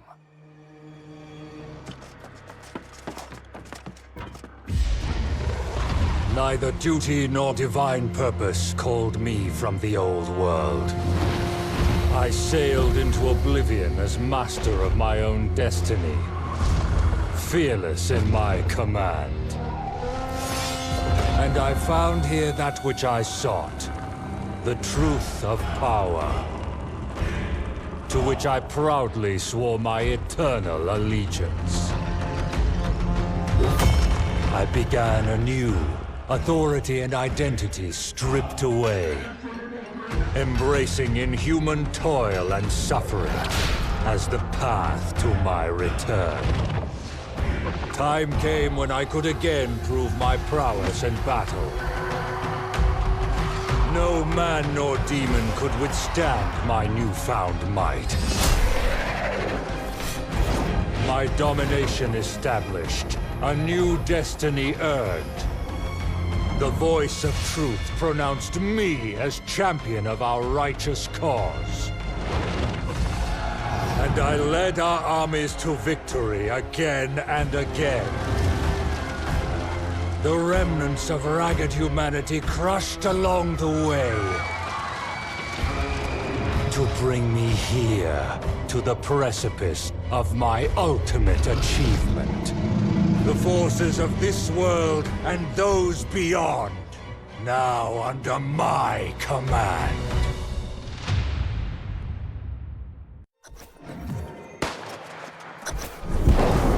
I was your captain once, until you betrayed me on the beach. Now I have one final order. Walk away. Disobey me, and you will be destroyed.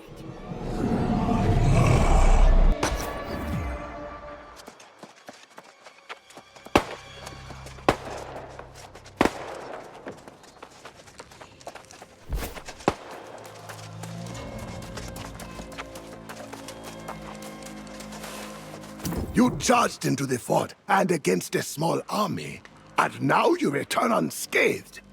That alone is quite a feat. But what of your former captain? This Commander Thorpe, was he there? Did you confront him? I wonder if he has departed to oversee some other aspect of the operation. With all this awe they've mined, they must be taking it somewhere. Do we know to what end all this work is being done? I see. As I recall, there were some true demons among the corrupted in the last war. We often pondered their origins, but these were few and far between. If Commander Thorpe summoned an army, our cause would be lost. If Commander Thorpe is constructing some portal into hell, we should move quickly to discover where this infernal thing is being built. But we must shut down this mine first. We should summon more wardens from the outpost. Isabella.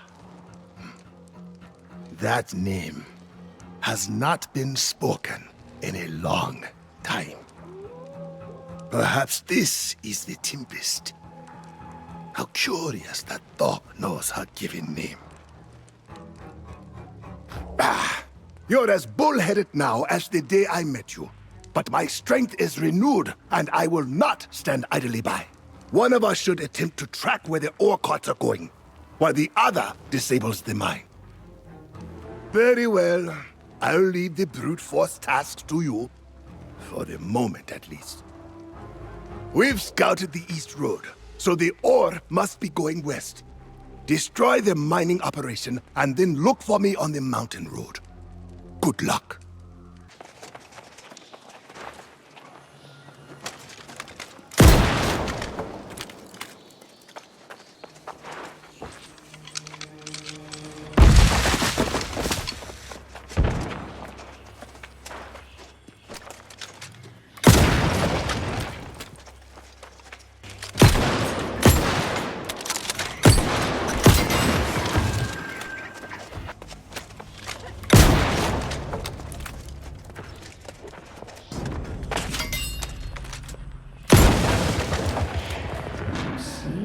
The brilliance of our plans.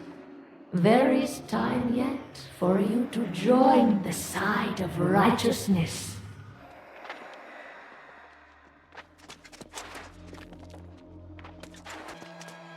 I heard the fire of cannons and hoped that had been something you did, rather than something aimed at you. Since you are standing before me, I'm guessing the mission was a success? That's at least one piece of good news. Only this far. The corrupted are now maneuvering against us. They've fortified their defenses on the bridge to the western rim. Their carts are, or were, ferrying ore across. So that's where the trail leads. It seems Galahad sent Warden Yash across to scout another outpost. With the bridge now reinforced, he is cut off. Galahad's poor judgment aside, I'm worried. Yash has heroic aspirations, but not enough experience. Yes, I am prepared to make the assault whenever you are, but speak to Galahad first and at least hear out the Bright Knight's plan. Though I wish he had conferred with us first. I admit that his reasoning is sound.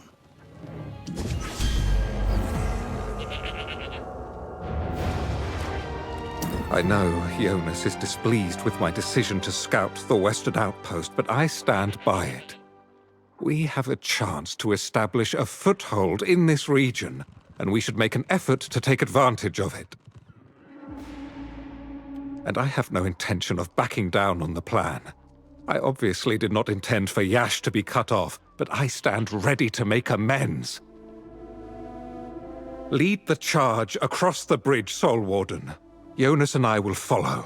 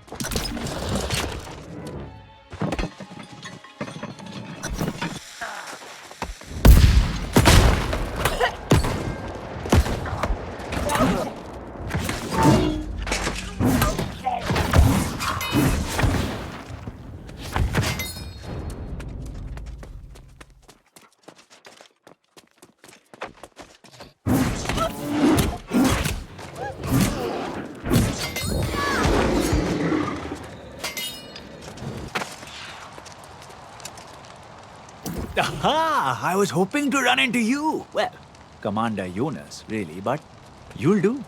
On Galahad's orders, I've scouted the outpost up the hill. The Corrupted blocked the road, but it appears to be a secure location. Not the outpost, but they patrol it from the nearby forts. We'll need to put those forts on the defensive. I was working myself up to stage an attack alone, but I think your presence improves the chances of success. Oh, well, there are just a few Corrupted on the road. The forts are where the action is, but... All right, I realize you may be better suited. I'll wait until you make your move, and then I'll clear the way to the outpost. Priests tell me they have seen visions of the realm of corruption. And though a hellscape it may be, I've come to see the truth of the Tempest's faith. She says this is the birthright humanity was denied at the dawn of time. That the ancients here expelled us from this Eden and planted the false mythologies in our minds to keep us in the dark. The so-called corruption is not some fiendish terror, but rather the gift of Godhead that we will now share across this island and across the earth. The time of confluence draws near. The portals are almost done. They have been placed all around the heights and shall turn the land red with their glow. It will be glorious. A triumph of engineering and skill, of conquest and battle. We shall bring forth reinforcements that this land has never seen. At the highest point to the west shall we rise, and our power will flow out across the land in a crimson wave. Never again will we be lost, for we are united in our purpose. This outpost is beyond the scope of what we planned, but I believe it will yield great value in our longer campaign against the Corrupted. If your attacks on the nearby forts were successful, I believe we are secure here. We left some wardens to maintain the eastern outpost, but brought most of the others here. Warden Yash was quite proud to be the one to secure the location. It seems he never even realized he had become cut off.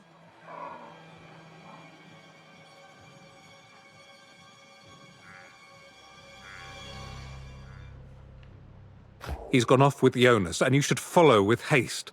The ore trail leads up into the ancient ruins on the western peaks. It's clear that this Commander Thorpe is constructing his evil portals up there. Yes, you know how stubborn Jonas can be. And as his vigor has increased, so has his thirst for battle. I fear the old man could get himself and the other wardens in over their heads. You should catch up as soon as possible.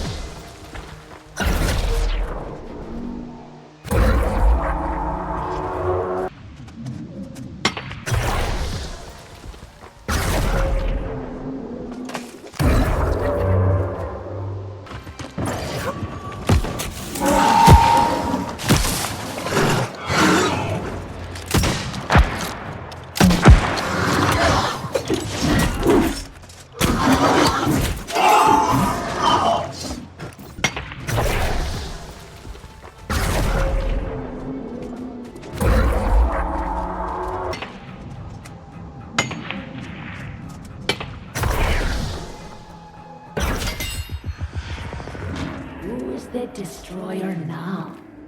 I seek to create.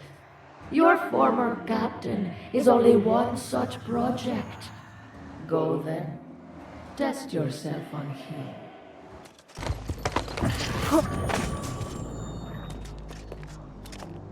Blast it all! I am sorry, young one. I hope to share some of the burden that has been so unevenly put on you. Galahad urged patience, and he was right. I fear I've led our fellow wardens into danger once again.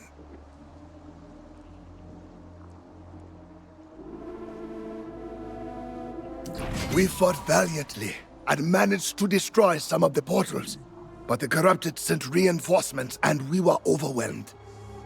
A few of us managed to escape, but others have once again become captured.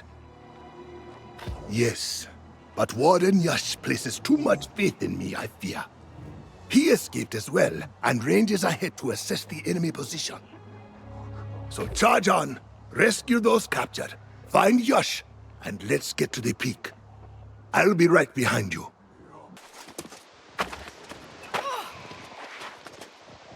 Our heart gems. They are not strong enough up here. Several wardens have succumbed to corruption. I'm afraid, if we push on, will we all share their fate? With you here, my hopes are renewed. We can't allow them to take any more captives. Our strength lies in the trust we have with our team.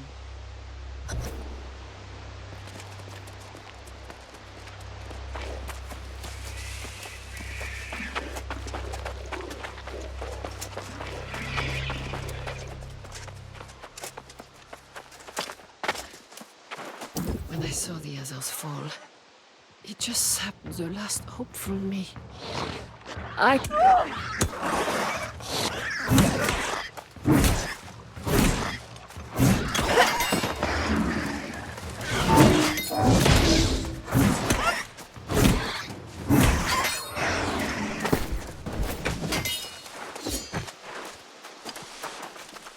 When I saw the others fall, it just sapped the last hope from me. I can't fight my former friends. I would rather give up. Tell me you understand. Yes, Yes, you're right. I must stand firm against the fallen, even if they were dear friends. We must defeat them to protect those of us who remain.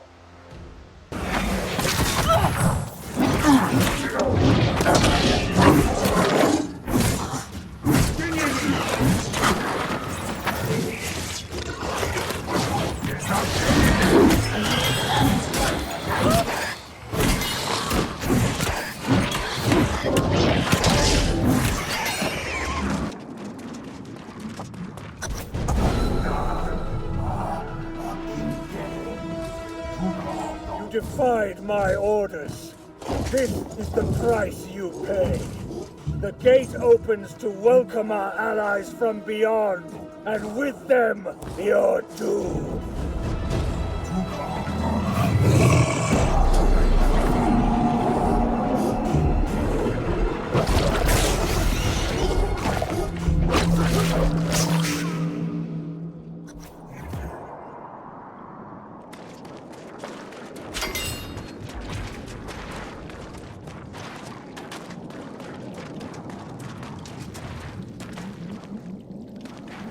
Well, we made it here at least.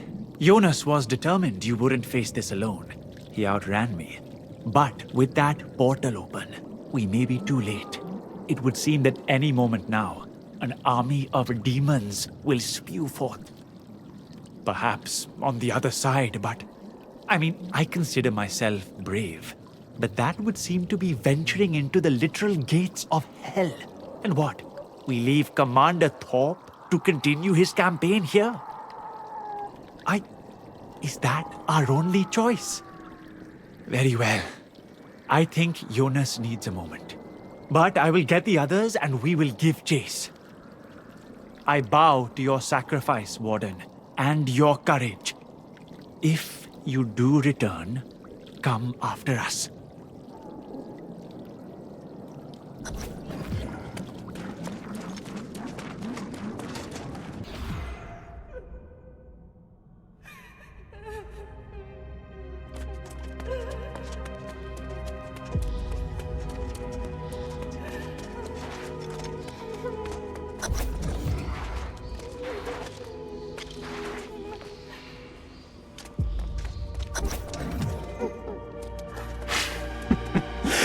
Ragnarok.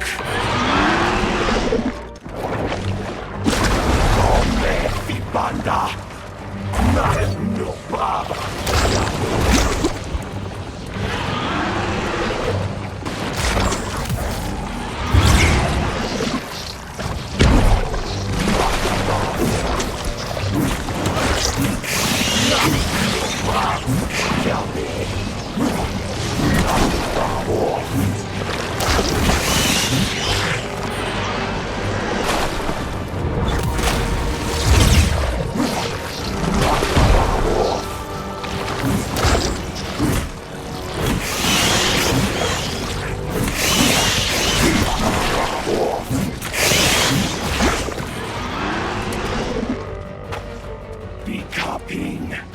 No, Bob!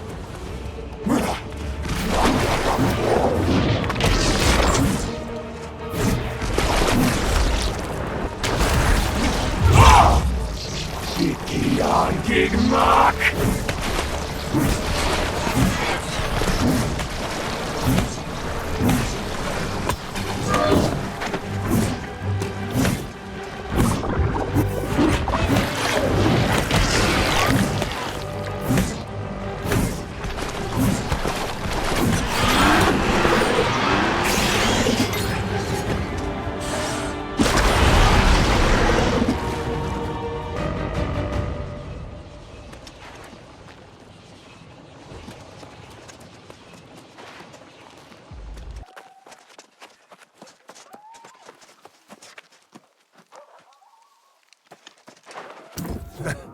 I can't believe I doubted you for even a second. But that portal... I shudder to think of what you may have witnessed in there. There is no time to hear your account, however. Commander Thorpe is calling for reinforcements. While Yash was scouting enemy positions, I have considered and decided how we will do this. We will stay here and hold the line against the hordes as long as we can, to buy you time to defeat Commander Thorpe. I will not tolerate your bullheaded arguments this time. I'm ordering you to go south and attack Thorpe's camp before reinforcements arrive. We've all agreed on this course, and we are ready to make our stand. Godspeed to you as well, my valiant friend. You've brought this old man back from the dead. I'm more than willing to make this sacrifice, and fear not, I will send the others away before we are overrun. Go now, and quickly.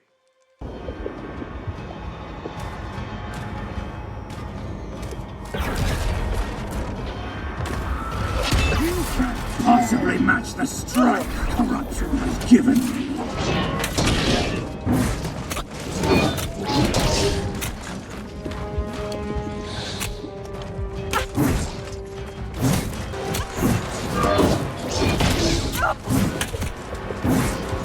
No, not again. Eyes be tested like flaws in a sword.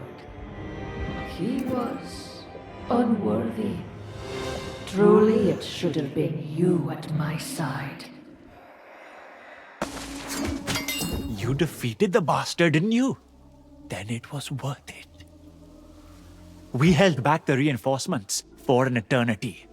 When all seemed lost, Jonas fought like no one else I've ever seen. He wasn't a hero. He was a legend. There was a moment when it seemed our position would be overrun. Jonas tried to send us away and hold the horde alone, and he did. But he took a grievous wound in the process, and I managed to drag him away. Well, he's in no danger of dying, but his mind is what I fear for. Come, let us return to the outpost and find out what medicines are available. Hopefully our efforts restoring the supply lines have not been undone.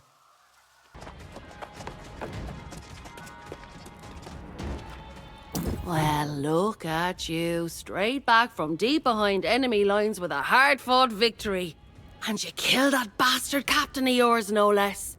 I know there was sacrifice, but all in all, I'd call this a lucky day. Indeed, lucky you had a smuggler like your friend Grace running supplies. Those supply lines were about as safe as a den of vipers. Just want it on record I'm doing my part, especially if it comes to counting spoils.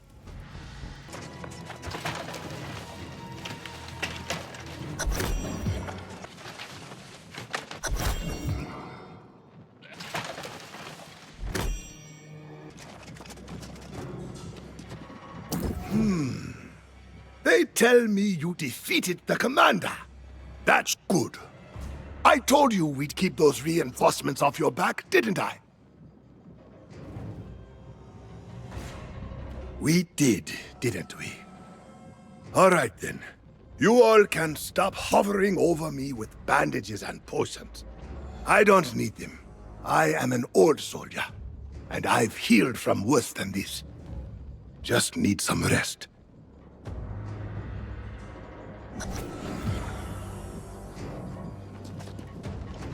I'm glad to see Jonas is talking, at least. That's an improvement. Did you give him the medicine? Give it to me! I'll get the old man to listen to reason.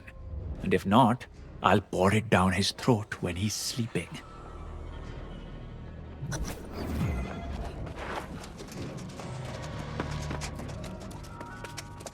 Well now, there's no need to shower me with gratitude and gold. I'm just doing my part for the Soul Wardens. I trust the medicines I brought are good enough to do the job.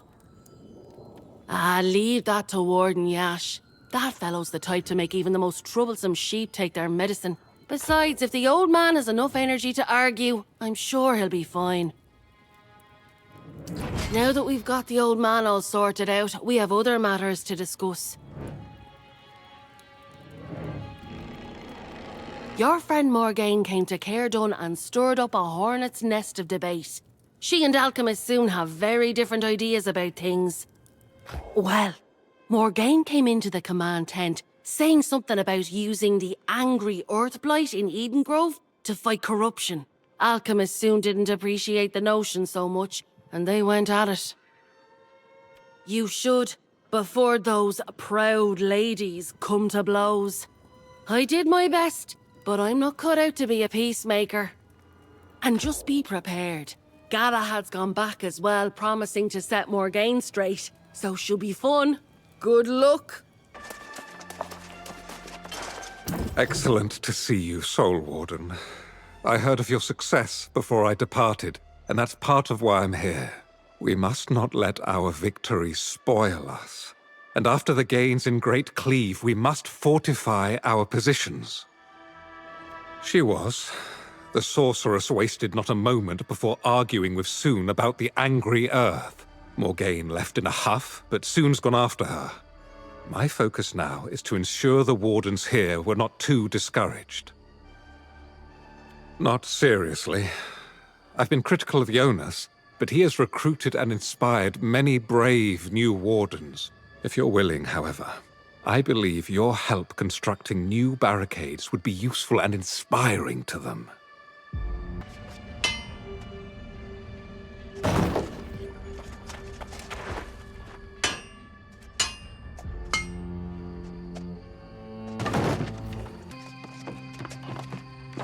It's a little cruel to make a wounded old man come all the way back here just to deliver a message, don't you think? I'm glad to say I'm feeling somewhat restored, thanks to you and Warden Yash. Because you're needed back at Eastmarch. Herbalist Sun Fu-chan awaits you there, and she's distraught. Can't say I fully understand, but that's the message.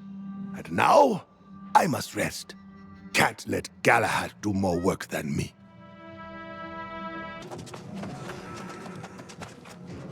There you are. We need to go to Eden Grove, you and I. Your sorceress friend, Morgaine, has concocted a very dangerous plan, and I need your help talking her out of it. The sorceress spent a few weeks studying the Blight in Weaver's Fen, and now she's certain it can be used as a weapon against the corrupted. I have spent decades among the Angry Earth, and I'm skeptical of her reasoning. The Blight has only surfaced in recent years on Aeternum, while the clashes between the Angry Earth and corruption have occurred for centuries. Most don't even realize that the Storm Wall is an expression of the Angry Earth. Everyone thinks that, but the visible corruption simply strains against the barrier the Angry Earth manifested to keep it contained. But what matters now is that Morgaine and all of us proceed with caution. She rushes ahead on the road to Eden Grove, the heart of the Angry Earth's presence on Aeternum. Please, catch her and get her to at least hear me out. I'll gather my things and then join you on the road. At last! How I have looked forward to finding you, Soul Warden. I confirmed the Blight we saw in Weaver's Fen can resist corruption. But your allies at Cairdan, especially that leaf lover Sun Fu-chun, refuse to hear me out. In crises, caution can be foolish. But I'm willing to humor her. I trust she'll be joining us. Fine. Before we proceed, however, I've discovered there are suspicious activities in this region. Enemies of a different sort. Varangians. Ruthless raiders who seek to amass all the island's magical artifacts. They often search Myrdin's old haunts. If you'll investigate their camp to the south, I'll wait and smooth out Sun's ruffled feathers.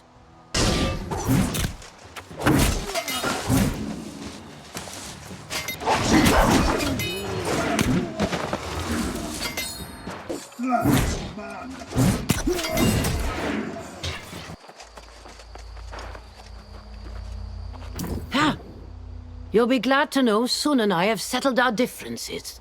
And although my studies will be slowed somewhat, they will continue. But you've returned from the Varangians' camp. Tell me, what did you find? So my brother was here. I knew he ranged this far north, but I did not know he studied the Angry Earth. This is quite a revelation.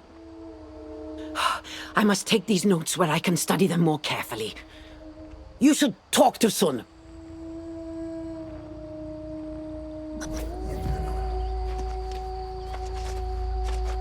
I think we're now agreed on continuing Morgaine's research, but with caution. I hope this new collaborative spirit is here to stay. Well, it seems you found something to capture Morgaine's attention. That's good, because I should like to share with you more about this wondrous place we venture into. Please, follow me. Behold, Eden Grove, the jewel of Aeternum. Here is a land where nature still commands. It's thorny, poisonous, and beautiful. You'll never find in all the world such an abundance of peculiar flora. Speaking of peculiar, did you know the life cycle of the Angry Earth begins in Eden Grove? I've been studying them for ages, but always from a distance. Now, I'm finally to the heart of the matter. They're key to defeating the corrupted, I'm sure of it. There's a druid settlement nearby. They brokered a shaky truce with the Angry Earth in order to maintain a colony here. No small feat, that. The druids will point us to the answers we seek. There are countless ancient ruins in Eden Grove, most of them constructed before the Angry Earth came. But the terraces on these roads were built later, possibly even by humans who worship the Angry Earth. Yes, that is likely. There may even be glyphs in the stonework that will give us hints to the Angry Earth's origins. Let us search, and if you find anything, give a shout, and I will attempt to translate.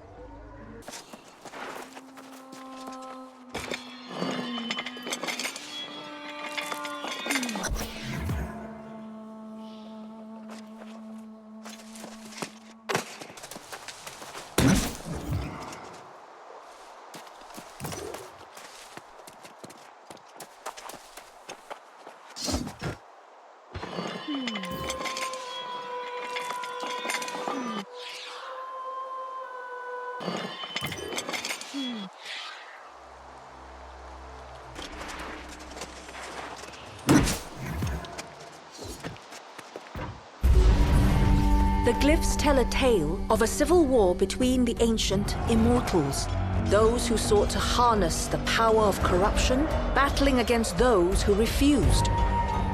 As the corrupted neared victory, there was a final, desperate act of sacrifice. These noble ancients, surrendering themselves, their Azoth to cleanse the scourge. From their discarded earthly shells, new life arose. Nature twisted in power and thirsting for vengeance. Years passed. The boon of the ancient sacrifice blessing these lands. The Angry Earth flourished, and Eden Grove along with it. But this surge was not to last. The age-old evil arose again, and the wars of crimson madness began. It seems the spawn of the sacrificed ancients developed new defenses, the Blight as we now know it. The Angry Earth again overcame, becoming a threat to not just corruption, but this time to the towns and settlements of humanity as well. Even now, when we once again share in facing a greater threat, we mustn't forget this is their home and they will defend it. We must trespass lightly here.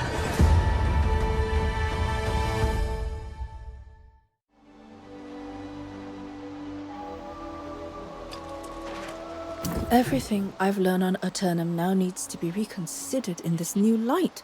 If these glyphs are truthful, the Angry Earth literally grew from the bones of dead ancients. I confess I'm somewhat in shock. Yes, we must. I caught a glimpse of an encampment down the road by the water. Perhaps Morgaine is there. We should head there directly, if for no other reason than to have a safe place to consider what we have learned. I shared our new insights with Morgaine, and of course, she immediately insisted this is proof of her theory about the Blight. But we must consider the facts as they are, without any preconceived notions. Exactly. And that is what I will be working on. It seems the sorceress has become distracted with clues about her brother. Help Morgaine with her search, and then meet me in Caliburn, the Elder Druid's enclave to the north.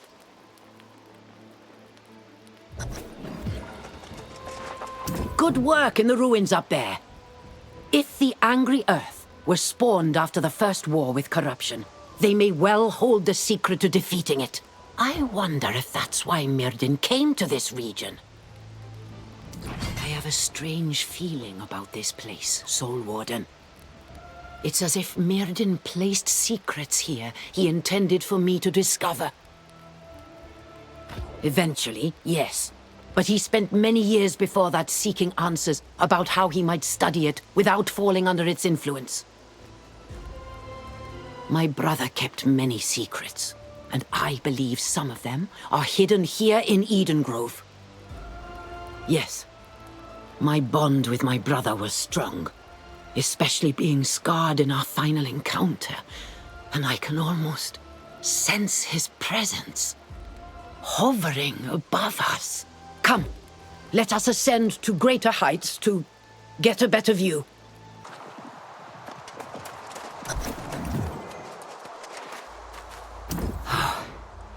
Sometimes secrets are standing right in front of us, and we are oblivious nonetheless. Do you see this stone krieg suspended in roots? What does this tell us? The earth gropes after the energy in this stone. Oh my, that is a rather outlandish proposition, but based on your earlier discovery, it makes sense. Myrddin must have known this. Look for samples of the vein stone that might be mined. Whatever's inside, we need it.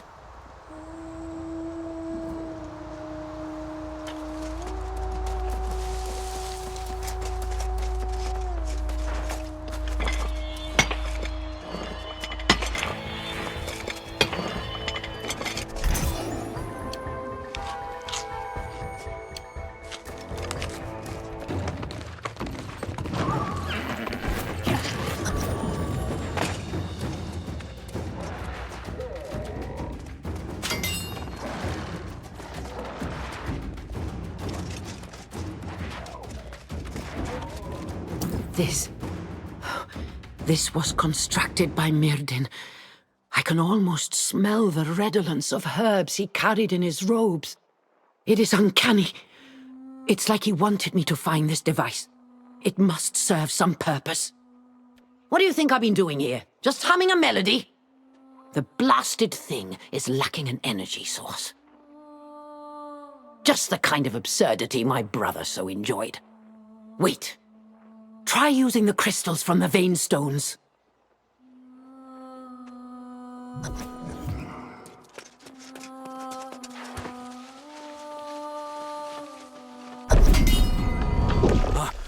There we are.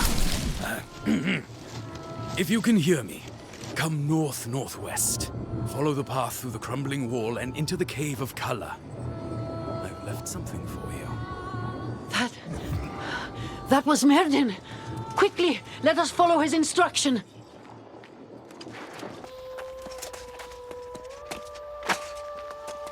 I can't believe my ears. I heard Myrddin's voice, like he was right beside me. You heard it too. This is the place. A cavern of crystals, emanating a power unlike any I've seen, even here on Aeternum. Yes, we must. But those damned Varangian raiders are already rummaging about. Who knows how much they've already spoiled? Destroy them, and carve a path for us to reach Myrddin's sanctum. We're so close now.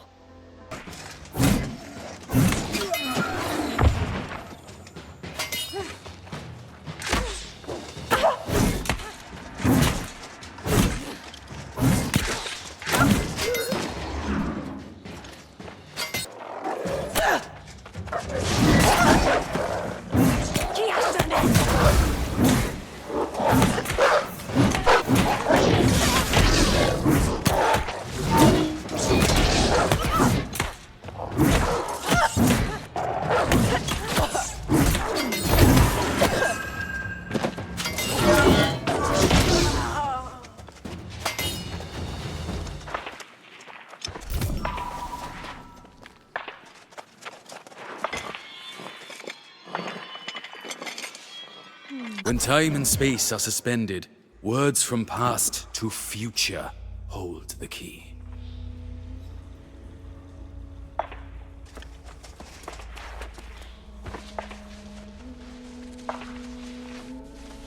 Like the facets of these crystals, mind, heart, and soul are just aspects of a singular thing. Take heed, sister.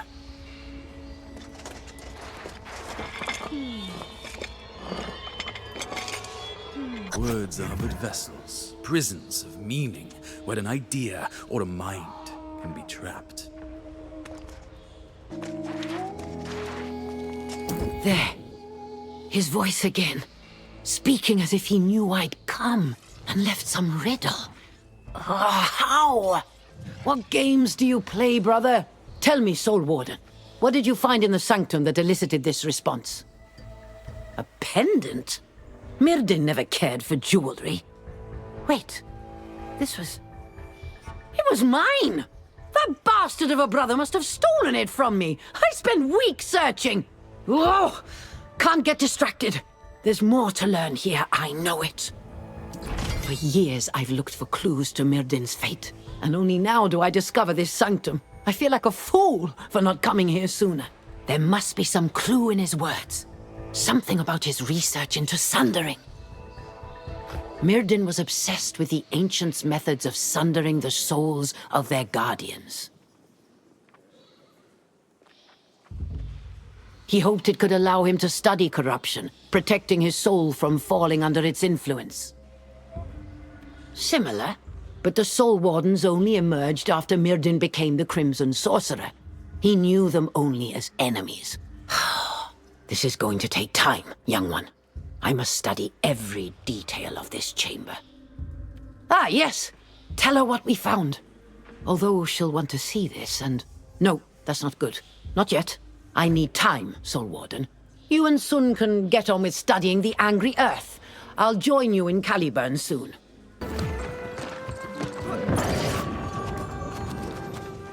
Not many records of the Elder Druids here, but I did find clues as to how they kept peace with the Angry Earth. But what about you? I know Morgaine felt strongly that her brother came here. Did you find any signs of him? That explains her absence, and it's welcome news. We can delve deeper into the Angry Earth's relationship to corruption. I'm curious about these druidic rituals used to commune with what they called the Forest Spirit. Great idea! The Elder Druids brought offerings to shrines in the woods to make contact. We will need to extract samples from the Dryads or other Angry Earth. Let's collect as many as we can and meet in the mangroves. Good luck!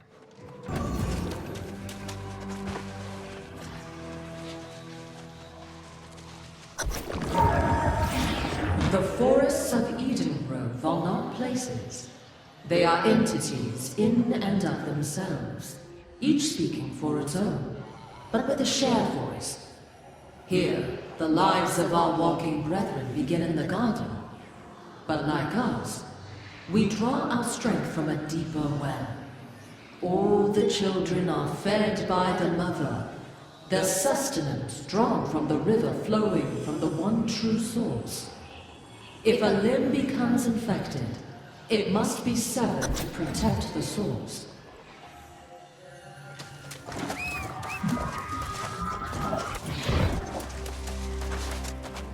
It's amazing. This mangrove swamp is teeming with the life force of the Angry Earth. They are stronger here, more resilient and quicker to resurrect. Their power is bound to the land here. A plant's hardiness is determined by the dirt encasing its roots, as with the Dryads and other creatures that thrive here. But let us proceed. Search for these shrines and offer up the samples. Then let's see what happens.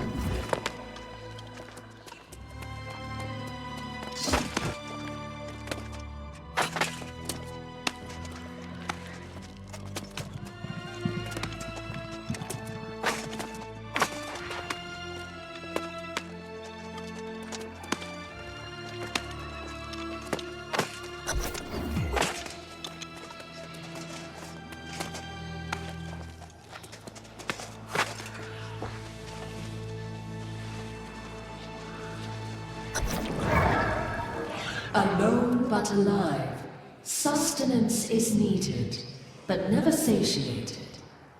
A thirst acquired like a contagion from our enemies, but of the earth, and now within. The needs felt are beyond those fitting for life. There is a desire to spread. Come closer, others. Feel the warmth of our evolved form. A new entity immune to the enemy, but forever alone, cut off from the well.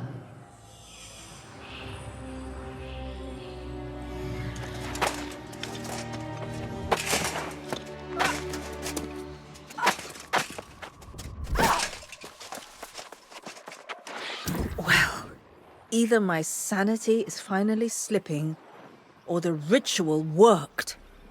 I heard a voice speaking. Something about a garden and severing infected limbs. I wonder if that's a reference to the blight in the nearby ruins. I don't know. Perhaps we collect samples from the creatures who become blighted? Yes. Yes, and then seek out another shrine. It's worth a try, at least. I wonder if there are shrines even in the midst of this. Let's find out.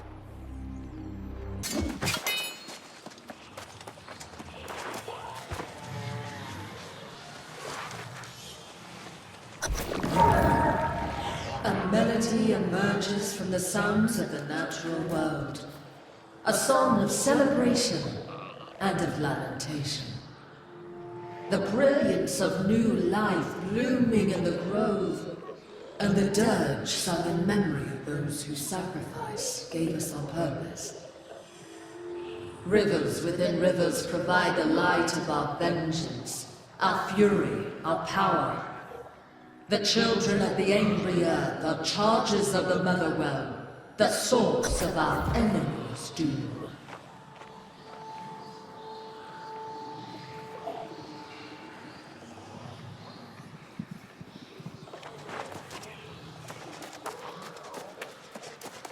Now, I think we've finally found something useful. The whispers spoke of the source, from where the angry Earth's life force is drawn.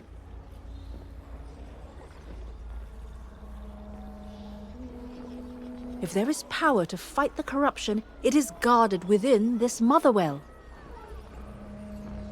I'm not sure, but the scrolls in Caliburn spoke of something similar, a hidden basin sacred to the angry Earth. The waters of this region are collected there, and if this is true, that might be the key to finding it. The energy that sustains the angry Earth flows through the waters here. What could be more natural? We find the mother well where all the waters of Eden Grove flow, and we find a source of immense power. Ah, wait. But this is clearly not just the waters of this region, but rather the Azoth that is undoubtedly bound to it. We need some device with which we read the flow of Azoth to triangulate the position of the motherwell. Of course! Brilliant! It's almost as if fate has guided us here, equipped for this very purpose. Let us search the groves for places where Azoth has collected, and then use your staff to trace the flow of power.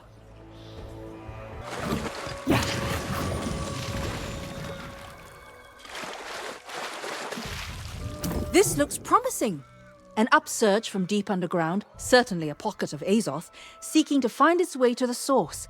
I suspect this is what the whispers meant by rivers within rivers. Place your Azoth staff in the water and step back. If this works, the staff should move in some way and point us in the general direction of the motherwell. That's my theory, at least.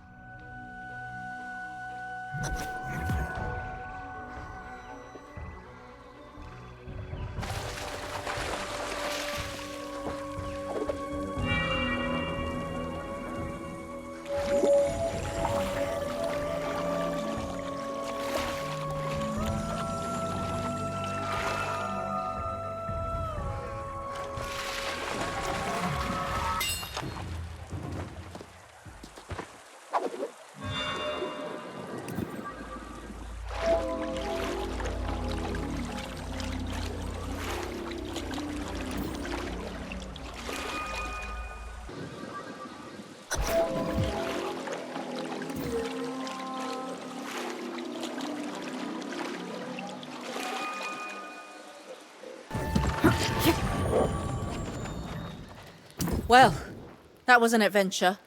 We trekked across half of Eden Grove. Let's just hope this helps to pinpoint the location of the Mother Well. I took note of each direction your staff indicated. Now I just need time with a map. Then we follow the flow of Azoth and find out for ourselves if this Mother Well still exists. We should inform Morgane of what we've learned. If you'll find her, I'll figure out all the mapping parts. Ah! Soul Warden! I've been waiting for your return. There is an incredible power hidden within the ancient towers here. Almost everything in Myrdin's sanctum suggests he found something there. Or left it for us to find. This is about the Angry Earth, yes? Make no mistake, I am interested, but it will have to wait. Myrdin's clues strongly assert time is critical in solving his riddles. And the answers are hidden in these towers. If my reasoning is accurate, and it usually is, I believe Myrdin may have unlocked the secret to the ritual of sundering. If this is true, and we can find whatever further secrets he left for us, this could change everything. Precisely! My brother, fiendish bastard that he could be, was also a scholar of unrivaled insight. He spent decades studying corruption, and he hid his greatest discovery here. Undoubtedly obscured by magical veils. Yes, Myrdin was quite fond of such tricks, like hiding my personal effects when I turned my back. Unveiling what he's hidden requires solving his riddles. Artorius and I would spend days racking our minds. A combination of the clues from the Sanctum and whatever's in these towers. You'll be surprised to hear I've even invited Galahad in case his memories can help. Speak with him, and then we'll visit these towers.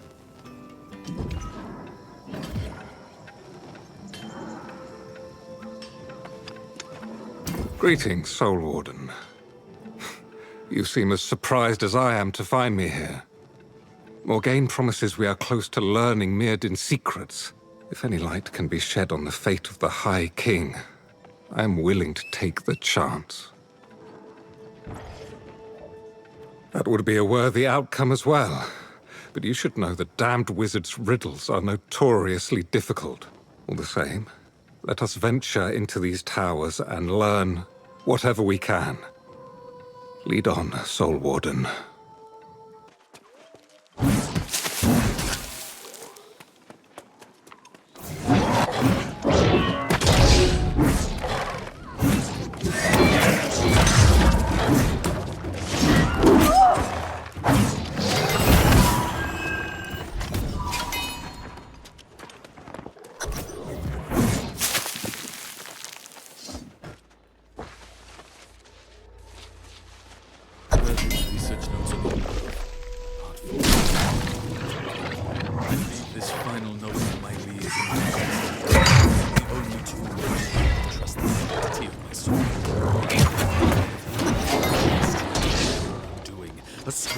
Against time and space, a place where I leave a part of myself for safekeeping.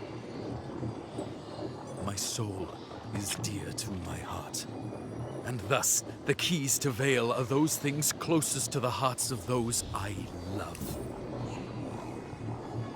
I now step into possibilities of futures I cannot foresee, many of them dark, and though I consign myself to whatever fate my choices lead to, I do this with the small knowledge and insight I have gained. Can still be reclaimed if the need is dire.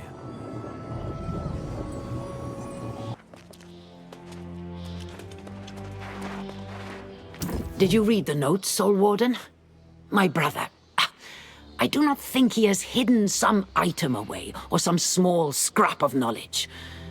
Could it be that some part of him still lives? Yes, let us solve this riddle, whatever it may bring.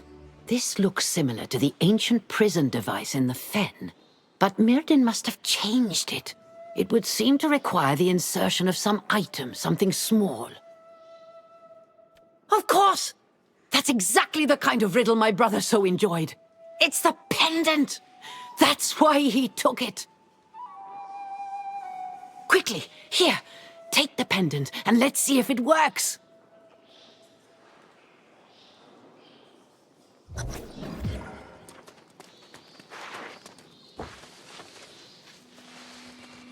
Well, sister, now you know why I stole your pendant. Let us hope that was for the cause of seeing us soon reunited.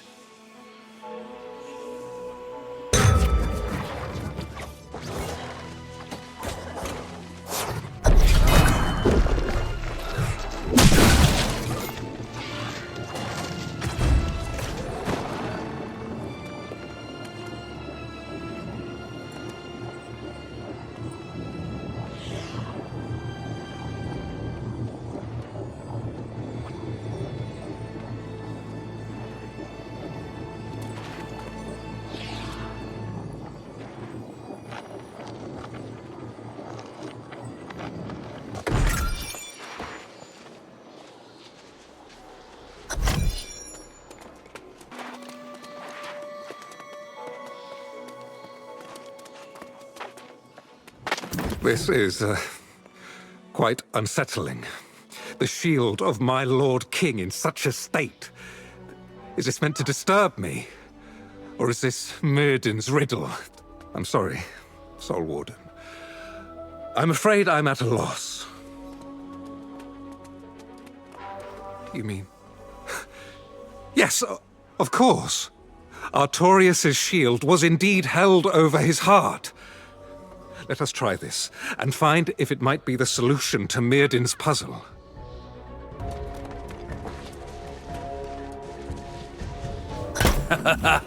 Well done, my liege. I hope your shield has protected you as well as it has allowed for my protection in this instance. I will see you soon.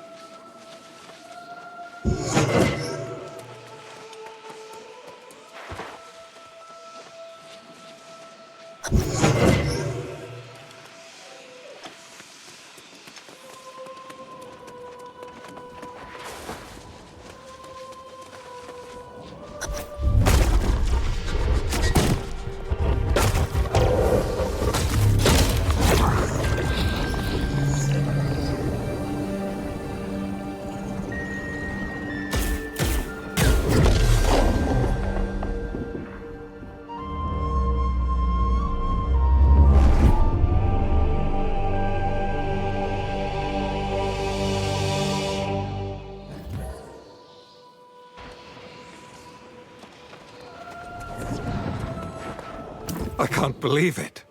That was not there a moment ago. That wizard floated a tower into the sky, then made it invisible. God's teeth. Such powers should not be possible. I don't even know what to say. I suppose, however, that the floating tower is revealed, and it beckons to us. This could very well be a trap, though. Who knows what to expect from the likes of Mirden's magic? Every instinct screams that I should stay.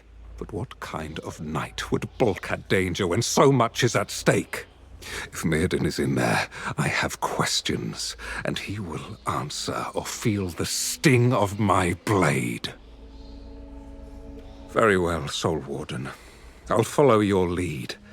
If it is the wizard himself, I have never relished conversing with the man.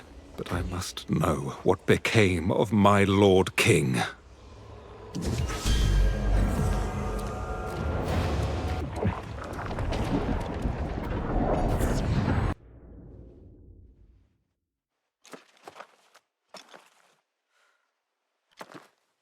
Amazing. Yes, I recognize this tower from Myrdin's drawings and diagrams. He always aspired to build such a structure. How strange it is to think it has been hidden here all along.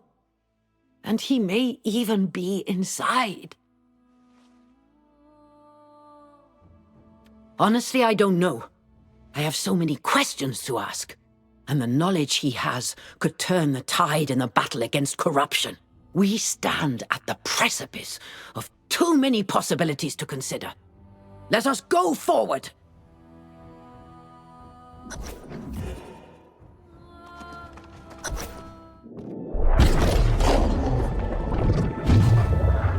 Where am I? Is this real? Morgaine, is that you? It is me, though I am older. Yet, you've grown younger instead. And free of the Crimson Sorcerer. Enough sibling sentimentality. Damn it, Myrdin, where is Artorius? What have you done with him? Oh, you tin-plated fool. Can't you put aside your obsessions for even a moment? Beg pardon, but the fate of the world takes precedent over a sibling reunion. Cease this foolish bickering, both of you! Within this prison, time and space blur. I see glimpses of the king. At times, he seems real. The king is within? The king's fate is long past. What matters now is the present. Indeed. In truth, my purpose here is to deliver a message to you, Soul Warden.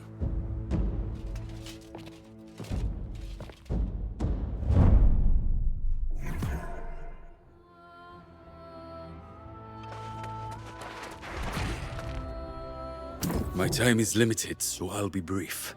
Imprisoning myself here was the only way I could end the war and save my sister. But the Tempest is now poised to finish what I started when I was the Crimson Sorcerer. I am stuck here, but I offer this. The Staff of Wizardry, my staff, became corrupted and was buried deep in the mines south of here. Even now, the Tempest seeks to reclaim it, and with it, all my power. You cannot allow this. There are too many possibilities. I'm sorry to tell you, most of them do not end well. But listen to my sister. She's wiser than me. Anyhow, the only thing I can tell you with confidence is to get that staff. And quickly. The staff is a mighty artifact, beyond any other I ever made. And I made many. You could cleanse it of corruption, but that would take a source of immense power. I don't know. I cannot remain here any longer. I have a temporal reprieve, one for which I sacrificed much. I may not get another. I must go. I sense Galahad wishes to follow, a foolish gesture, but I cannot stop him. Good luck, Soul Warden. I hope we meet again. Somehow.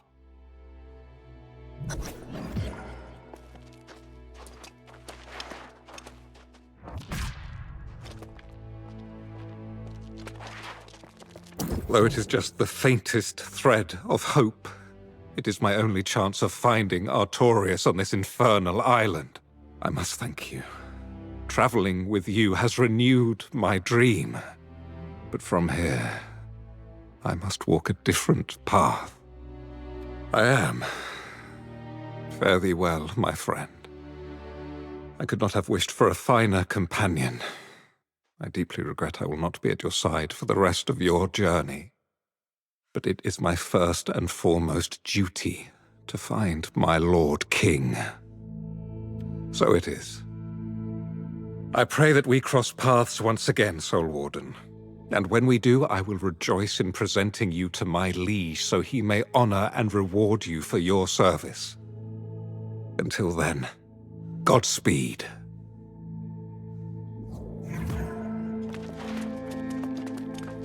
The down fool knight! To the down fool knight! To lock himself in purgatory, and for what? The chance to glimpse Artorias again? Oh!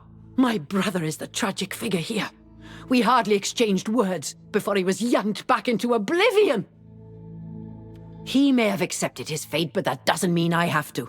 The fact he appeared at all proves there is some mechanism at work. I will liberate you from this madness, brother. I will not sleep until I do. Yes, crisis upon crisis they stack up by the hour. But I will not abandon my brother so easily this time. No.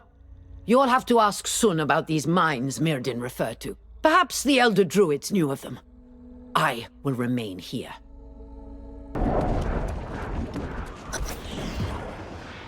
Where were you just now? Did you find a way to elude me? If so, it was only temporary. Our bond cannot be broken.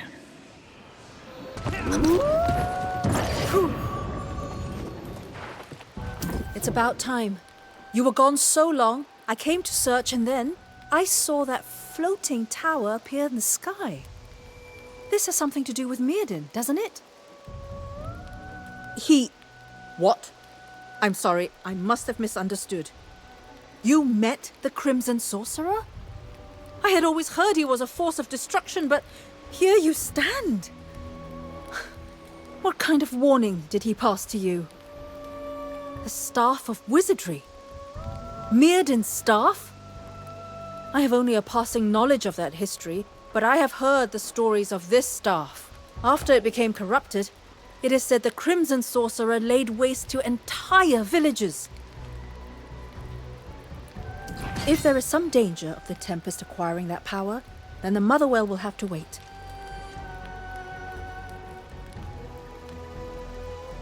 If the staff has not been reclaimed, does that mean it's hidden somewhere? That we might find it first? That would be Anwin Deep, and that would explain the corrupted massing that area. If the Tempest already knows the staff's location, then there's not a moment to spare. You must go to Anwin and do whatever it takes to find it first.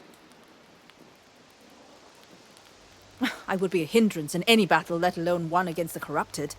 I will find a safe place in view of the mine and await you.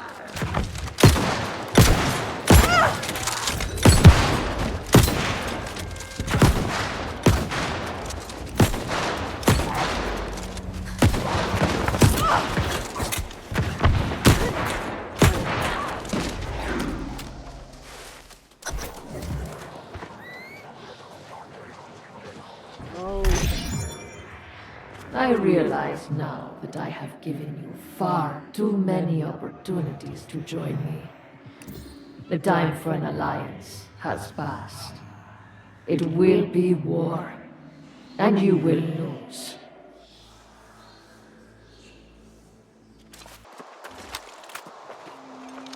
As usual, I find you walking away from a ruckus barely scathed.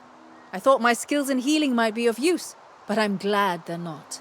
You found the corrupted staff of wizardry, did you? Yes, I sense it weighing on you. The question now is what to do with this infernal artifact. It must be destroyed, but how?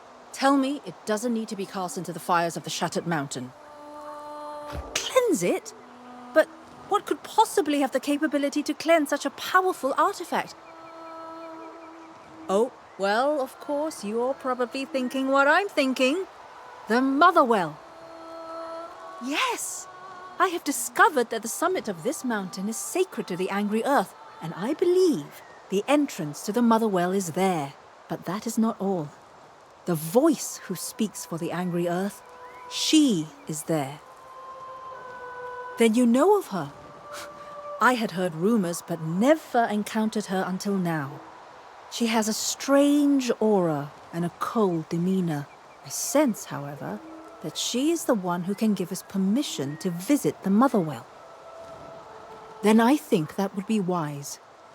We could attempt to get access to the Motherwell without her blessing, but it will be much better this way. Let's go then. I'll show you to the place where the Huntress resides.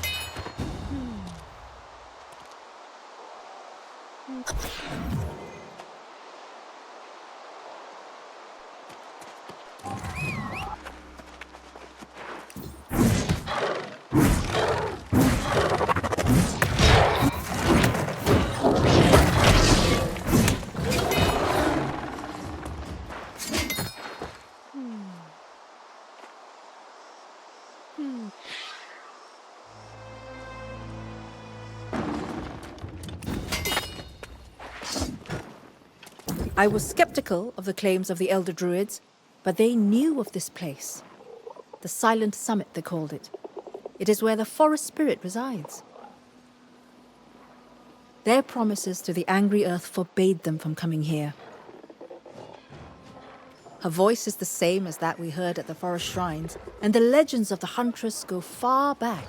So yes, I think it's quite likely that she's the same one, and that makes me nervous.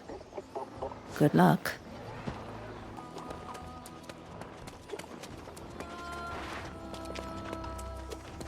I saw you coming from afar, human, and I sensed the foul air of corruption that accompanies you.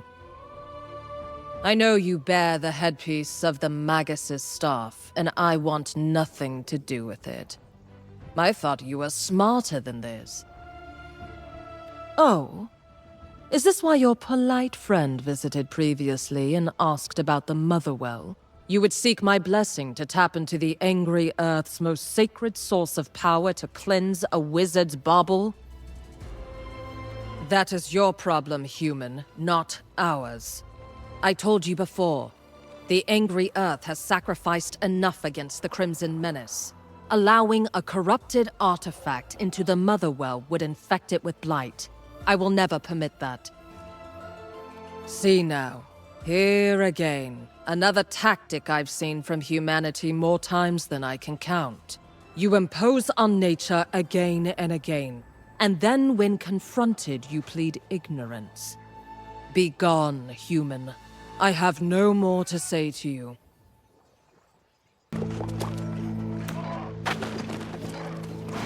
I only heard snippets that carried on the wind, but it was enough to know our request was not granted.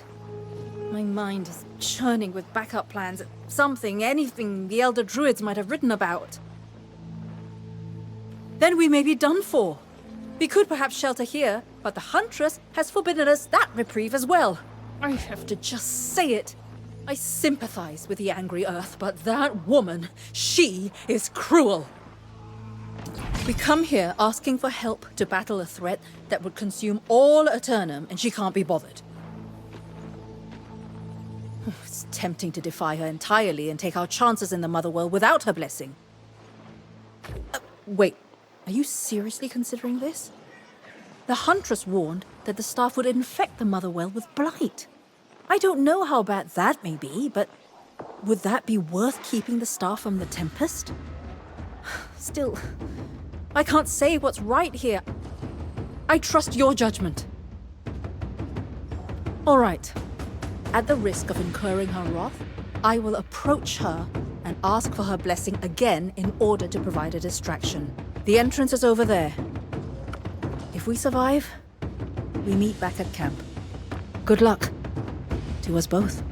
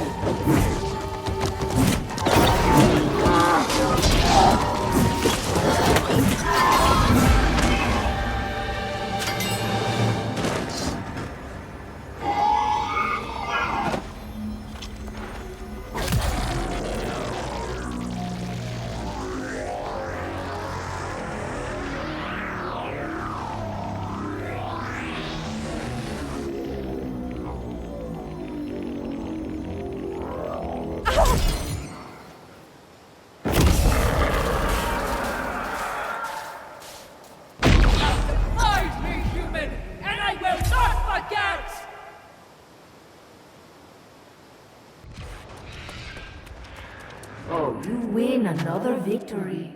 A cause for celebration. For you. But perhaps not for everyone.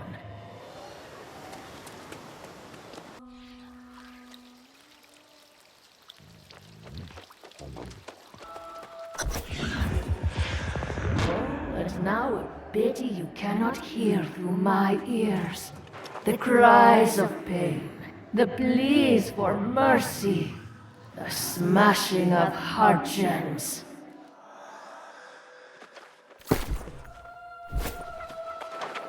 Soul Warden, are you here or am I dreaming? I think I may have spent too much time at Mirrodin's tower. Everything is murky. Worry not. The Warden is indeed here. Morgaine has been a bit beside herself since arriving. Tell me, were you able to get the Staff of Wizardry before the Tempest did? Well, how perfect is that? Let me see. Here. I can take your Azoth staff and imbue it like so. There you go.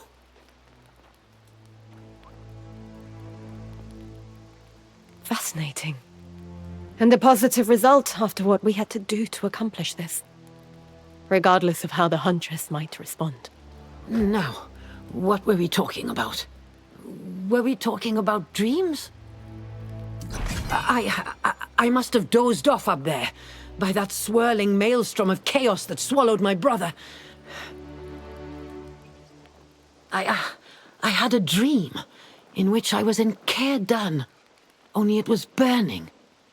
It was more of a nightmare, really. Really? Then what are you waiting for? You should go before it's too late. We all should go if the situation is as dire as you say. Hurry, Warden. I will ensure that Morgaine is all right, then meet you there.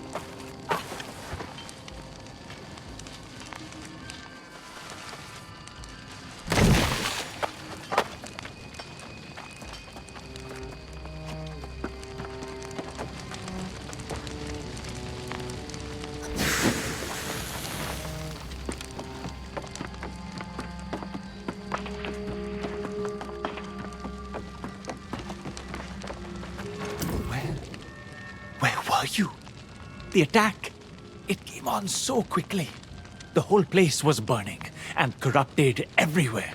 They tore out our heart gems and smashed them. And then Jonas. That thing, that demon, dragged him off towards the north gate. Let's go quickly. Perhaps there is still time.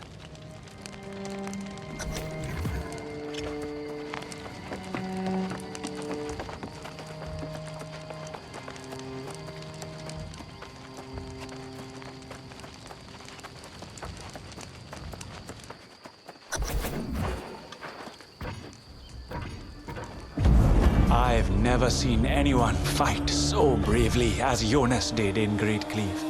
Battered and bloody, he held the line. Victorious, we returned here to heal and enjoy a moment of peace. But in the quiet of the night, that peace was shattered. The corrupted washed over the fort in a wave. Cutting and clawing, rending and tearing. Our newest recruits were butchered. I tried to help.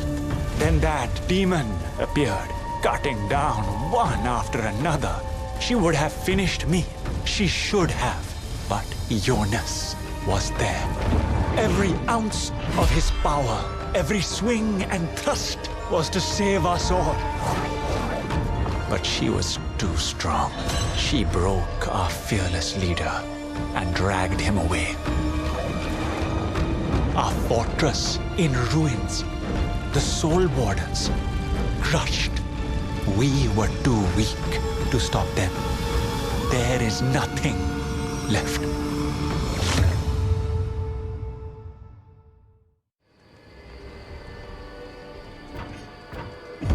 I've never seen anyone fight so bravely as Jonas.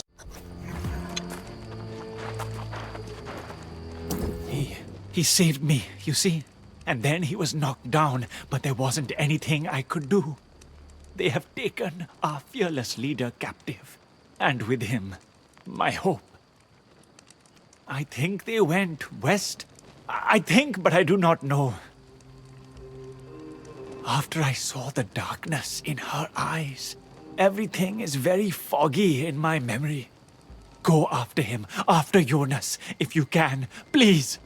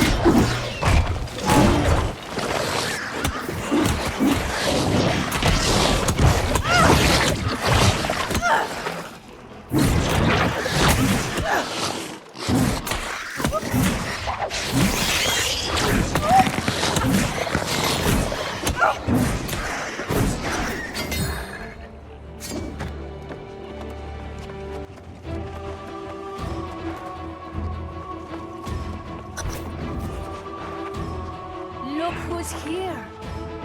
But you've just missed all the excitement. Extracting a heart gem is easier than I imagined.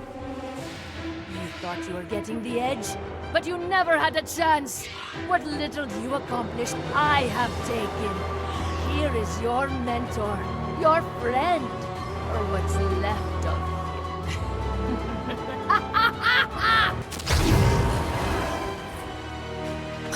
I don't want this. Stop me.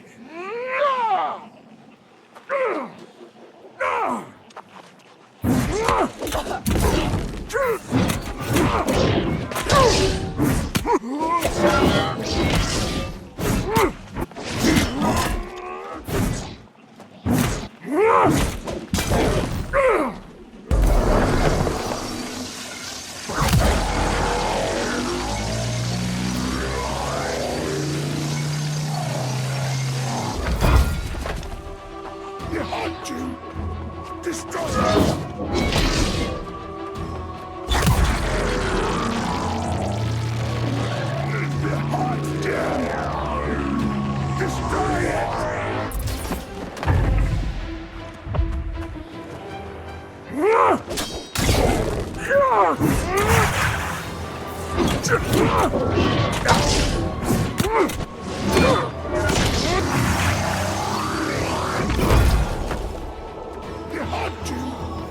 Destroy it!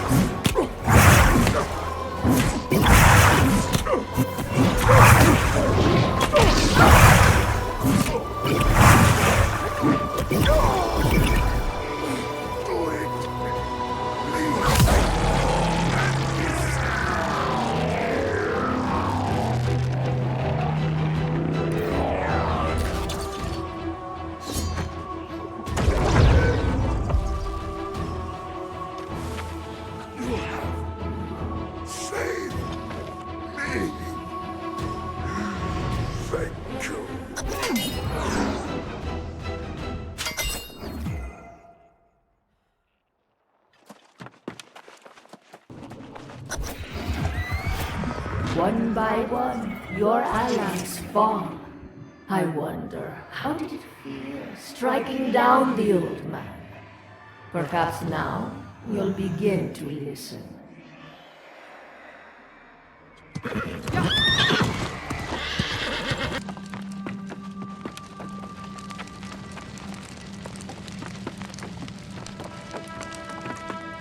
There you are. I've been watching so long, my eyes are hurting. But where is Jonas? Did you find him? I don't understand. No, not Jonas. I don't understand. These heart gems were supposed to protect us from corruption. How did this happen? Was it all a lie? I'm sorry. I should pull myself together.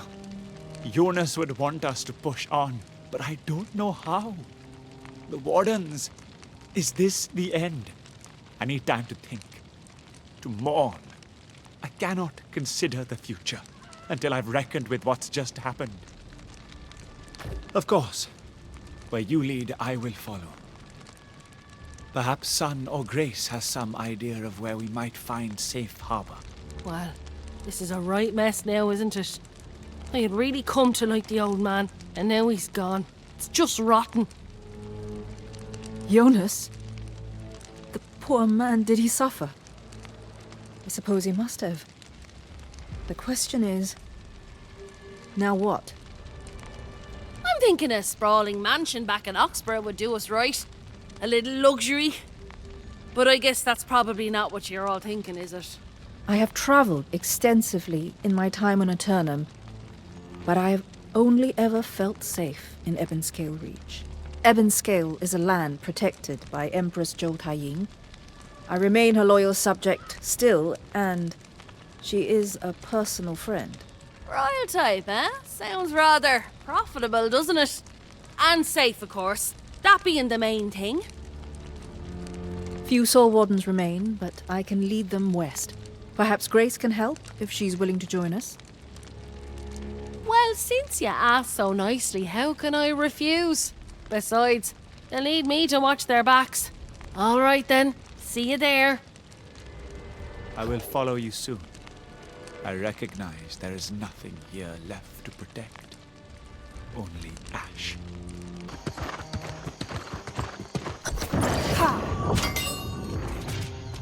Thank goodness you're here.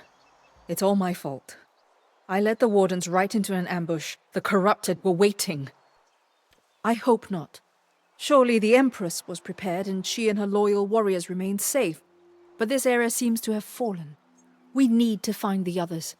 It all happened so fast they came charging at us from all sides and everyone scattered. She was here, pistols blazing, or we would have fallen. They all went north through the forest. Please, go after them.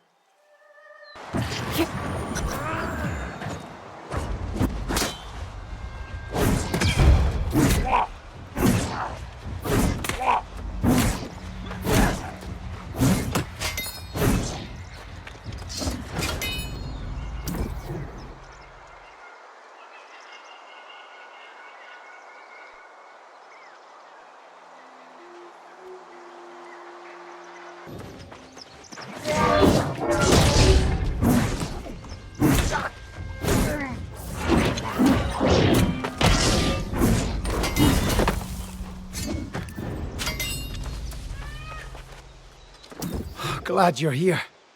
I was following the noise of Grace's gunshots, but they've gone silent now. Well, at least there's some good news in all this mess.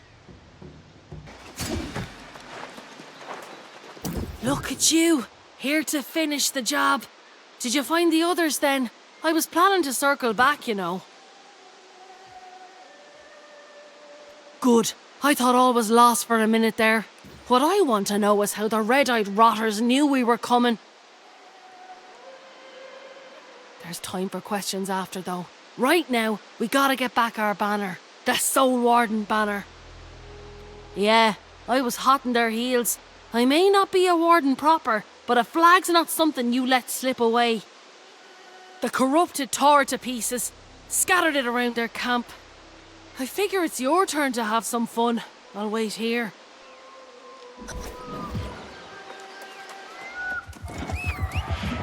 We are still comrades. Or did you forget our bond? You have taught me so much, including your weaknesses.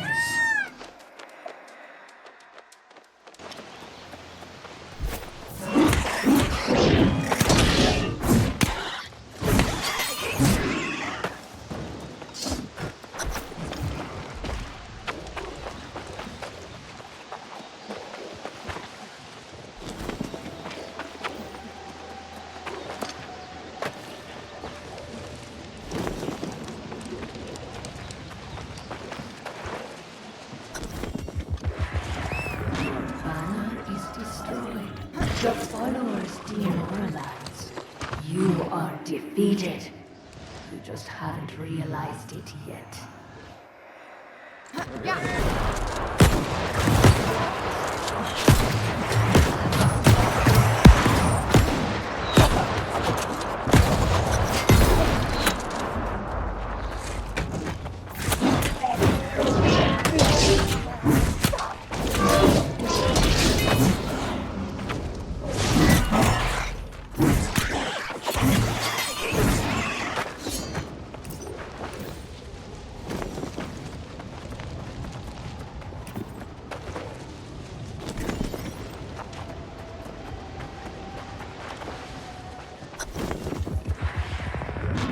You'd be safe here, but this land is mine too. Where will your wardens go now? You cannot hide from me. Now there's a spot of hope. We'll get that banner mended just as soon as we find a safe place to make camp. Now why would you go and say a thing like that? You've been the saviour at every turn. Or is it because that demon lady has her hooks in you? Is that it? That's how she knew? I'll be damned. Maybe there's some mystical solution here. Ask Sun, why don't you? I'll lead the others, but I won't say where, huh?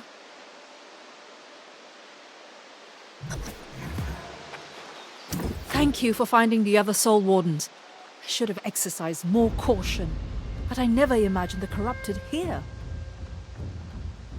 We must seek to learn the Empress's fate at the earliest opportunity, after we have found somewhere secure. You mean... Of course. The thought had crossed my mind that the Tempest was seeing through your eyes. If there is any way to purify your consciousness, there is a master here who would know. His name is Qi Shen. Sky Song Temple. Even if it has fallen, Master Qi may be undisturbed. Seek him out. I hope he can help.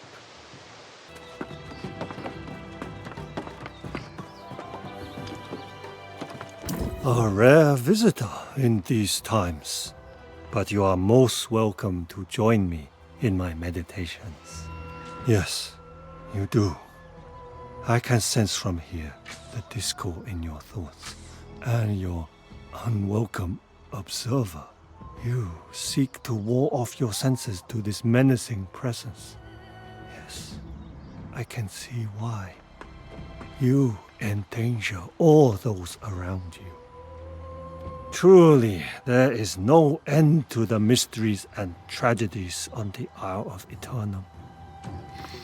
Perhaps I can help you restore harmony.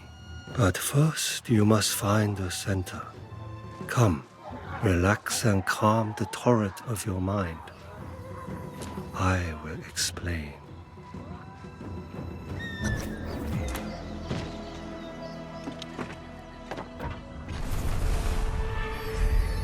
Your battle against the physical forces of evil has honor. But the real struggle is the battle of the mind. Consider the burdens weighing on your companions. The internal assault this island wages against them. Aeternum is not just a place, you see. It is a state of being. And it will scar your soul unless you choose to change.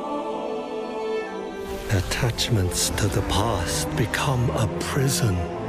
Only balance can transform that prison into a refuge. As warden to the souls caught in your sphere, you must defend against the shadows darkening their hearts. Create the island of calm within their storm. Because on this island, where time stretches thin to no horizon, your soul too will be stretched thin, a shadow in the dark. Become the light you have inside. For you are not just in Aeternum. Aeternum is in you.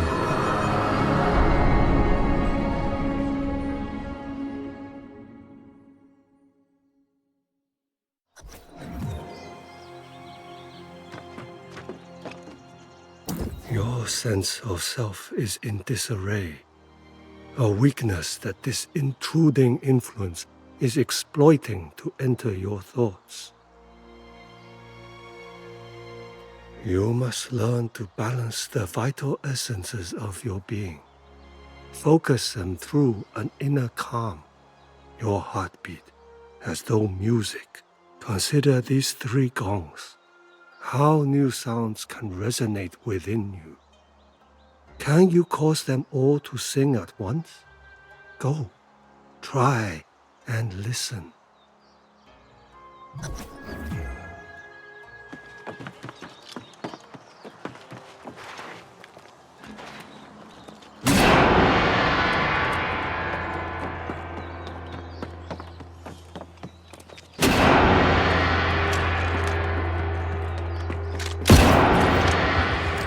Another old fool you hope will protect you, but your efforts are wasted. I see. Wait. What? You.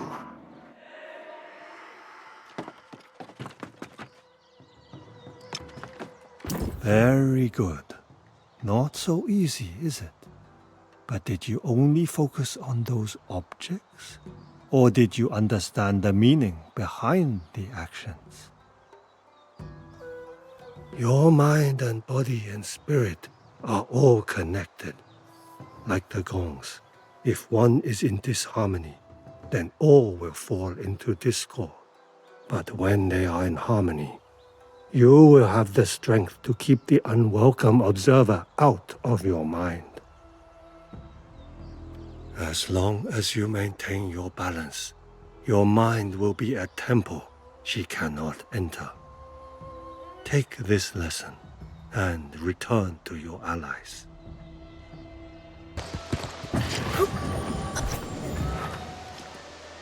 Hold on. What are you thinking coming this way? I finally find a spot of safety, and you come waltzing in, eyes wide open. You got her out of your head. After all this time, that's got to be a relief. I get a headache just thinking of that woman. Yeah, and the corrupted are in this land full force. We've got our work cut out for us. Glad you're back to share the load. Lucky for you, your pal Grace has an eye for places to duck and hide, and I found a spot as safe as can be hoped for. They're west up into the hills, at a fine spot by an overhang. I've just been scouting out the area for corrupted. There's a wee force of the Crimson Bastards infesting the shrine up ahead. We'll have to be wary of them. Now that's what a fine first mate would say. Reminds me of when we first met, it does. A long row between there and here. Say, while you're mopping up, maybe you could snatch some supplies too. We're running lean. I'll meet you at camp.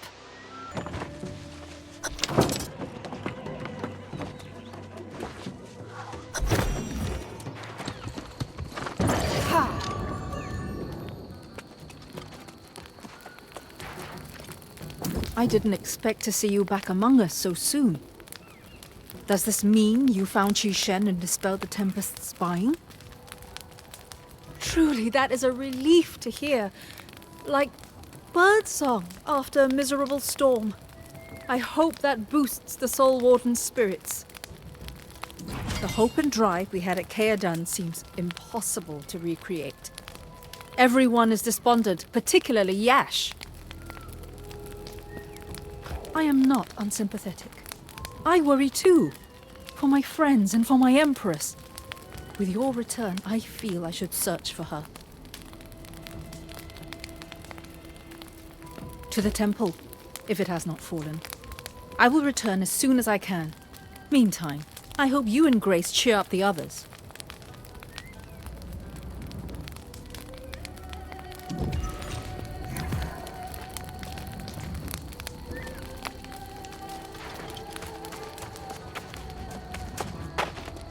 So Sun's finally setting out to search for her precious Empress. Don't get me wrong, we could use allies right now. But I have doubts. Not like we're coming off a lucky streak. And the mood around here, I've attended livelier funerals. We do.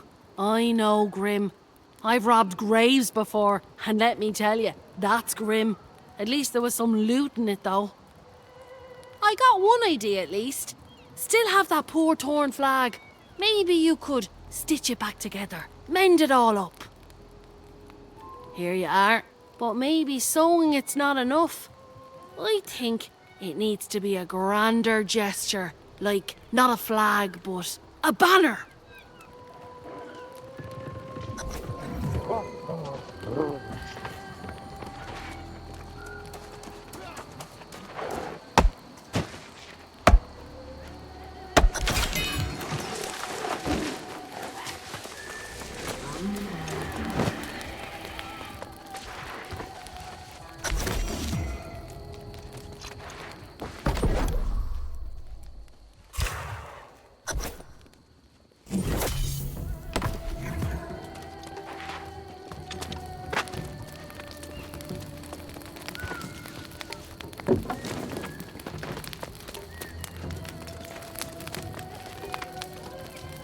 Is that a flag from Kaedun? The symbol of the Soul Wardens. Not long ago, I was so inspired by that. With this, no offense, but the stitching is rough. The scorch marks. It's hard not to think of Eunice.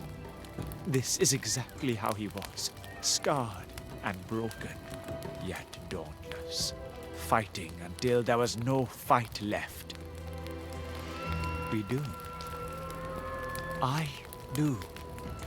What a fool I've been. The true measure of heroes is how they act when hope is lost. We are few here, but there are many Soul Wardens in Great Cleave. we still have some fight left in us, don't we? Yes, I will rally the Wardens to the north. Thank you. I feel better now. I will return with more Wardens.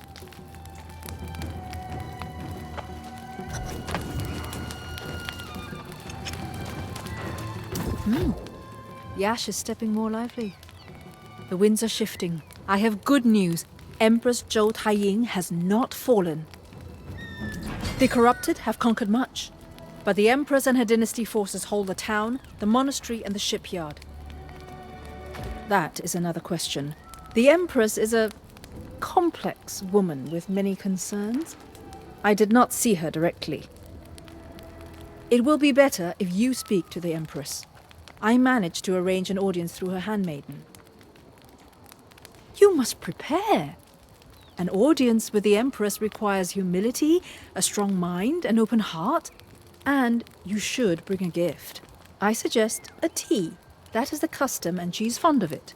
Bring that to the Empress and she will hear you out. Yes, be on your guard. More dynasty warriors fall corrupted by the hour. The Empress's defenses are tested every day.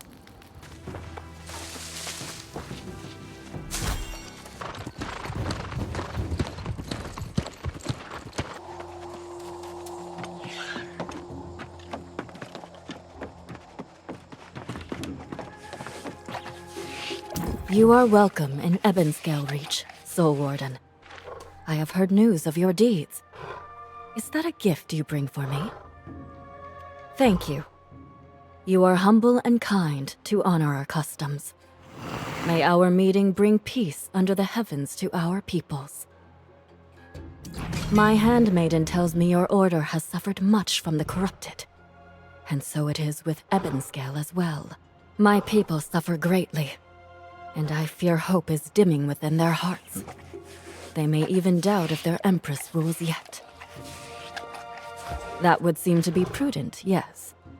But first, I must impose on you for a favor far more precious than any gift. To reassure my people I remain their watchful Empress, we must ring the celestial bell. But corrupted have taken the temple. That is my request, but be cautious. My Imperial Guard found the temple impenetrable. May fortune be with you, Soul Warden.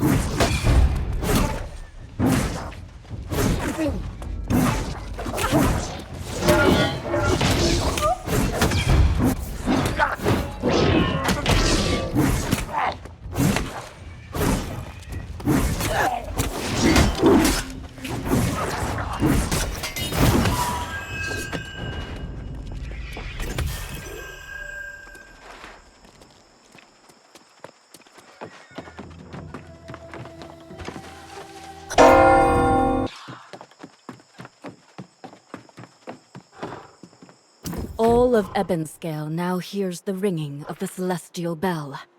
Surely Aeternum too hears its song. I thank you. You have proven yourself a capable, honorable, and worthy friend to Ebonscale, and an enemy to the corruption. That would be expected, of course. But as is often the case in political matters, there is complexity to contend with. Before you judge me, read this book of poetry that tells of my history, and of the one dearest to me.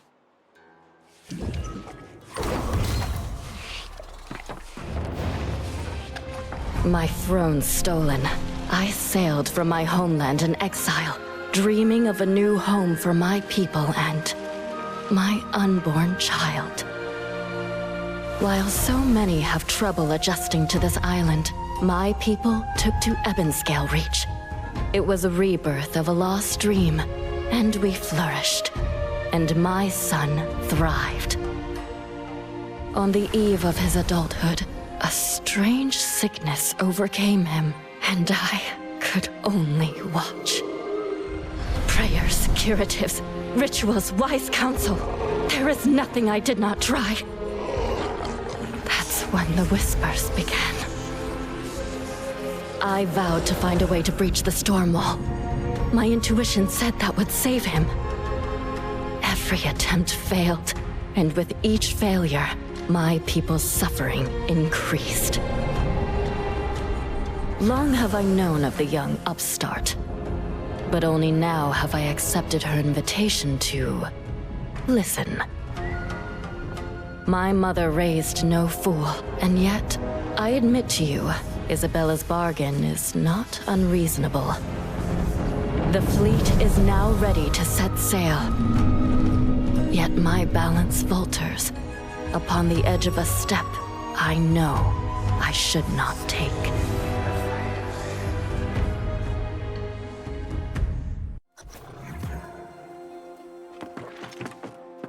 And so, my plight. Isabella presses upon my wisdom, while the corruption manipulates my desperation. They are strong. I would be stronger. But ever I hear these whispers, I am doing everything I can to resist. My options are fleeting. Your candor is refreshing after Isabella's deceitfulness. But that does not change the facts, nor the suffering of my child. Centuries have withered away as I indulged false hopes for a cure to my son's condition. What can you offer? After so many disappointments, to entertain such a fantasy would require a leap of blind faith. For the sake of my people, I will delay my decision for the time being. But know that the hours of my patience grow short. I know you travel with Sun Fuchun, who failed in similar efforts in the past. Perhaps this can be her redemption. I will withdraw to the monastery to purify my spirit and await word of your efforts, though I fear they will prove futile.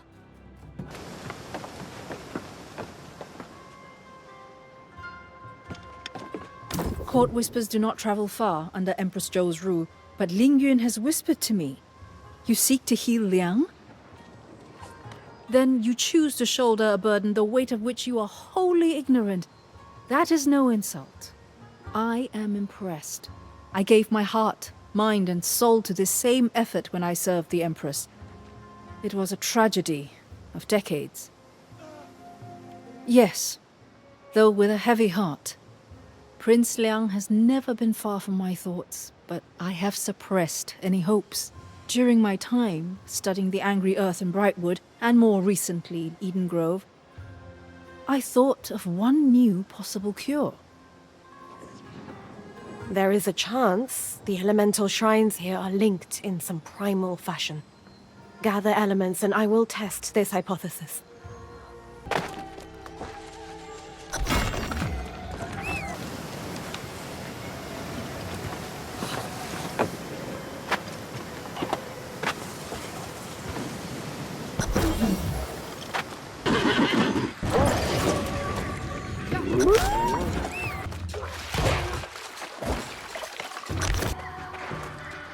By the light, I have a pit in my stomach. I know that was not easy, but with each moment, the Empress's patience thins. Let me see. Yes, there is magic to them. I can't believe I failed to consider this possibility all those years ago. I believe that if I craft these into an incense, their aroma will create the potential for Liang's transformation. As the ingredients combined into this remedy, so too have our efforts combined into this chance to save Prince Liang. The prince's location is a secret known only to the Empress, Ling Yun, and myself. I now induct you into our confidence. He is contained within the wood shrine, and I will go with you, for in this endeavor, we share the burden and the hope.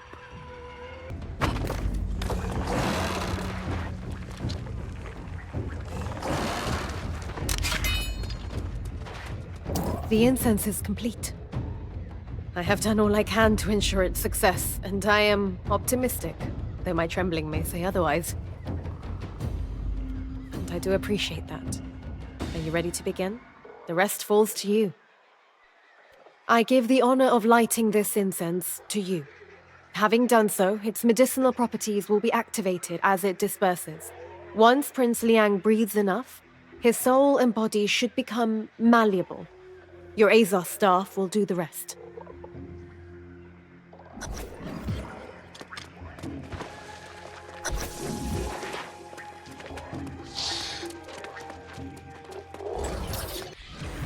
Good. He is calm. Those protective talismans should hold him still while he inhales the incense. Proceed with care. Oh no! He must be immobilized! Replace those talismans, quickly!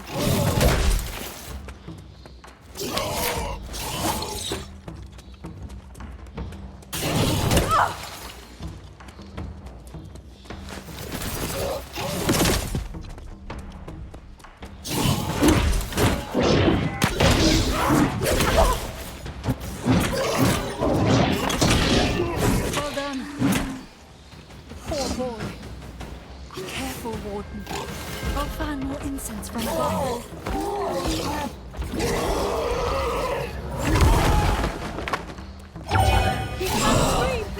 The talisman will protect you! Stop it, or all our efforts are in vain!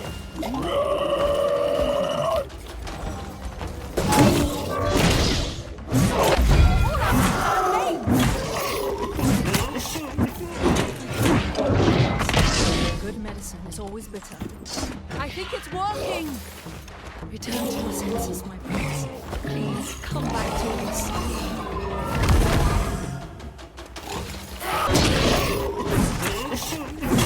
His body is exhausted. I think we've done all we can with this method.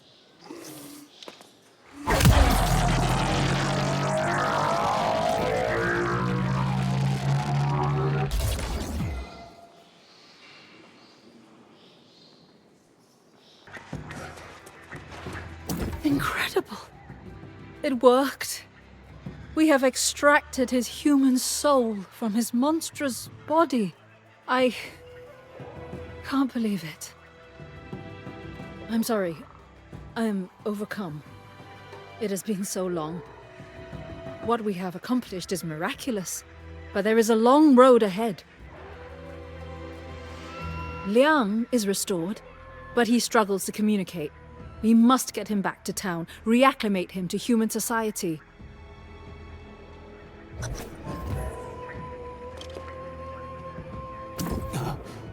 You aren't scared of me, like everyone else was. And you are like Mother. That means I could trust you, couldn't I?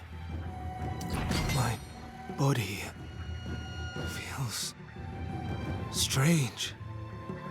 I think I was like that for far longer than I was ever in this form. Is this even me?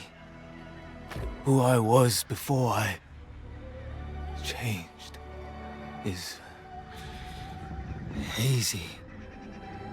I can only remember images from when I was younger, playing at the broken ships. I think I recall leaving my favorite toys there. But when I was just a child, or after... My memories are confused.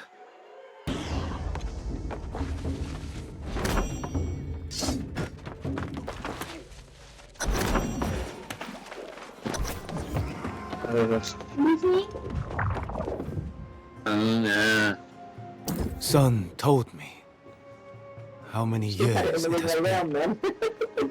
Were any of my toys still in good condition? I see. I feel like there were far more than that. And yet... Oh, I remember this one.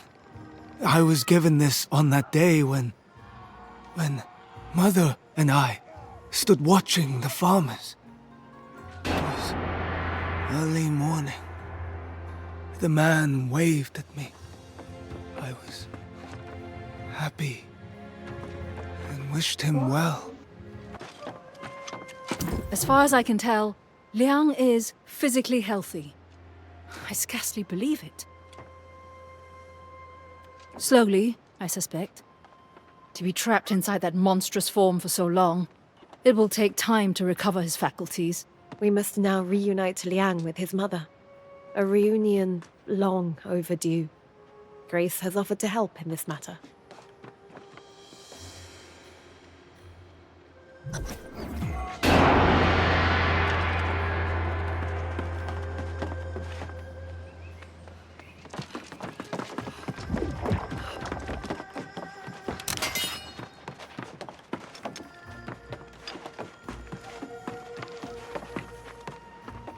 So Sun's found a role for me to play in this drama, after all. I'm to escort the young prince to a monastery down south. I know, quite an honour. I've met lords and ladies and even a queen, but never an empress. Seems Sun wants a word with you, so I'll go on and take the little prince, and we'll see you there.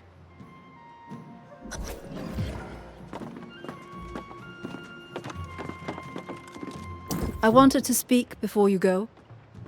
This has been exhausting on many levels, and I need rest before joining you.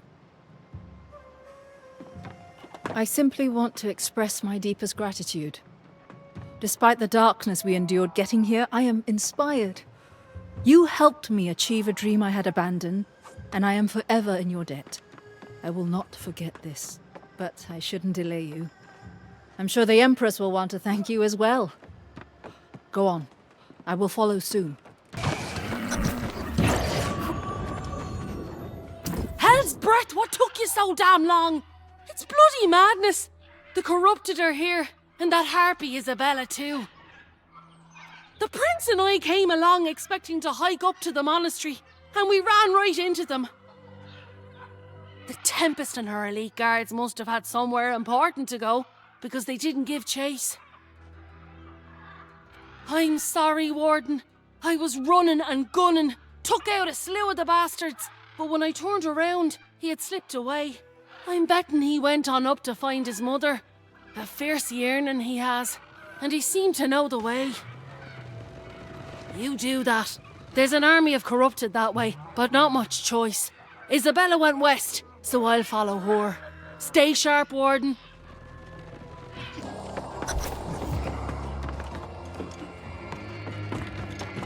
I put my trust in you, and yet you parade before me this wretch who cannot speak?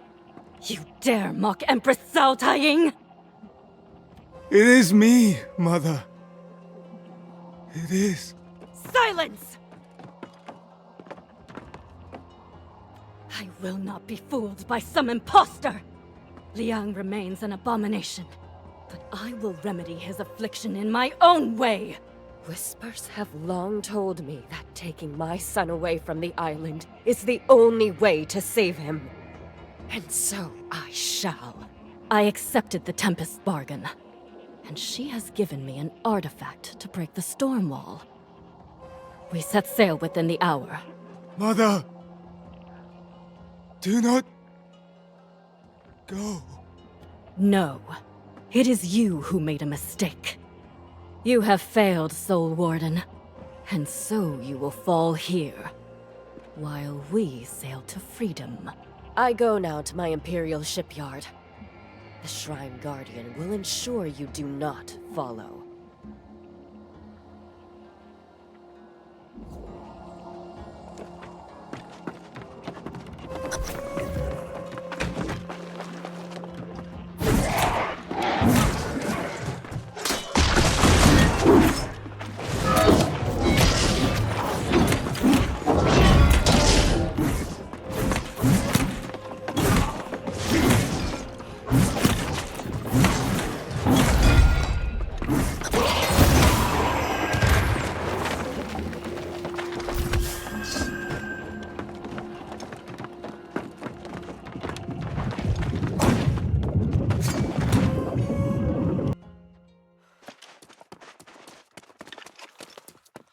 Glad you're here. I'm in over me head. Managed to sneak up and listen. Seems Isabella went north to gather her forces. Yep, I saw the Empress too, in her full crimson glory, and Liang trailing along behind her, the poor boy. If I was placing a bet, I'd wager the Empress is planning to give Isabella the slip and leave without her. Then we'll need to move fast. The Empress is already headed for the docks, and that area's locked out tight. I heard something about the fleet admirals each carrying a seal of command that can get you through. Better you than me. Meantime, I'll see if I can sneak back there and get on board the Empress's ship. Never let it be said that Grace O'Malley turned tail at perilous odds and the opportunity to claim a vessel.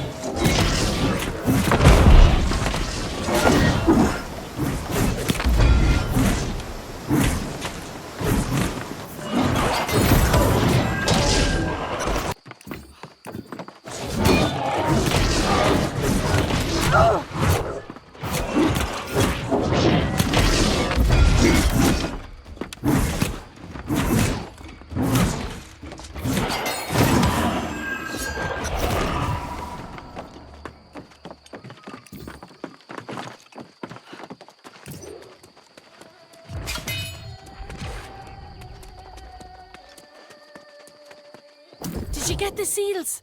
Not a second too soon.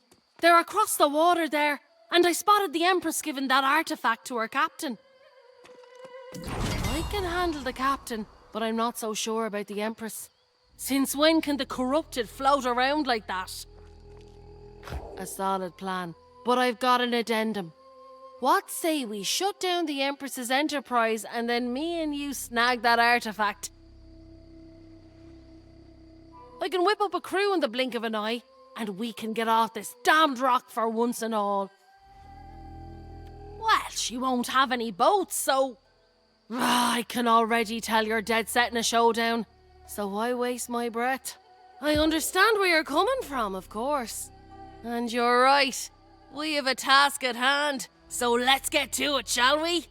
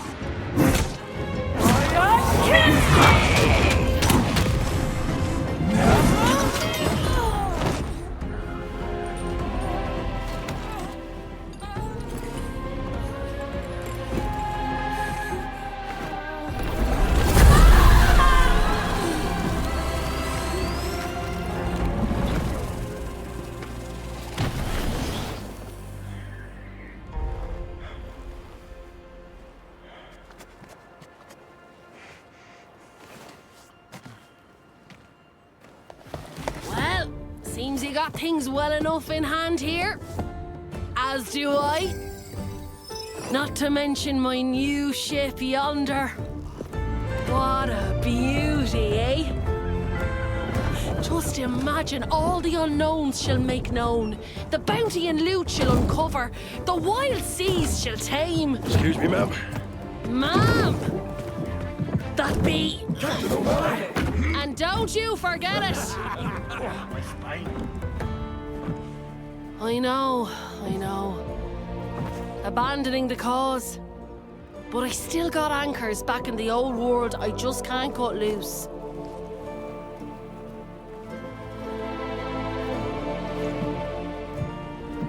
By the way, you really would make a fine first mate, you know.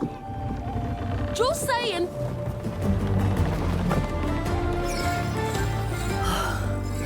Grace Almighty, you better know what you're doing.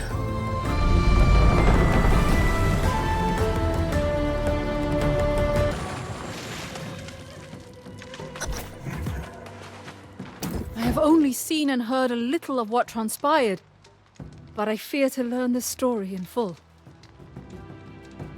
Is it true? The Empress fallen to corruption?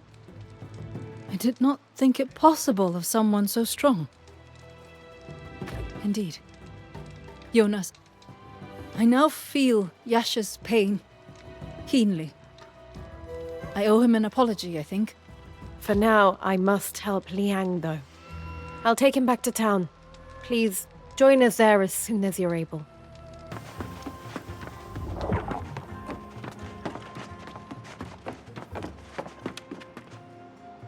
This is... for me. Oh. This was her favorite poem by Du Fu. Over Guizhou's lonely wall, the setting sun slants. We read this every autumn when the wind was in the reeds. You could hear them, even from the heights of the palace. Remember her. Regain what I had lost. And above all, continue what she taught me to do. All those years ago. For our people, rule with generosity of spirit.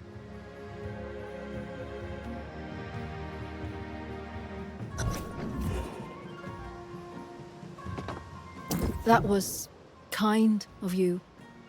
I hope with that Liang can find closure and begin a new life. But he is going to need help. It is not an easy decision, but it is the right thing for me to do. I feel particularly bad walking away at this time, with Grace departing so abruptly. I am sorry. Indeed, the prince has a long recovery ahead. I must prepare him, for he is soon to be, if he is not already, our emperor. Heavens watch over you, Warden. Please give my regards to Yash.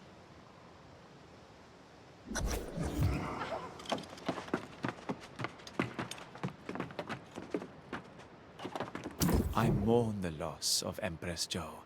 It seems she was an exemplary leader, but at least there is a path forward. With Ebonscale as an ally, and at least some small blow against the Tempest, I'd say the Soul Wardens are back. More than Great Cleave, I bring word from regions beyond as well. Commander Thorpe's defeat weakened the corrupted significantly in Great Cleave, and our positions have grown stronger.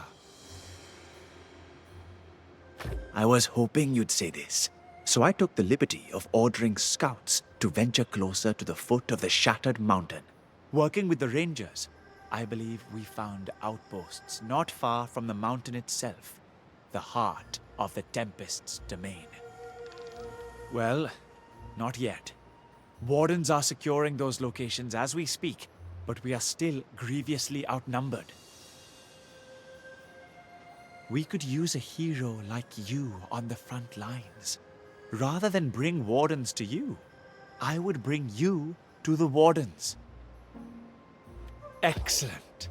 I will inform the others and then meet you on the southwestern road that leads into Shattered Mountain. Until then.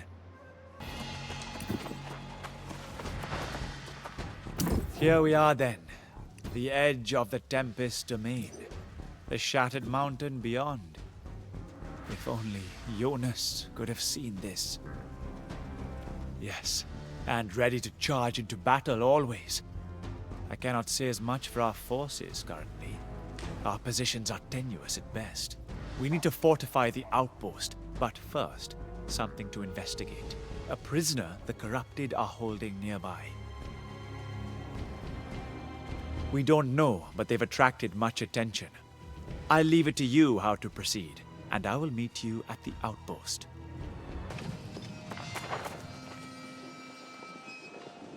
After a century of being away from this infernal island, I had forgotten the tension that permeates the air on Aeternum. It's invigorating, but there's also a cloying quality to it. It feels like one's constantly trading clarity and hope for this gift of eternal life. Perhaps this is why mankind was never worthy of such a thing. In the decades since I departed, Isabella has been busy, and her demon armies now dominate the land. My plans may have been hindered upon arrival, but I will find a way to make amends for my sins. Or let me be damned as well.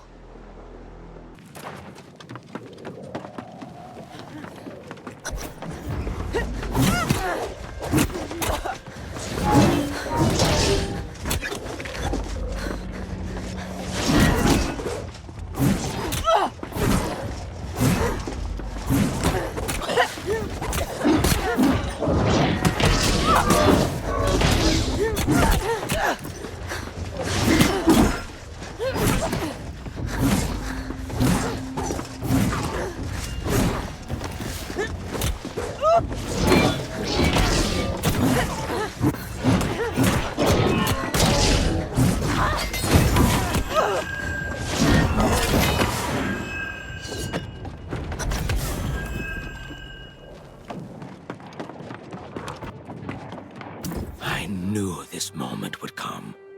That you'd be drawn here like a moth to flame. Your light to shine in the darkness. Yes, Captain Thorpe failed us. His greed sabotaged our safe passage and set our souls on this course. Do you remember now? And my guidance has remained with you, whether you realize it or not. For good or for evil, our fates are intertwined. You seek Isabella, and though my path has been twisted by steel and thorn, I travel the same road for the same purpose. I seek to atone for my sins and those I caused others to commit. My journal is my testament. Read it, if you will.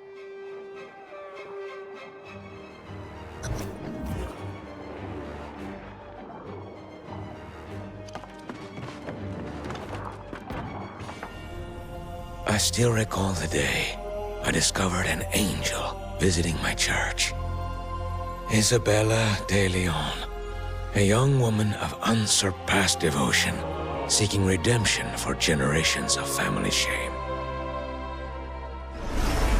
It was I who first brought her to hear the mad ravings of the heretic, and strangely found myself joining their ill-fated expedition. On Aeternum, Isabella's aspiration became obsession. And when she drank from the fountain, her thirst for divine inspiration transformed into madness. As the crimson thickened in her eyes, so did the hold of the demonic parasite within her soul. She met the crew's questions with blood, leaving them as mindless husks. My heart shattered, my faith lost. I struck down the heretic for leading us to this damnation. And I fled in shame to the old world, determined to return and make this right. In Rome, I gained access to the darkest archives of my order, and there found answers that promised salvation when I returned to these shores. I hired a captain to bring me back, but after shipwrecking on the island, I saw what happened. The blessing I intended for her was bestowed upon you instead.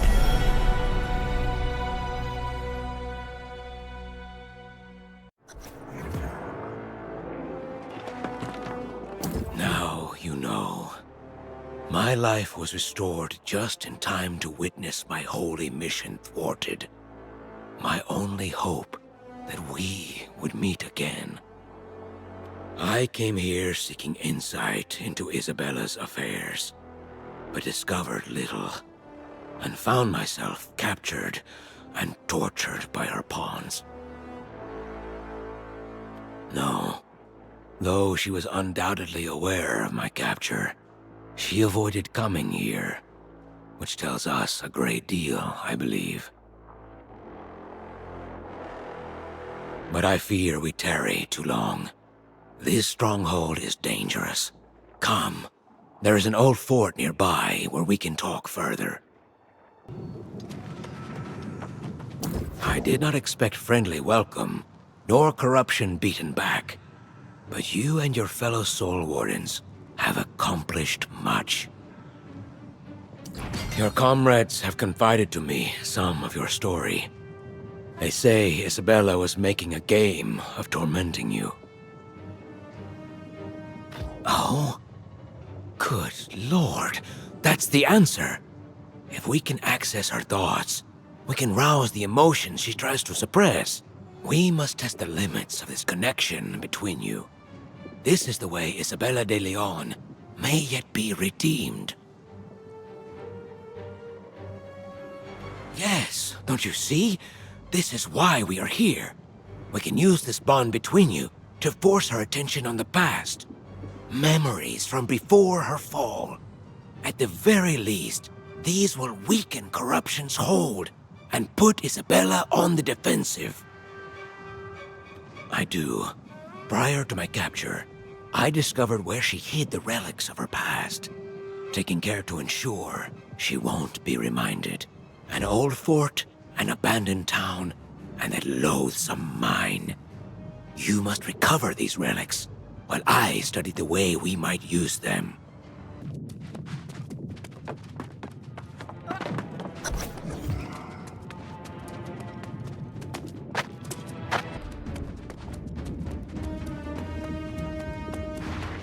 Here now, still your mind.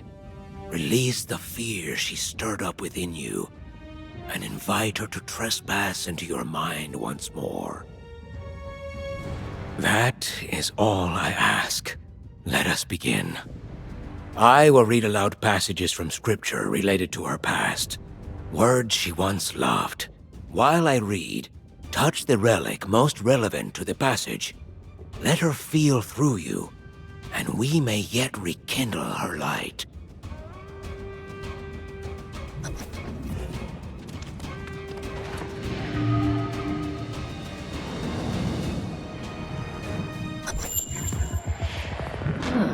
At last our bond is renewed, and...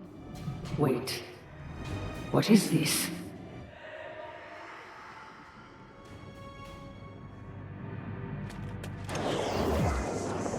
We see through a glass in a dark manner, but then face to face.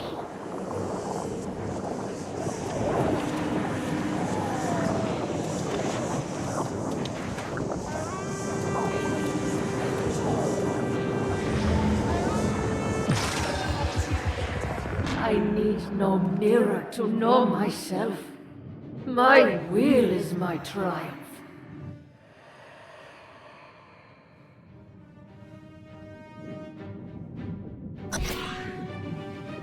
Judged by those things written in the books, according to their deeds.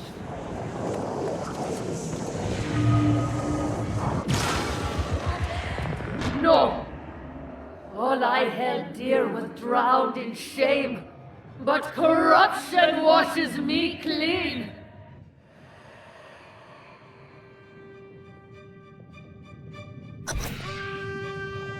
My father, let this chalice pass from me, yet not as I will, but as you will.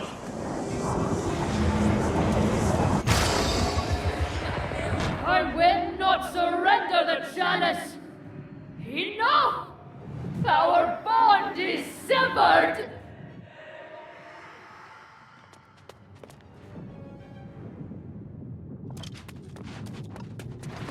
We have done it.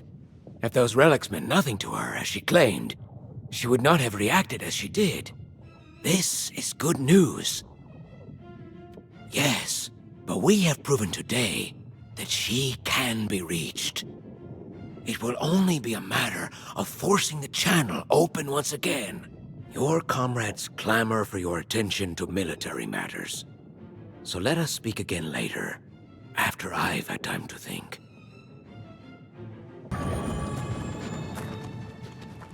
The prisoner seems to have captured all your attention since you arrived. Does he have insights related to our strategy here? That's a shame. I would welcome counsel. It worries me. The corrupted are aware of our presence, but they do not attack. Don't get me wrong. I'm grateful they're ignoring us for now. It buys us time to fortify our defenses. But is that enough? Agreed. Sun Fortune promised she would send aid from Ebonscale. But I also hoped we could re-enlist the sorceress Morgaine. I sent a messenger to Caliburn, but they returned with only vague rumors and second-hand sightings. Some say she's gone mad. Please do. While I have never felt entirely comfortable around her, I recognize the sorceress as an asset to the Order. In the meantime, I'll rally the Wardens and Rangers. We've set up another outpost to the east. We should meet there.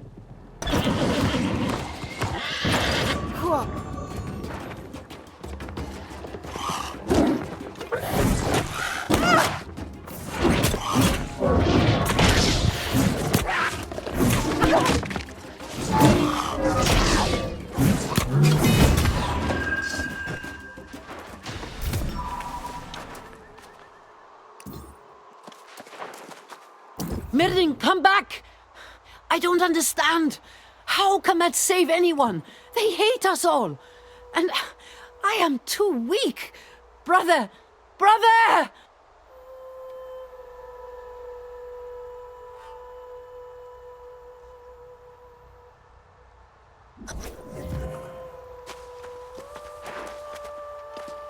Oh. A human has come. We give to you warning that there is much madness here. An infection, wide as branches spreading. Your passions are akin to angry earth. This is disquieting. You mistake our intention. This human is hurt. We men found her, raving in the forest, and weeping. We think she has contracted angry earth sickness. Please, help us. Help her.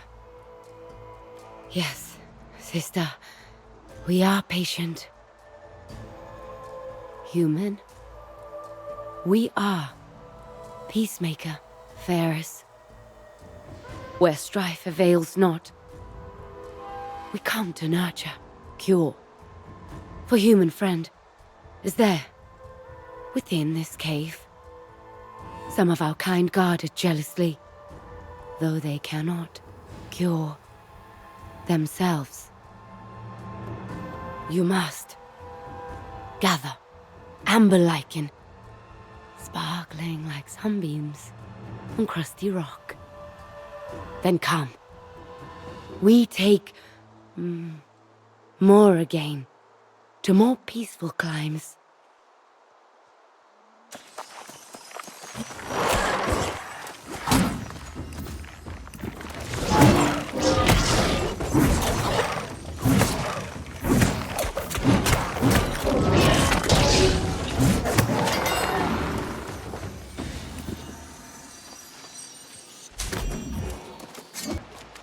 Did you transpose through the Green Sea Passage? We are fascinated by it, though it tickles our bark, we find. Yes, we are applying the lichen. Our contact with humans is limited. We forget they live their lives in much haste. Oh, the fog is lifting from her eyes. Bah, but how Morrigan moans now. It wounds me to hear.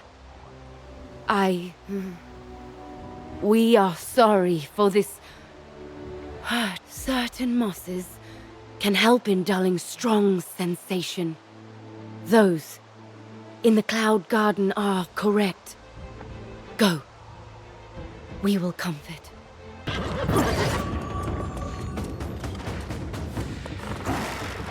You. Tell me, is it hubris or stupidity that brings you before me once again? Or is it that you've come to gloat? Humans do so love to spit upon the suffering of others. Of course you are.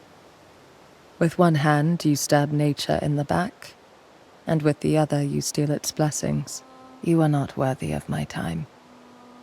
The anguish you've caused is unthinkable. See it for yourself in the north. Be gone.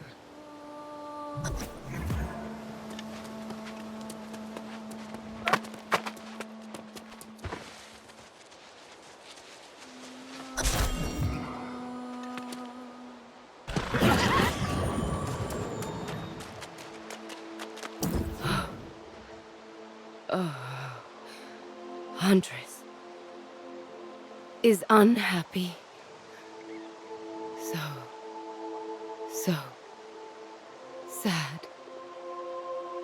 She says you are trespasser. She wishes you to leave right away. Oh, we understand. We sent Cloudmoss upon you. What Morrigan needs. Give it, and she will be well. And we are pleased. What in hell's fury has happened? Soul Warden? Where are we? Oh, my head is splitting at the seams.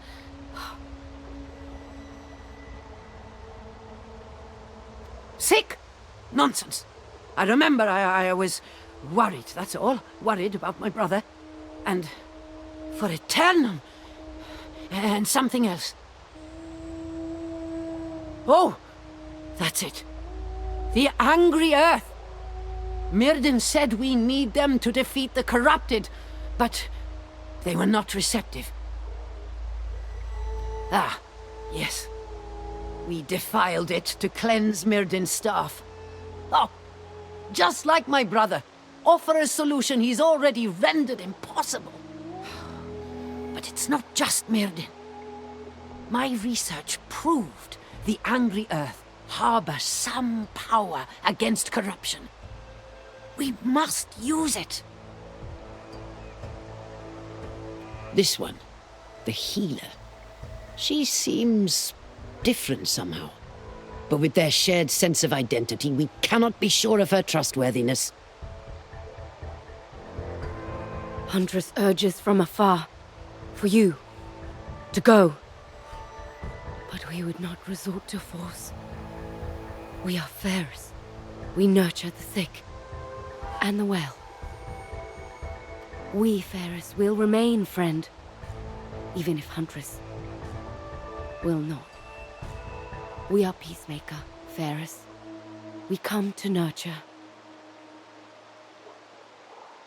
Talking to plants always has some sort of benefit. Usually not so literal, but we appreciate your consideration, Ferris. Oh, the crimson poison. We know it well. Fighting this is how our sistren and brethren become blighted. We cannot heal blight. We want to help, but cannot hear. Blighted ones are severed. Huntress says only good for fighting now. Ariana claims to be washing her hands of the threat of corruption. And yet, she prepares Eden Grove's defenses. Fa! Oh. Yes. Huntress wills that we shepherd blighted sistren and brethren north to stand against the shadow of the mountain.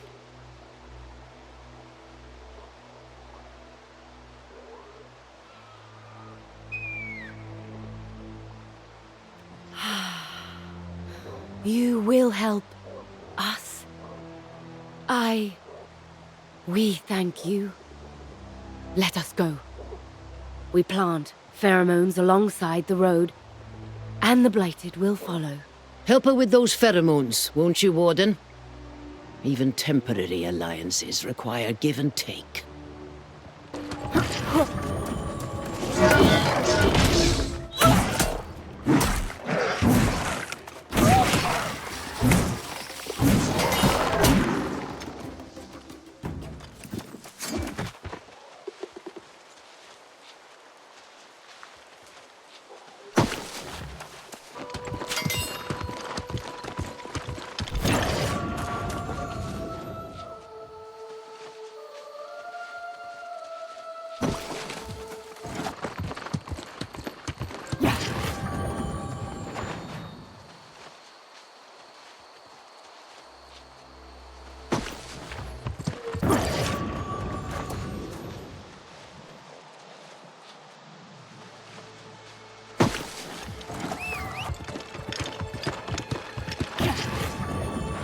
Our blighted brethren and sistren come, but we cannot hear them.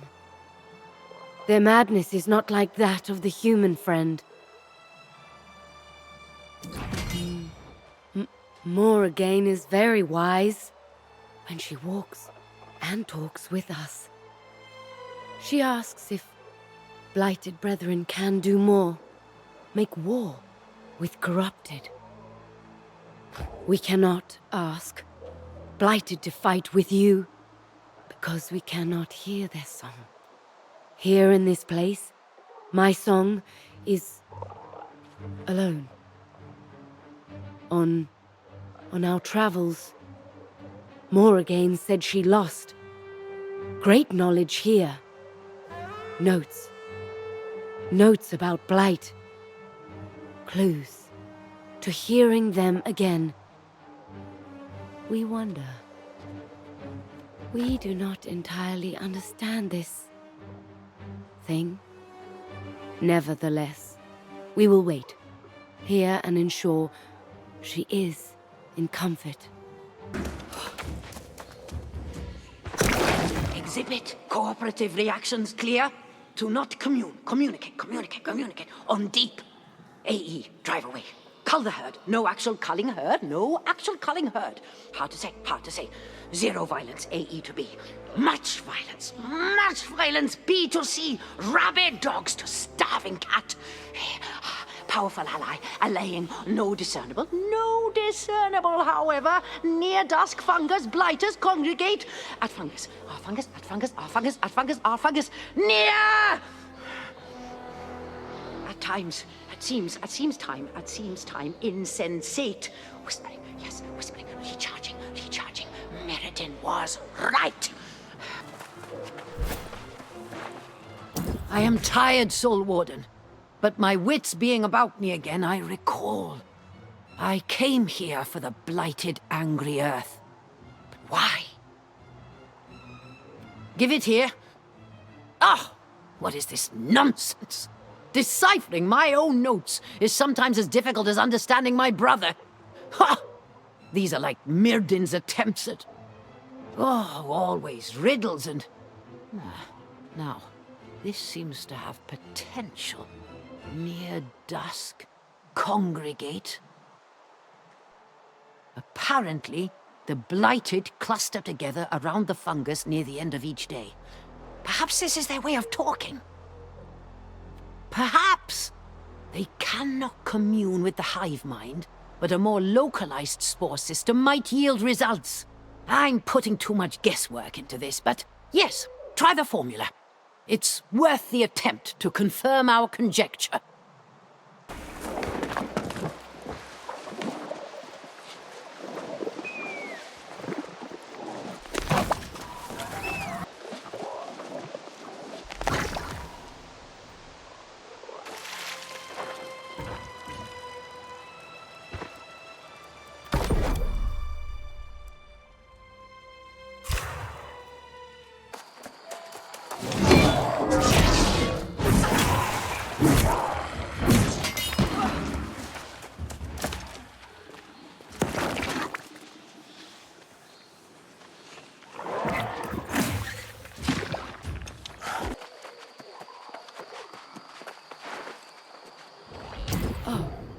Oh, yes.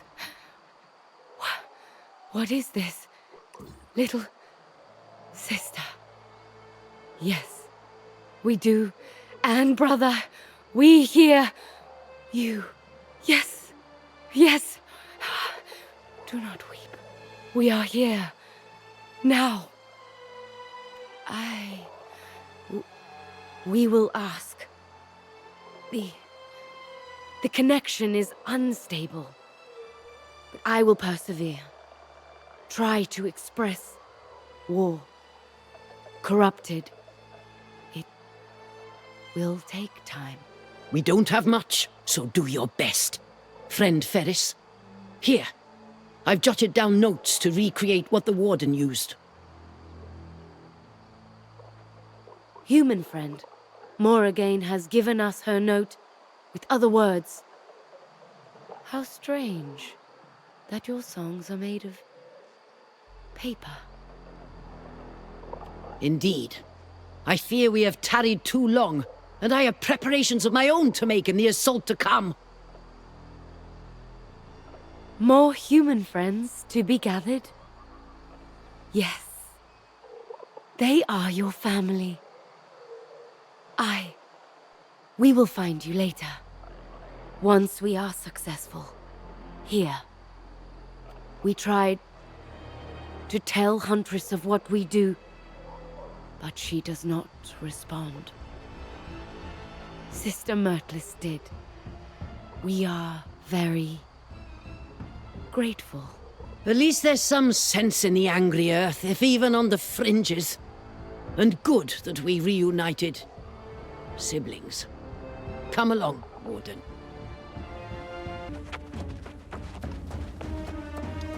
I cannot believe I'm saying this, but it's actually a relief to be back in human society. No offense to Ferris, she's quite nice. Young Yash shared the gruesome details of Care Done. I'm sorry for your loss, Soul Warden, and that I was not there.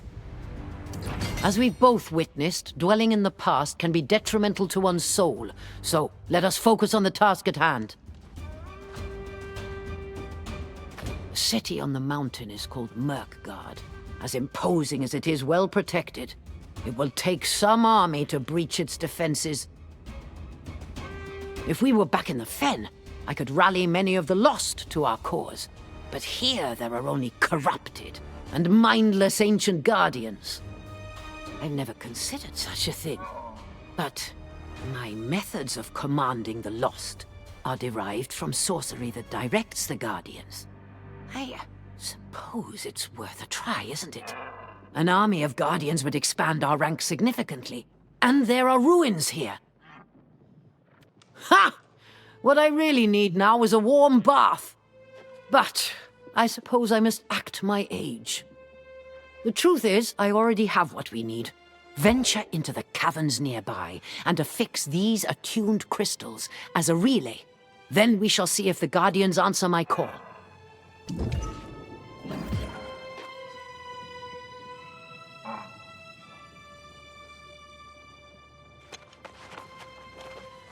I can feel the winds of change blowing, like the hand of Jonas on our backs.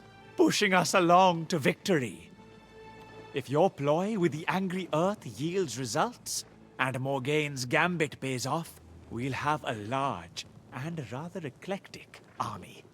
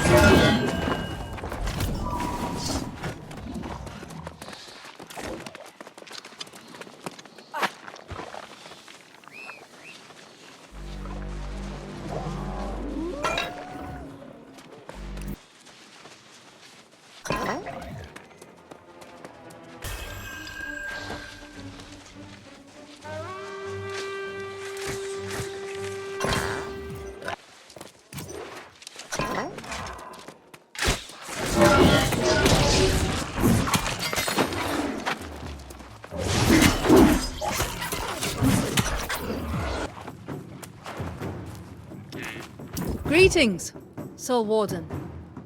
On behalf of Emperor-in-Waiting Zhou Liang, I have come to offer the dynasty's assistance to your cause. And on a personal note, I am glad to be here, both to see my friends and to contribute in striking back against our vile enemy. Good, because I need someone I can depend on. I've got a plan, but I could use some help. I raided the Dynasty weapon stores and have procured armaments for our assault, which I think the Tempest will not be expecting. It is. These are smoke bombs. Not just common fireworks, mind you, but the kind that can envelop entire cities. For the bombs to be effective against the corrupted, I require a rather grisly substance. Pus, extracted from corruption barbs. I know we've played this game before, but it's worked well so far. I need your strength while I prepare things here.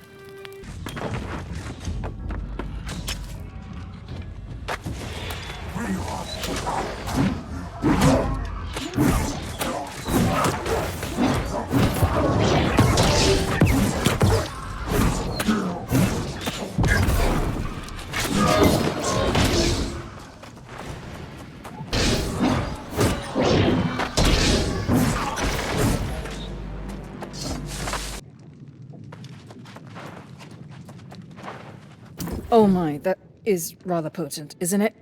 Well, pus we need, so pus we shall use. Alchemy isn't always herbs and spices. Admittedly, this is more concentrated than I presupposed. I'll have to adjust the composition, but I can do so quickly enough. Precisely. And then the corrupted won't know what hit them because they'll be blinded with smoke.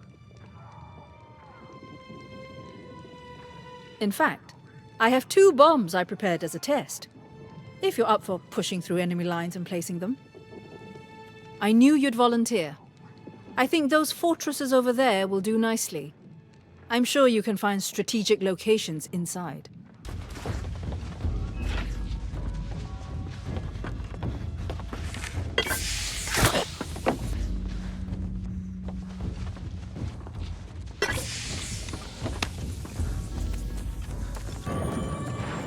I think that went rather well, don't you? Worry not about the trigger. I can handle that on my own when the time comes. This will be my contribution to the assault on Merkgard, blinding any reinforcements that might harry you, and distracting those that can still see. Now, I know you entertain some strange company, but I must say this priest may be the strangest yet. He seems to be waiting for you.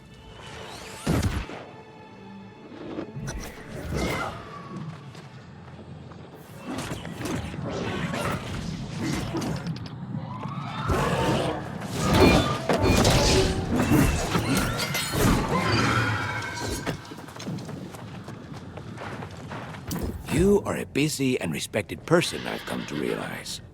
Fortunately, that makes you easier to find. As long as one moves fast. And I saw a star fall from heaven upon the earth, and there was given to him the key of the bottomless pit. Don't you see? I found what we need. Deep in the pits of this scarred canyon are ancient objects of immense spiritual power. If we can secure them, they can be used to subdue Isabella and reopen her mind, so we may bring about her salvation. We must have faith, Sir Warden. There is no room for doubt. If you recover these artifacts, we will defeat Isabella. I promise. I will retreat to a safe location with your allies and await you there. You must trust me on this. It is the only way.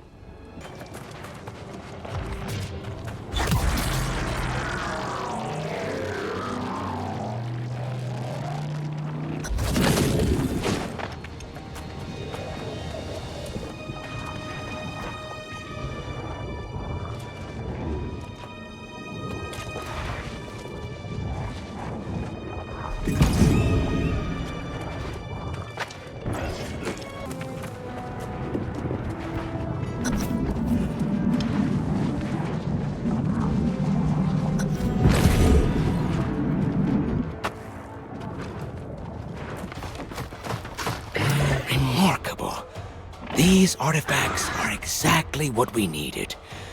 I feel as if I have awoken from a nightmare to bask in the morning sun. Truly, I have not felt such hope and conviction in my heart since I first resolved to return here and face my sins. And so the ending does finally begin. The conclusion of a long saga that brought us to these shores. Many have rallied to your banner, Sir Warden. But are they prepared for what is to come? Darkness will deepen before the dawn. You are a portrait of the courage and leadership Isabella herself once displayed. Divine power is given to the righteous.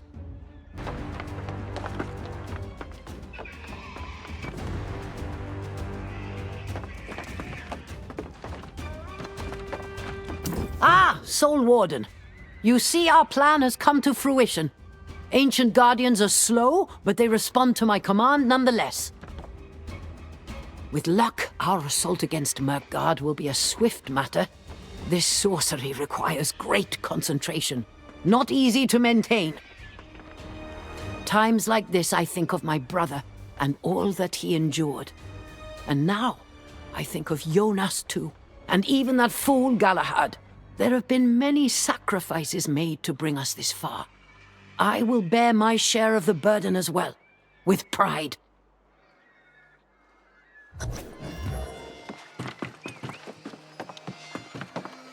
Here we are, standing in a war camp on the very precipice of battle. When we met in Brightwood, I never could have imagined this.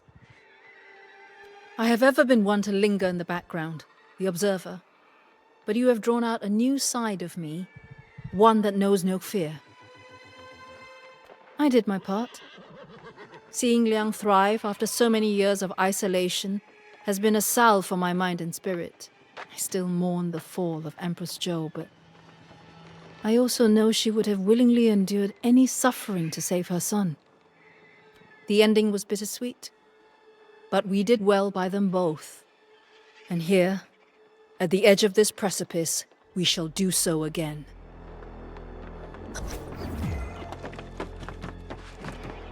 Commander, all of our steps have brought us to this place at this time.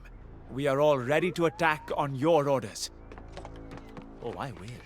I swear it. Never have I felt so inspired before. I simply wish to inspire you in case your morale falters. If ever you do, trust in the symbol of our order. The blue of the sky, the white of the sun, freedom for Aeternum. Very well, very well. You can confide in me later. Rest assured, I will be here. Call out to me whenever you have need.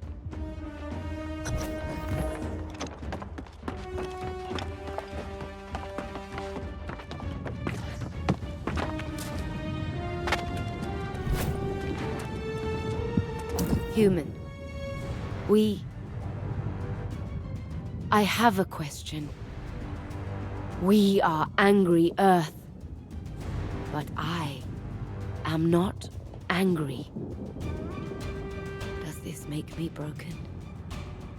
A misshapen growth? Self. The angry Earth are one. But we grow from dissimilar soil, and in dissimilar ways. Perhaps I can be we, but also me. My root sister Myrtilus has always found joy in roaming, free, independent in her thought. But I am just understanding now. Yes, as are we. And I. My brethren and sistren cannot rejoin the collective. But this gives them a sense of purpose. We are with you.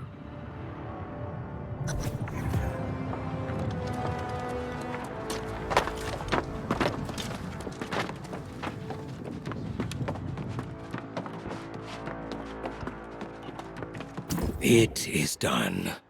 A masterwork had I the luxury of the sin of pride.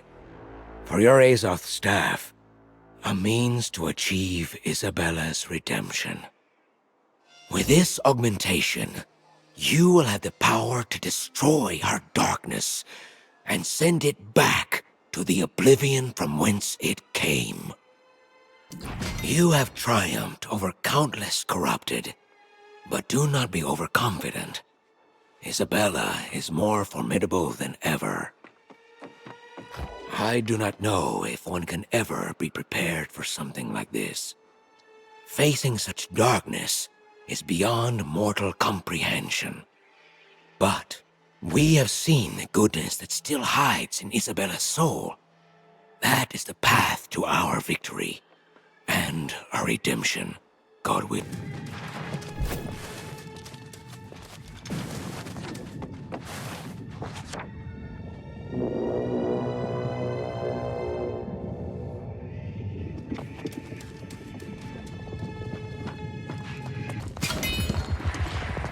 You've achieved nothing but more suffering for your companions.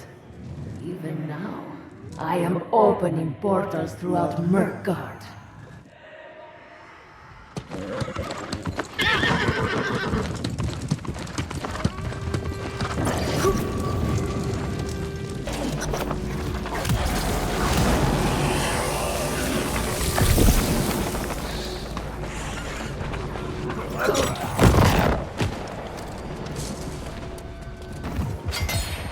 I have learned much through your eyes and your ears.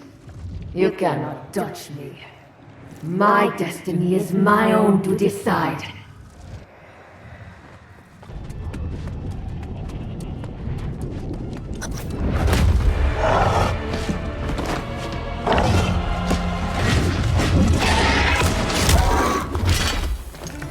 Miss me? You sure as hell needed me, didn't you? Grace O'Malley is nothing if not full of surprises. There you go, my friend. A clear path to the heart of evil. Now let's finish this thing and go to the pub.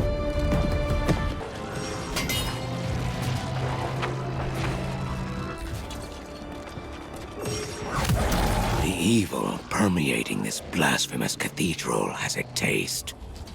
Only divine judgment can purge its foulness from existence. Steel yourself, Soul Warden. You stand upon the threshold of corruption's heart, and may as well be the gates of hell itself. That is how I found her, secure within the depths of her own mind, commanding corruption by thought alone. She is impervious physically. It was wise that we came with another strategy prepared. Your Azoth staff. Use it to enter her mind. I will attempt to join you if possible, and together we will grapple with her very soul. Beware! You go to her true domain. Do not strike her down with vengeance in your heart. I know what comes of that. Let your staff be the instrument of divine mercy. Isabella de Leon was innocent and brave at one time. And I believe that person is still in there, waiting to be set free. And so we surrender our fates to this battle and this purpose, beyond our understanding. Into thy hands, I commend my spirit. Amen.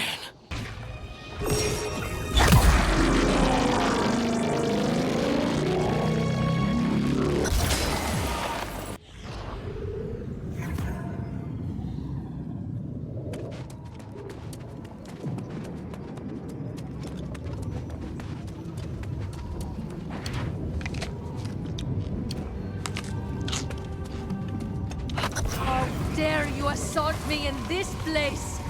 And how foolish. In here, I am like unto a god.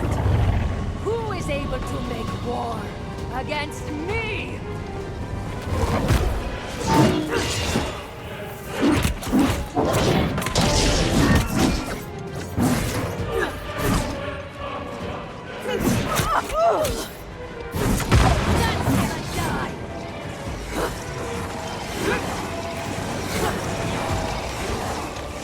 Am I too quick? Beg your knees for death! Good. Draw from above. You can begin to battle. I salute your sacrifice.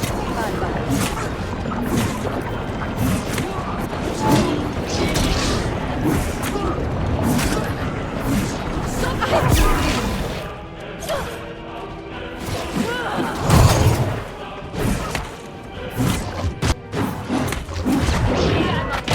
Forever.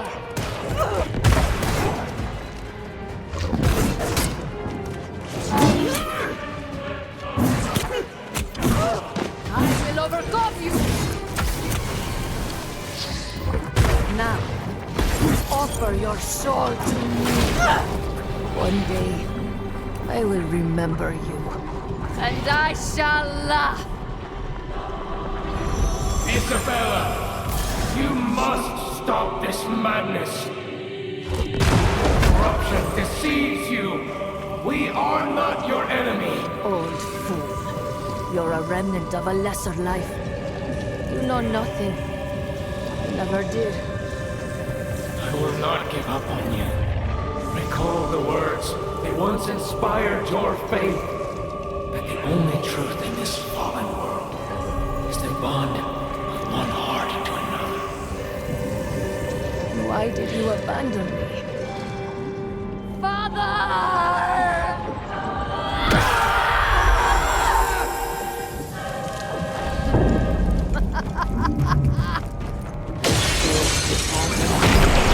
Flashed upon the unbelieving masses with the water of life.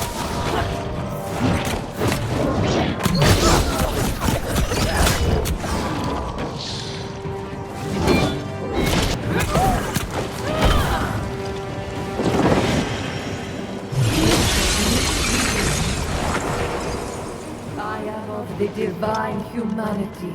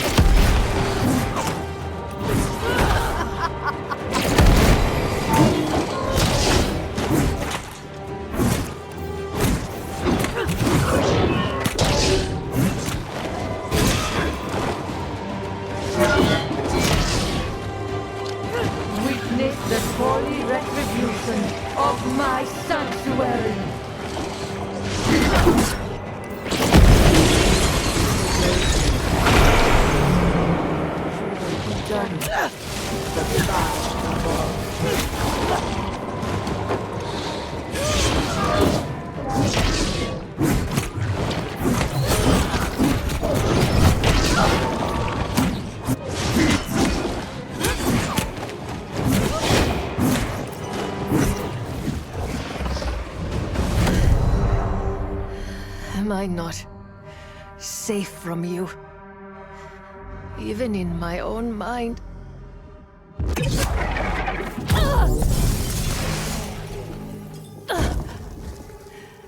I am trying to release you all from the lie.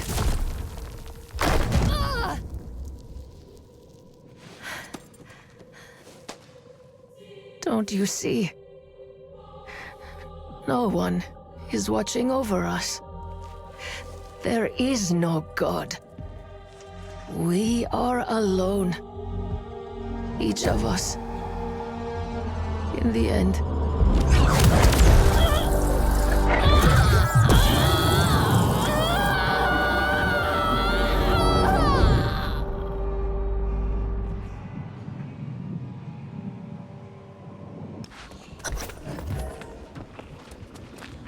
A bit disappointed I couldn't land the last blow, but in a manner of thinking, maybe I did.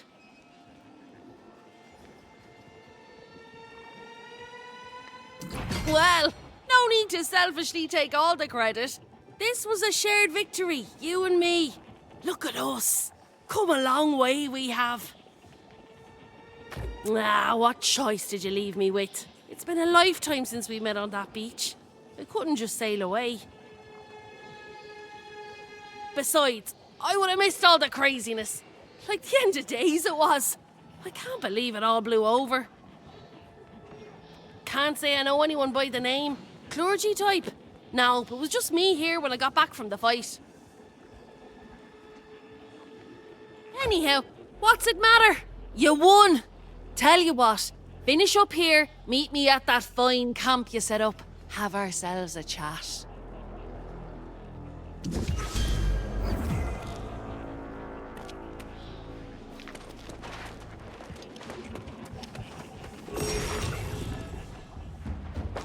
As the Soul Warden and Isabella knelt before each other, there was a silence unlike any I have ever known.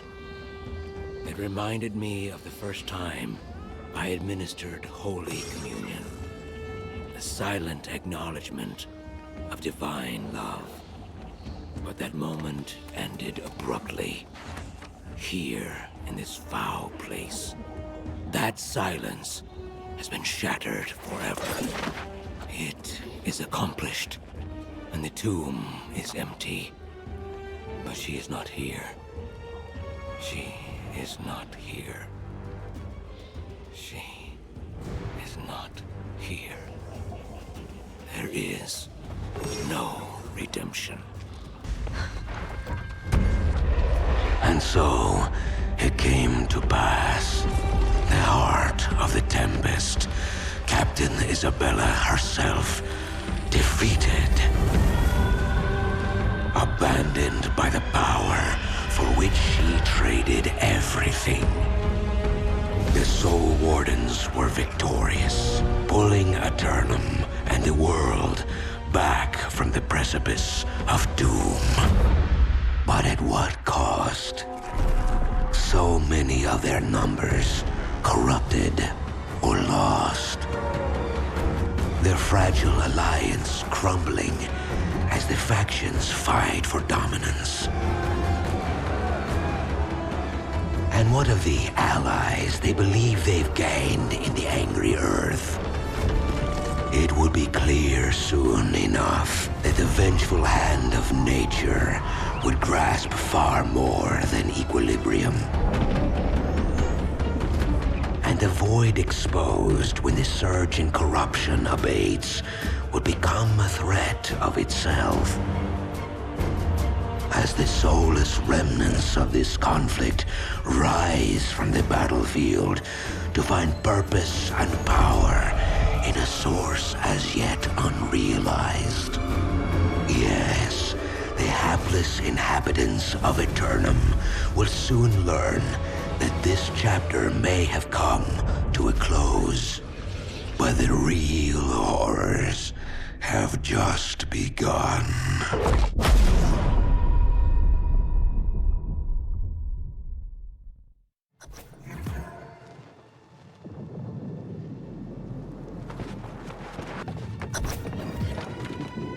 You made it! I'm half surprised you're here. Not that you'd let me down, but I've noticed you never take a moment for yourself. It's unhealthy. Cheers indeed. Though now I'm to be a bit of a hypocrite, as I'm myself off on a new little venture. Can't say too much, really. But the usual, plenty of coin to be had, and thrills, and excitement, and some modicum of danger. I might consider a partner. Of course we will! I have that ship I always wanted now, so I have. Don't you just love it when a barmy plan comes together? By the way, caught a snippet of an interesting rumour. Corrupted Roman legions in the desert. Can you imagine? Hey, it's your adventure. Anyhow, we'll be seeing you, hero. Somewhere out in that great vasty island of opportunity.